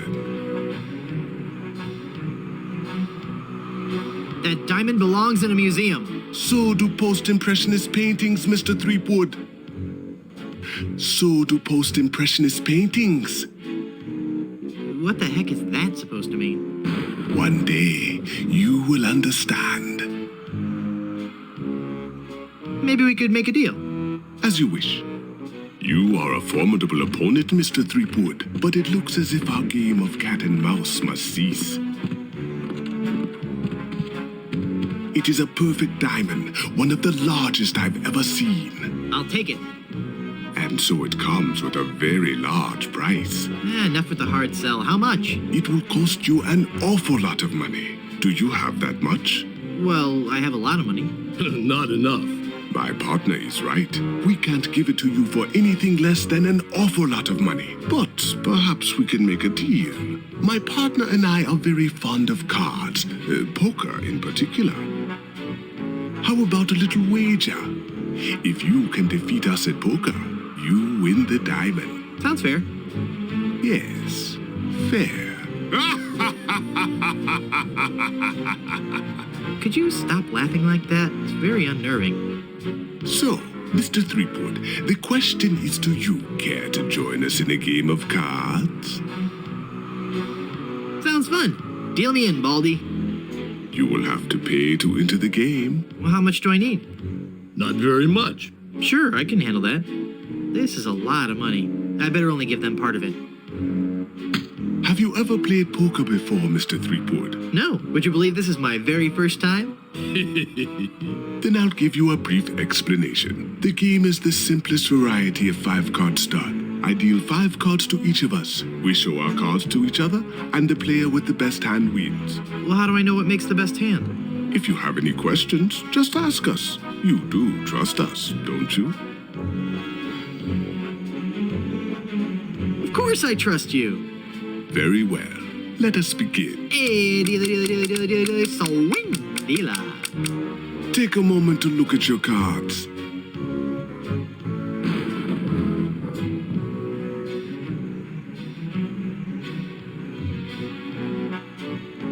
The future is in my hands.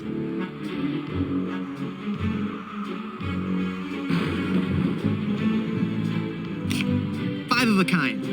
Right there. Not even you guys can beat 5 of a kind. You're correct, Mr. Threepwood. We cannot beat 5 of a kind. The question remains, however, whether or not you can beat a pair. A pair? A pair of murderous smugglers. Huh? Us, Mr. Threepwood. I am talking about us. We're gonna kill you. Oh, I get it. Whether or not you can beat a pair. That's pretty clever. Now, gentlemen, let's not be too hasty. There's a delivery man out here with a package. You idiots! You blew out the lights! I got the diamond. Not for long, you little... Hit him, not me, you cretin! Who are you calling a whore? There he goes! Get him! Got what I needed from the smugglers. Good. Let us leave this place of evil. Good luck on the rest of your adventures, Guybrush.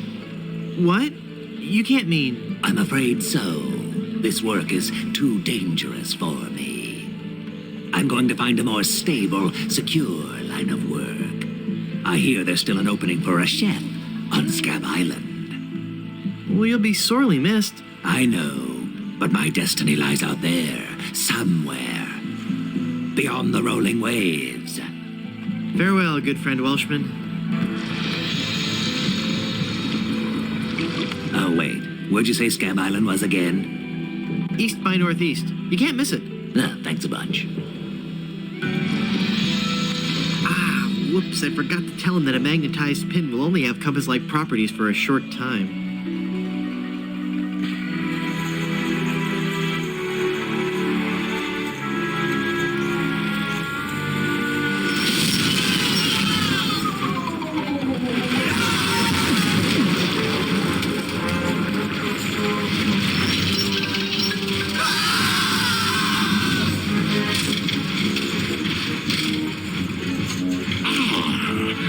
Group of recruits for my army of the undead. Now, how goes the search for my bride-to-be? Where's Dingy Dog? I found him! I found him! Oh, golly, oh, gosh. Yeah, that's right.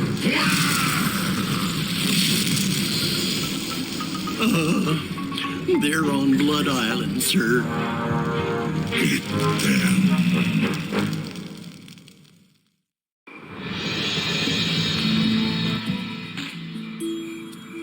It's a massive diamond engagement ring.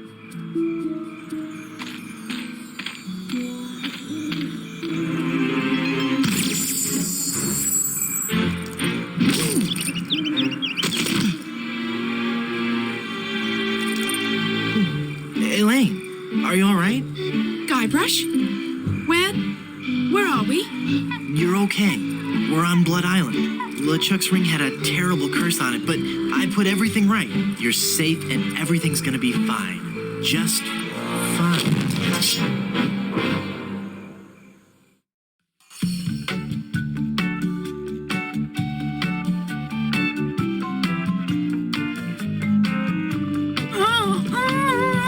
That be well spoken, pet. But save your breath, lass. You'll be needing it for when you scream, I do.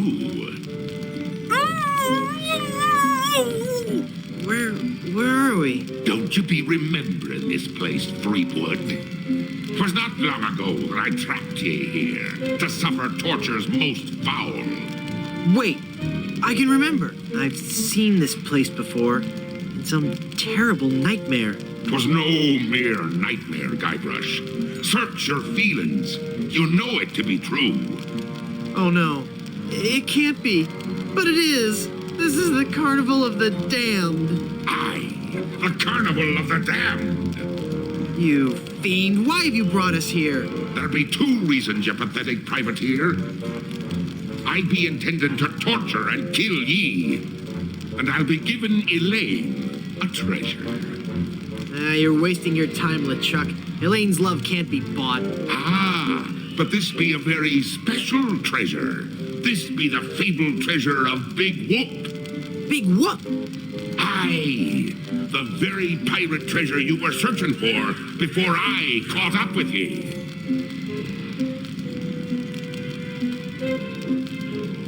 What's so special about the treasure of Big Whoop? Isn't it just like any other pirate treasure? I see.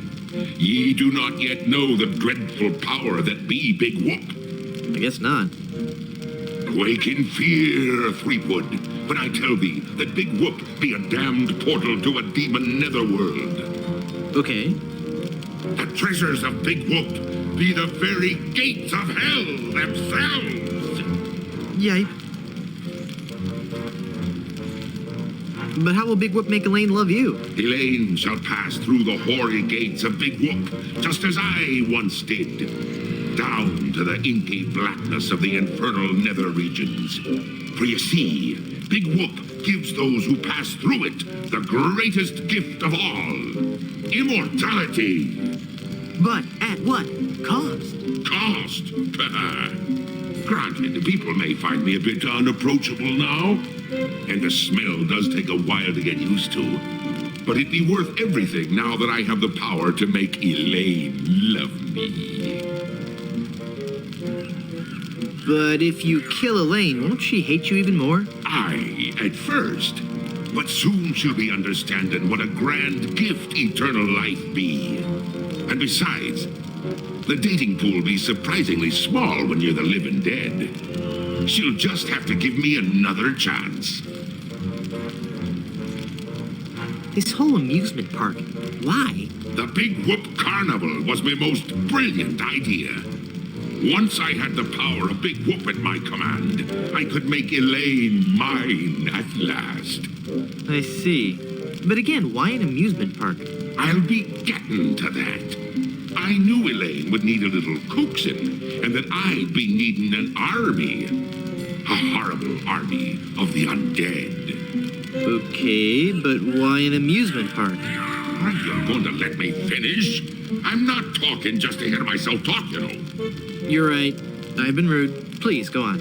Everyone knows that the life of a seaman is a long, hard, lonely one. Sailors spend months longing for just a few days' leave. And you know what they're looking for as soon as they get into port, eh? Yes? A family-oriented fun park. Oh, that. Of course. They come to take a ride on the giant roller coaster, the Great Monkey Mountain. They reach the top of the highest peak, and then hands in the air, screaming like monkeys. They plunge down the slope into a great stream of lava. That doesn't sound the least bit fun. Aye, it's not. In fact, it's downright unpleasant. But when they reach the other side, they're fitting warriors for my skeletal army of the damned. How did you find Big Whoop? That'd be a long story. Are you sure you want to hear it? Does the torture start after we're done talking here? Aye. Go on then. Back when I were alive, Elaine despised me. No. No, it's true. I can see that now. She didn't like me at all. But I were determined to prove me worth to her, you see. So, I set sail to find the legendary secret of Monkey Island. Been there, done that. Well, I did it first, you nefarious nudibranch. A few days after setting sail, my ship was caught in a terrible typhoon and was torn apart. I would have drowned, but some friendly sharks found me and set me ashore on Blood Island. There I was, marooned, with no hope of winning Elaine's heart. I thought my luck had run out. But one day, a ship made port at Blood Island. 'Twas the ship of one Captain Marley, Elaine's own grandfather. I struck up a conversation with Rum Rogers Sr., first mate on the ship. And for the price of a few drinks, I learned that they had the map to the legendary treasure of Big Whoop. Although I had no ship and no money. Hold on.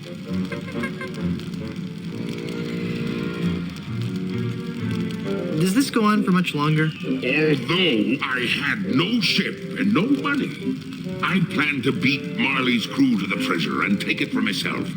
I didn't have the money to buy a new ship, but I still had my greatest asset. The ability to kill bugs just by breathing? But I still had my greatest asset. That indefinable LeChuck charm. One of the rich young debutantes on Blood Island was helpless against it. After a week with me, she would have followed me to the grave. Unfortunately for her, she didn't get the chance. I pried the diamond from her family's engagement ring and sold it to some cutthroat smugglers for the cost of a new ship.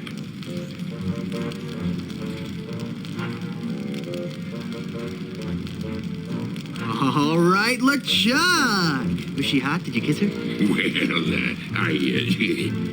Oh, come on. You can tell me. I don't want to be talking about that. It'd be personal. And besides, dead men tell no tales. Oh, I was waiting for that one. With me new ship, I easily overtook Marley's crew and beat them to Big Whoop, which just so happened to be here on Monkey Island. I'm still confused about the carnival. Then ask me. As designer and founder, I can answer all your questions. How did you build an amusement park on a deserted island? The process begins with a winning design team. I scoured the Caribbean looking for the best and brightest artists, engineers, and creative people. After a lengthy period of intensive recruitment, intimidation, and murder, I had my team at work, slashing and burning acres of old-growth timberland on Monkey and Dinky Islands. That must have been back-breaking work. Aye, that it was. Fortunately, hundreds of men were lost to malaria, wild animals, or construction accidents. What kind of attractions do you have? Here at Big Whoop, we pride ourselves on the variety and authenticity of our attractions. We be using a magical blend of art, technology, and indentured servitude that we like to call Dynamo Monk Electrics. Frighteningly realistic skins and other body parts are attached to a framework of gears, servos, and pulleys, all constructed from a remarkably lightweight composite material. Fascinating. How do you power all the rides? That be a good question. As you may already know, the power of Big Whoop be derived from its position as an infernal nexus, binding our world with the unholy manifestation of evil itself. Well, of course. But like all fuel sources, it can't be lasting forever. That's why it be our job to conserve its demonic power wherever possible and look to alternative power sources. Hydroelectric. No, we tap our greatest natural resource, monkeys. My word. Hordes of ruthlessly trained monkeys are hidden away deep within the bowels of the park, bound to immense machines of destruction and family entertainment. That's so inhumane. Ooh, I'm glad you noticed. It be the little touches that make the difference.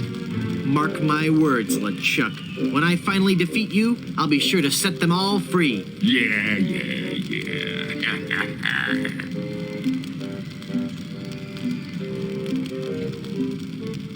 I thought the treasure of Big Whoop was on Dinky Island. Dinky Island be an atoll just off the coast of Monkey Island. But they be connected by a maze of mysterious tunnels that run under the very ocean floor.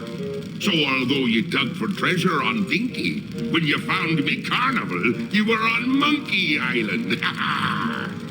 Very tidy explanation. Aye. What's in the future for Big Whoop theme parks? The future is ripe with a world of possibilities. I see an entire network of theme parks throughout the world. Each will be unique and incorporate the cultures and customs of its specific area, but all will hold true to the same vision of the original park. A random, wholesale slaughter of the thousands of patrons who walk through our gates. I've heard quite enough about your disgusting theme park. What is the secret of Monkey Island? The secret of Monkey Island. I could tell you, but I'd rather make you guess.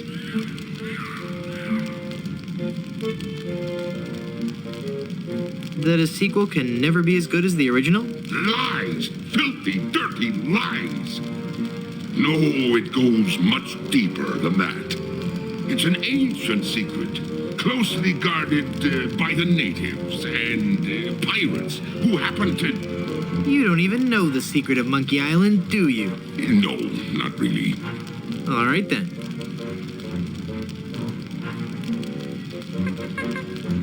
What happened to Captain Marley and his crew? Their ship arrived at Monkey Island a half hour after mine. but they were too late to stop me from claiming me prize. And they watched me pass through the portal of Big Whoop. Craven cowards that they were, the power of what they saw overwhelmed them. They fled the island in terror. Marley tore his treasure map into 4 pieces and gathered his crew around him. There was Rum Rogers Sr., the first mate, Rapscallion, the cook, and young Lindy, the cabin boy. Marley gave each a piece of the map, keeping one for himself. They promised to guard those map pieces with their lives. I saw to it that they kept their promise. They were the only people alive to know about Big Whoop. What happened to Rum Rogers Sr.? He was taking a bath in his cabin near Fat Island, drinking rum and eating toast, as he always did while bathing, when the toaster mysteriously fell into the tub with him. Shocking. His son inherited the map piece, but was too much of a drunkard to understand its importance. What happened to Rapscallion, the cook? Rapscallion died in a flash fire in his weenie hut on Scab Island. That's right. I brought him back to life with a voodoo spell. I remember it so vividly.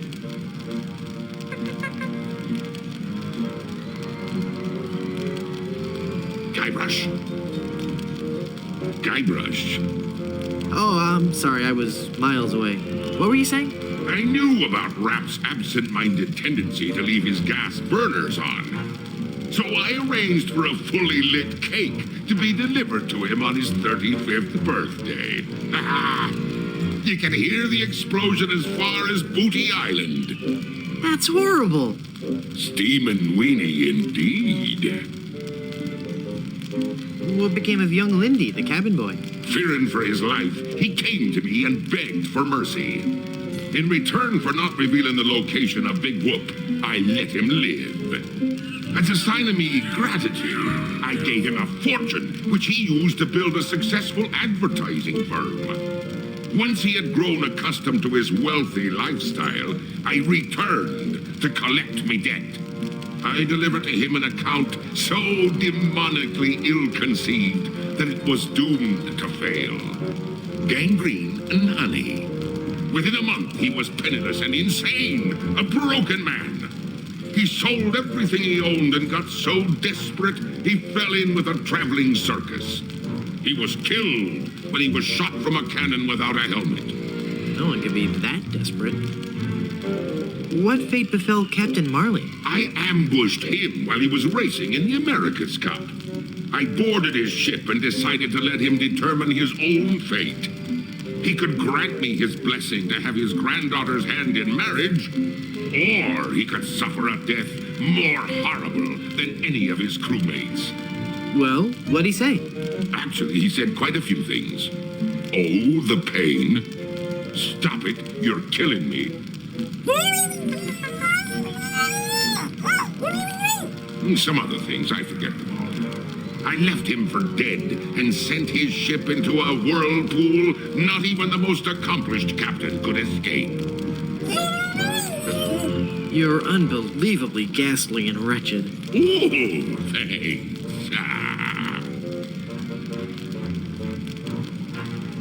Elaine will never marry you. She loves me. She does not. She loves me. Nuh-uh, she loves me. Does not. Anyway, Elaine really loves me. Does not. Does two love me? Does not.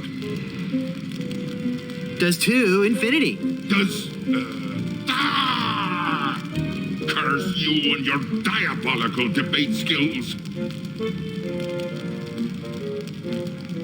Please don't kill me. Why shouldn't I? If you kill me, there'll be no more Monkey Island sequels. No sequels means no work for you. You'll become just another has-been that nobody's heard of. Oh, that could never happen to me. I'm LeChuck. Do you know the name Bobbin Threadbare? No. Exactly. Pretty please, don't kill me. Why shouldn't I? If you kill me, you'll ruin our reputation for making family-oriented games. We'll be scorned by parent watchdog groups everywhere. What'll you threaten me with next? Some ludicrous Senate subcommittee investigating violence in the media? Well, I'm shaking in me boots now. Pretty please, don't kill me. Why shouldn't I? If you kill me, you'll crush the hopes of children all over the world. I'm a hero to millions. It doesn't matter. All that matters is that Elaine and I are together. And you are out of the picture for good. Pretty please, don't kill me. Why shouldn't I? If you kill me, you'll be in really big trouble. I'm one of the walking dead. Formed not of flesh and blood, but of fire and brimstone. How could I be in any more trouble? Yeah, well... But there be so many more horrible things I'd be wanting to tell you. I'm not listening to you anymore. See, I'm ignoring you. Ah, you'd better listen. La la la la la la, I can't hear you. La la la la la la. Very well, Threepwood. If you're going to act like a child, I'll help you get in the mood. I think you deserve a timeout, young man. I regret nothing.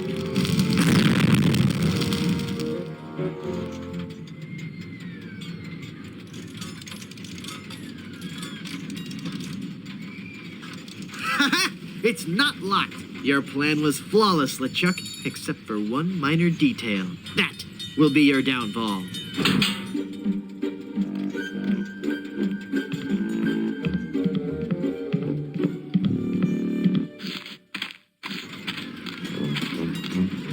He's taking Elaine on his roller coaster of death.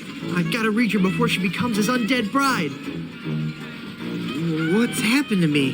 Head foggy. Can't think. I'm swimming. Must concentrate and rescue Elaine. I've got to save Elaine. But how can I save Elaine when I'm just a little boy? Oh, if only I could think straight. Must clear my mind. Welcome to the Big Whoop Carnival, little guy. Come on over here and meet your old pal Dingy Dog. Oh, for crying out loud.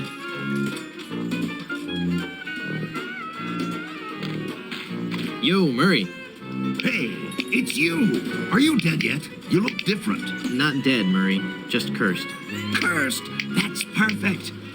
I'm cursed too. Let's join our cursed forces together, and together we can rule the world. Yeah. Let me get back to you on that.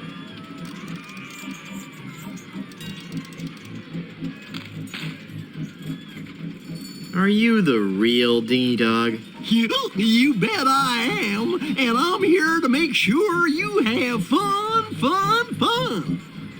What's your name, little boy? Okay, for starters, I'm not a little boy. I'm Guybrush Threepwood, mighty pirate. Well, shiver me timbers, that's swell. How can I win one of these fabulous prizes? Well, that's easy, matey. If I can't guess your weight or your age, you get to pick what you want. What's the catch? There's no catch, it's just that easy. I'll bet you can't guess how old I am. Bet you I can. A little fearsome buccaneer like yourself must be 7 years old. Ha! Wrong. I just so happen to be 20. Well, do you have any proof for your old pal Dingy Dog? You calling me a liar? You bet I am. I have my proof right here. Scum Actors Guild membership card. Guybrush Threepwood, age 20? I suppose you're right. Pick your prize.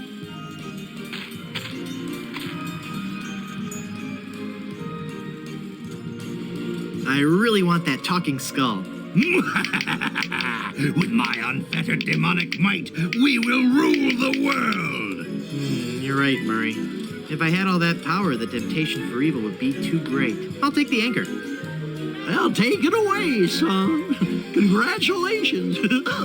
Enjoy your stay here at Big Wood. Look into your heart. I'm the prize you really want. What? You picked the anchor? It's a really nice anchor, Murray. Sorry. I can't believe you picked that stupid anchor instead of me. What good is a dumb hunk of iron anyway?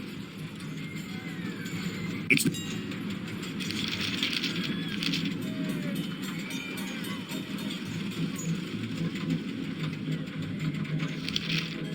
not even a real anchor. I'm a real talking skull. Now that's not very nice, little boy. Come on now, stop hitting your pal Dingy Dog. After all we've been through together. I'm not gonna warn you again, kid. You better cut that out. Fine, take the stupid anchor. You're really starting to bug me, kid. You would have made a lousy... All right. That does it. You're going down, little punk. Ow, he bit me. Give me back that hair, kid. You're ruining the suit. I'm going to wait for an owner who understands my need to bring fear and pestilence on the likes of you. You. Yeah, kid, what is it? Yikes, what is that horrible smell? It's a giant rat suit, you little brat. What did you expect, roses? What are you guys doing here?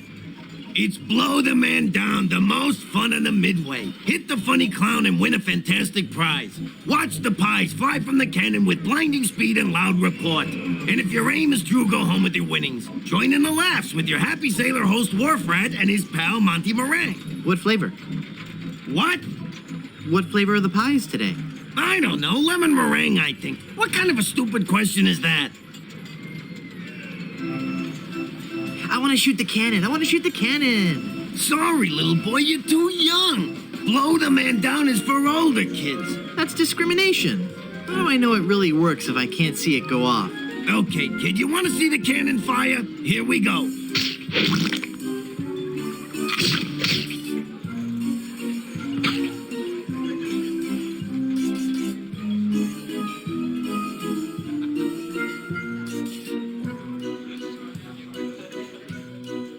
Never mind. Get out of here before I call... Now it's a heavy pie pan. Now I've got a heavy pie pan full of shaving cream. If you value your life, mere mortal, you will flee... What are you doing over there? I found this pie, mister. Huh? Oh, yeah, thanks, kid. Shoot it, shoot it.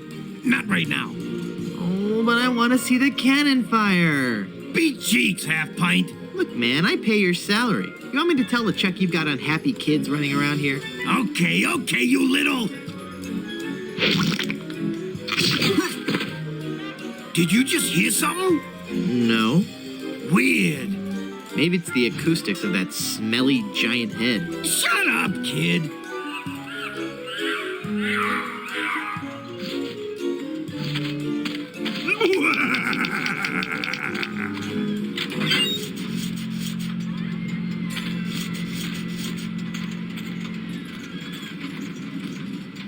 Yoo-hoo, stinky Mr. Rat.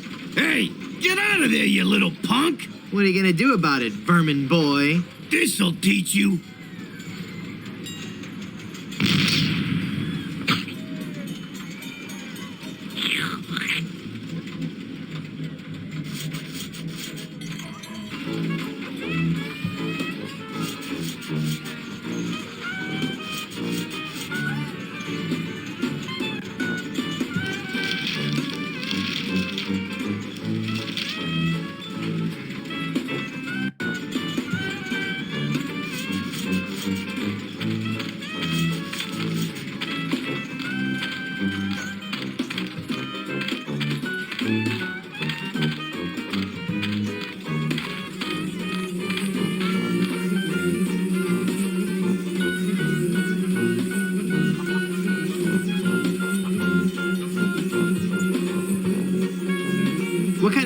do you have? What kind of cones did you ask? Why, I have every kind imaginable. I have the most distinct type of snow cones in the world. In fact, my cones are so original, so inventive, and so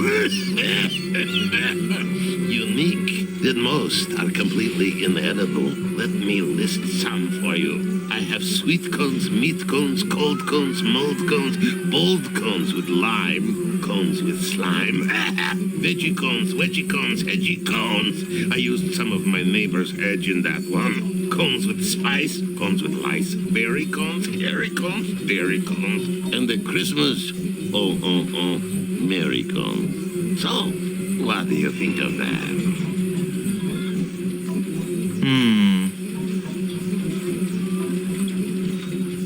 I'd like a plain snow cone, please. Okay, kid. Bye now. Harry. That meringue looks tasty. Peppery goodness.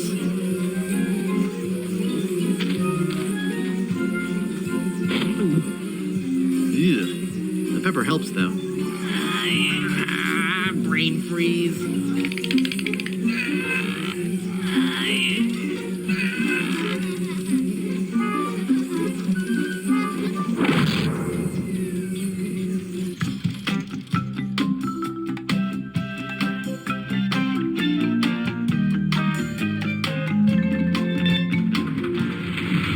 Too late for me to get out.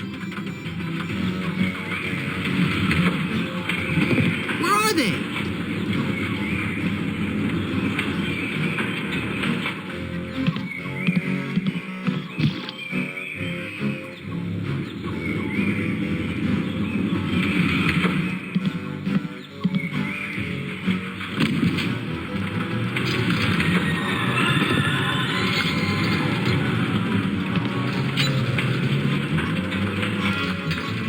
Ouch, that's really hot.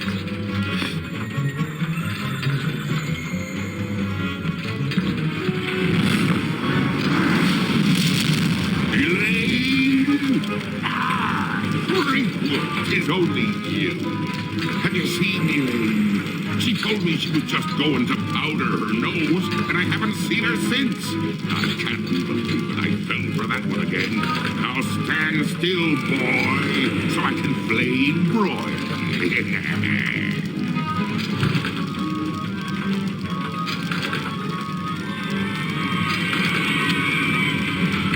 Uh-oh. Ouch! Ow!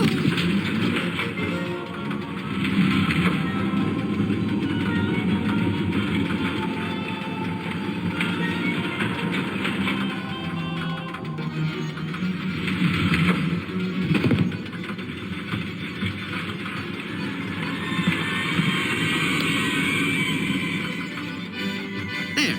It's soaked in oil and probably highly flammable. Cool.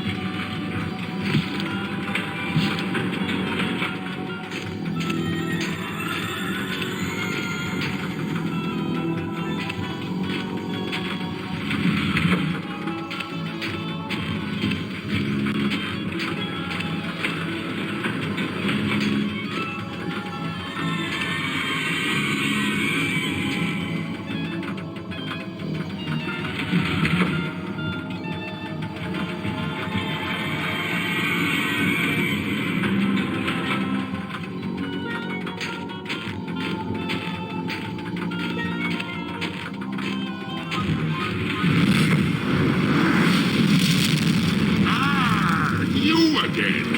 If you've ridden me coaster, why haven't you been boiled in me molten pool of lava?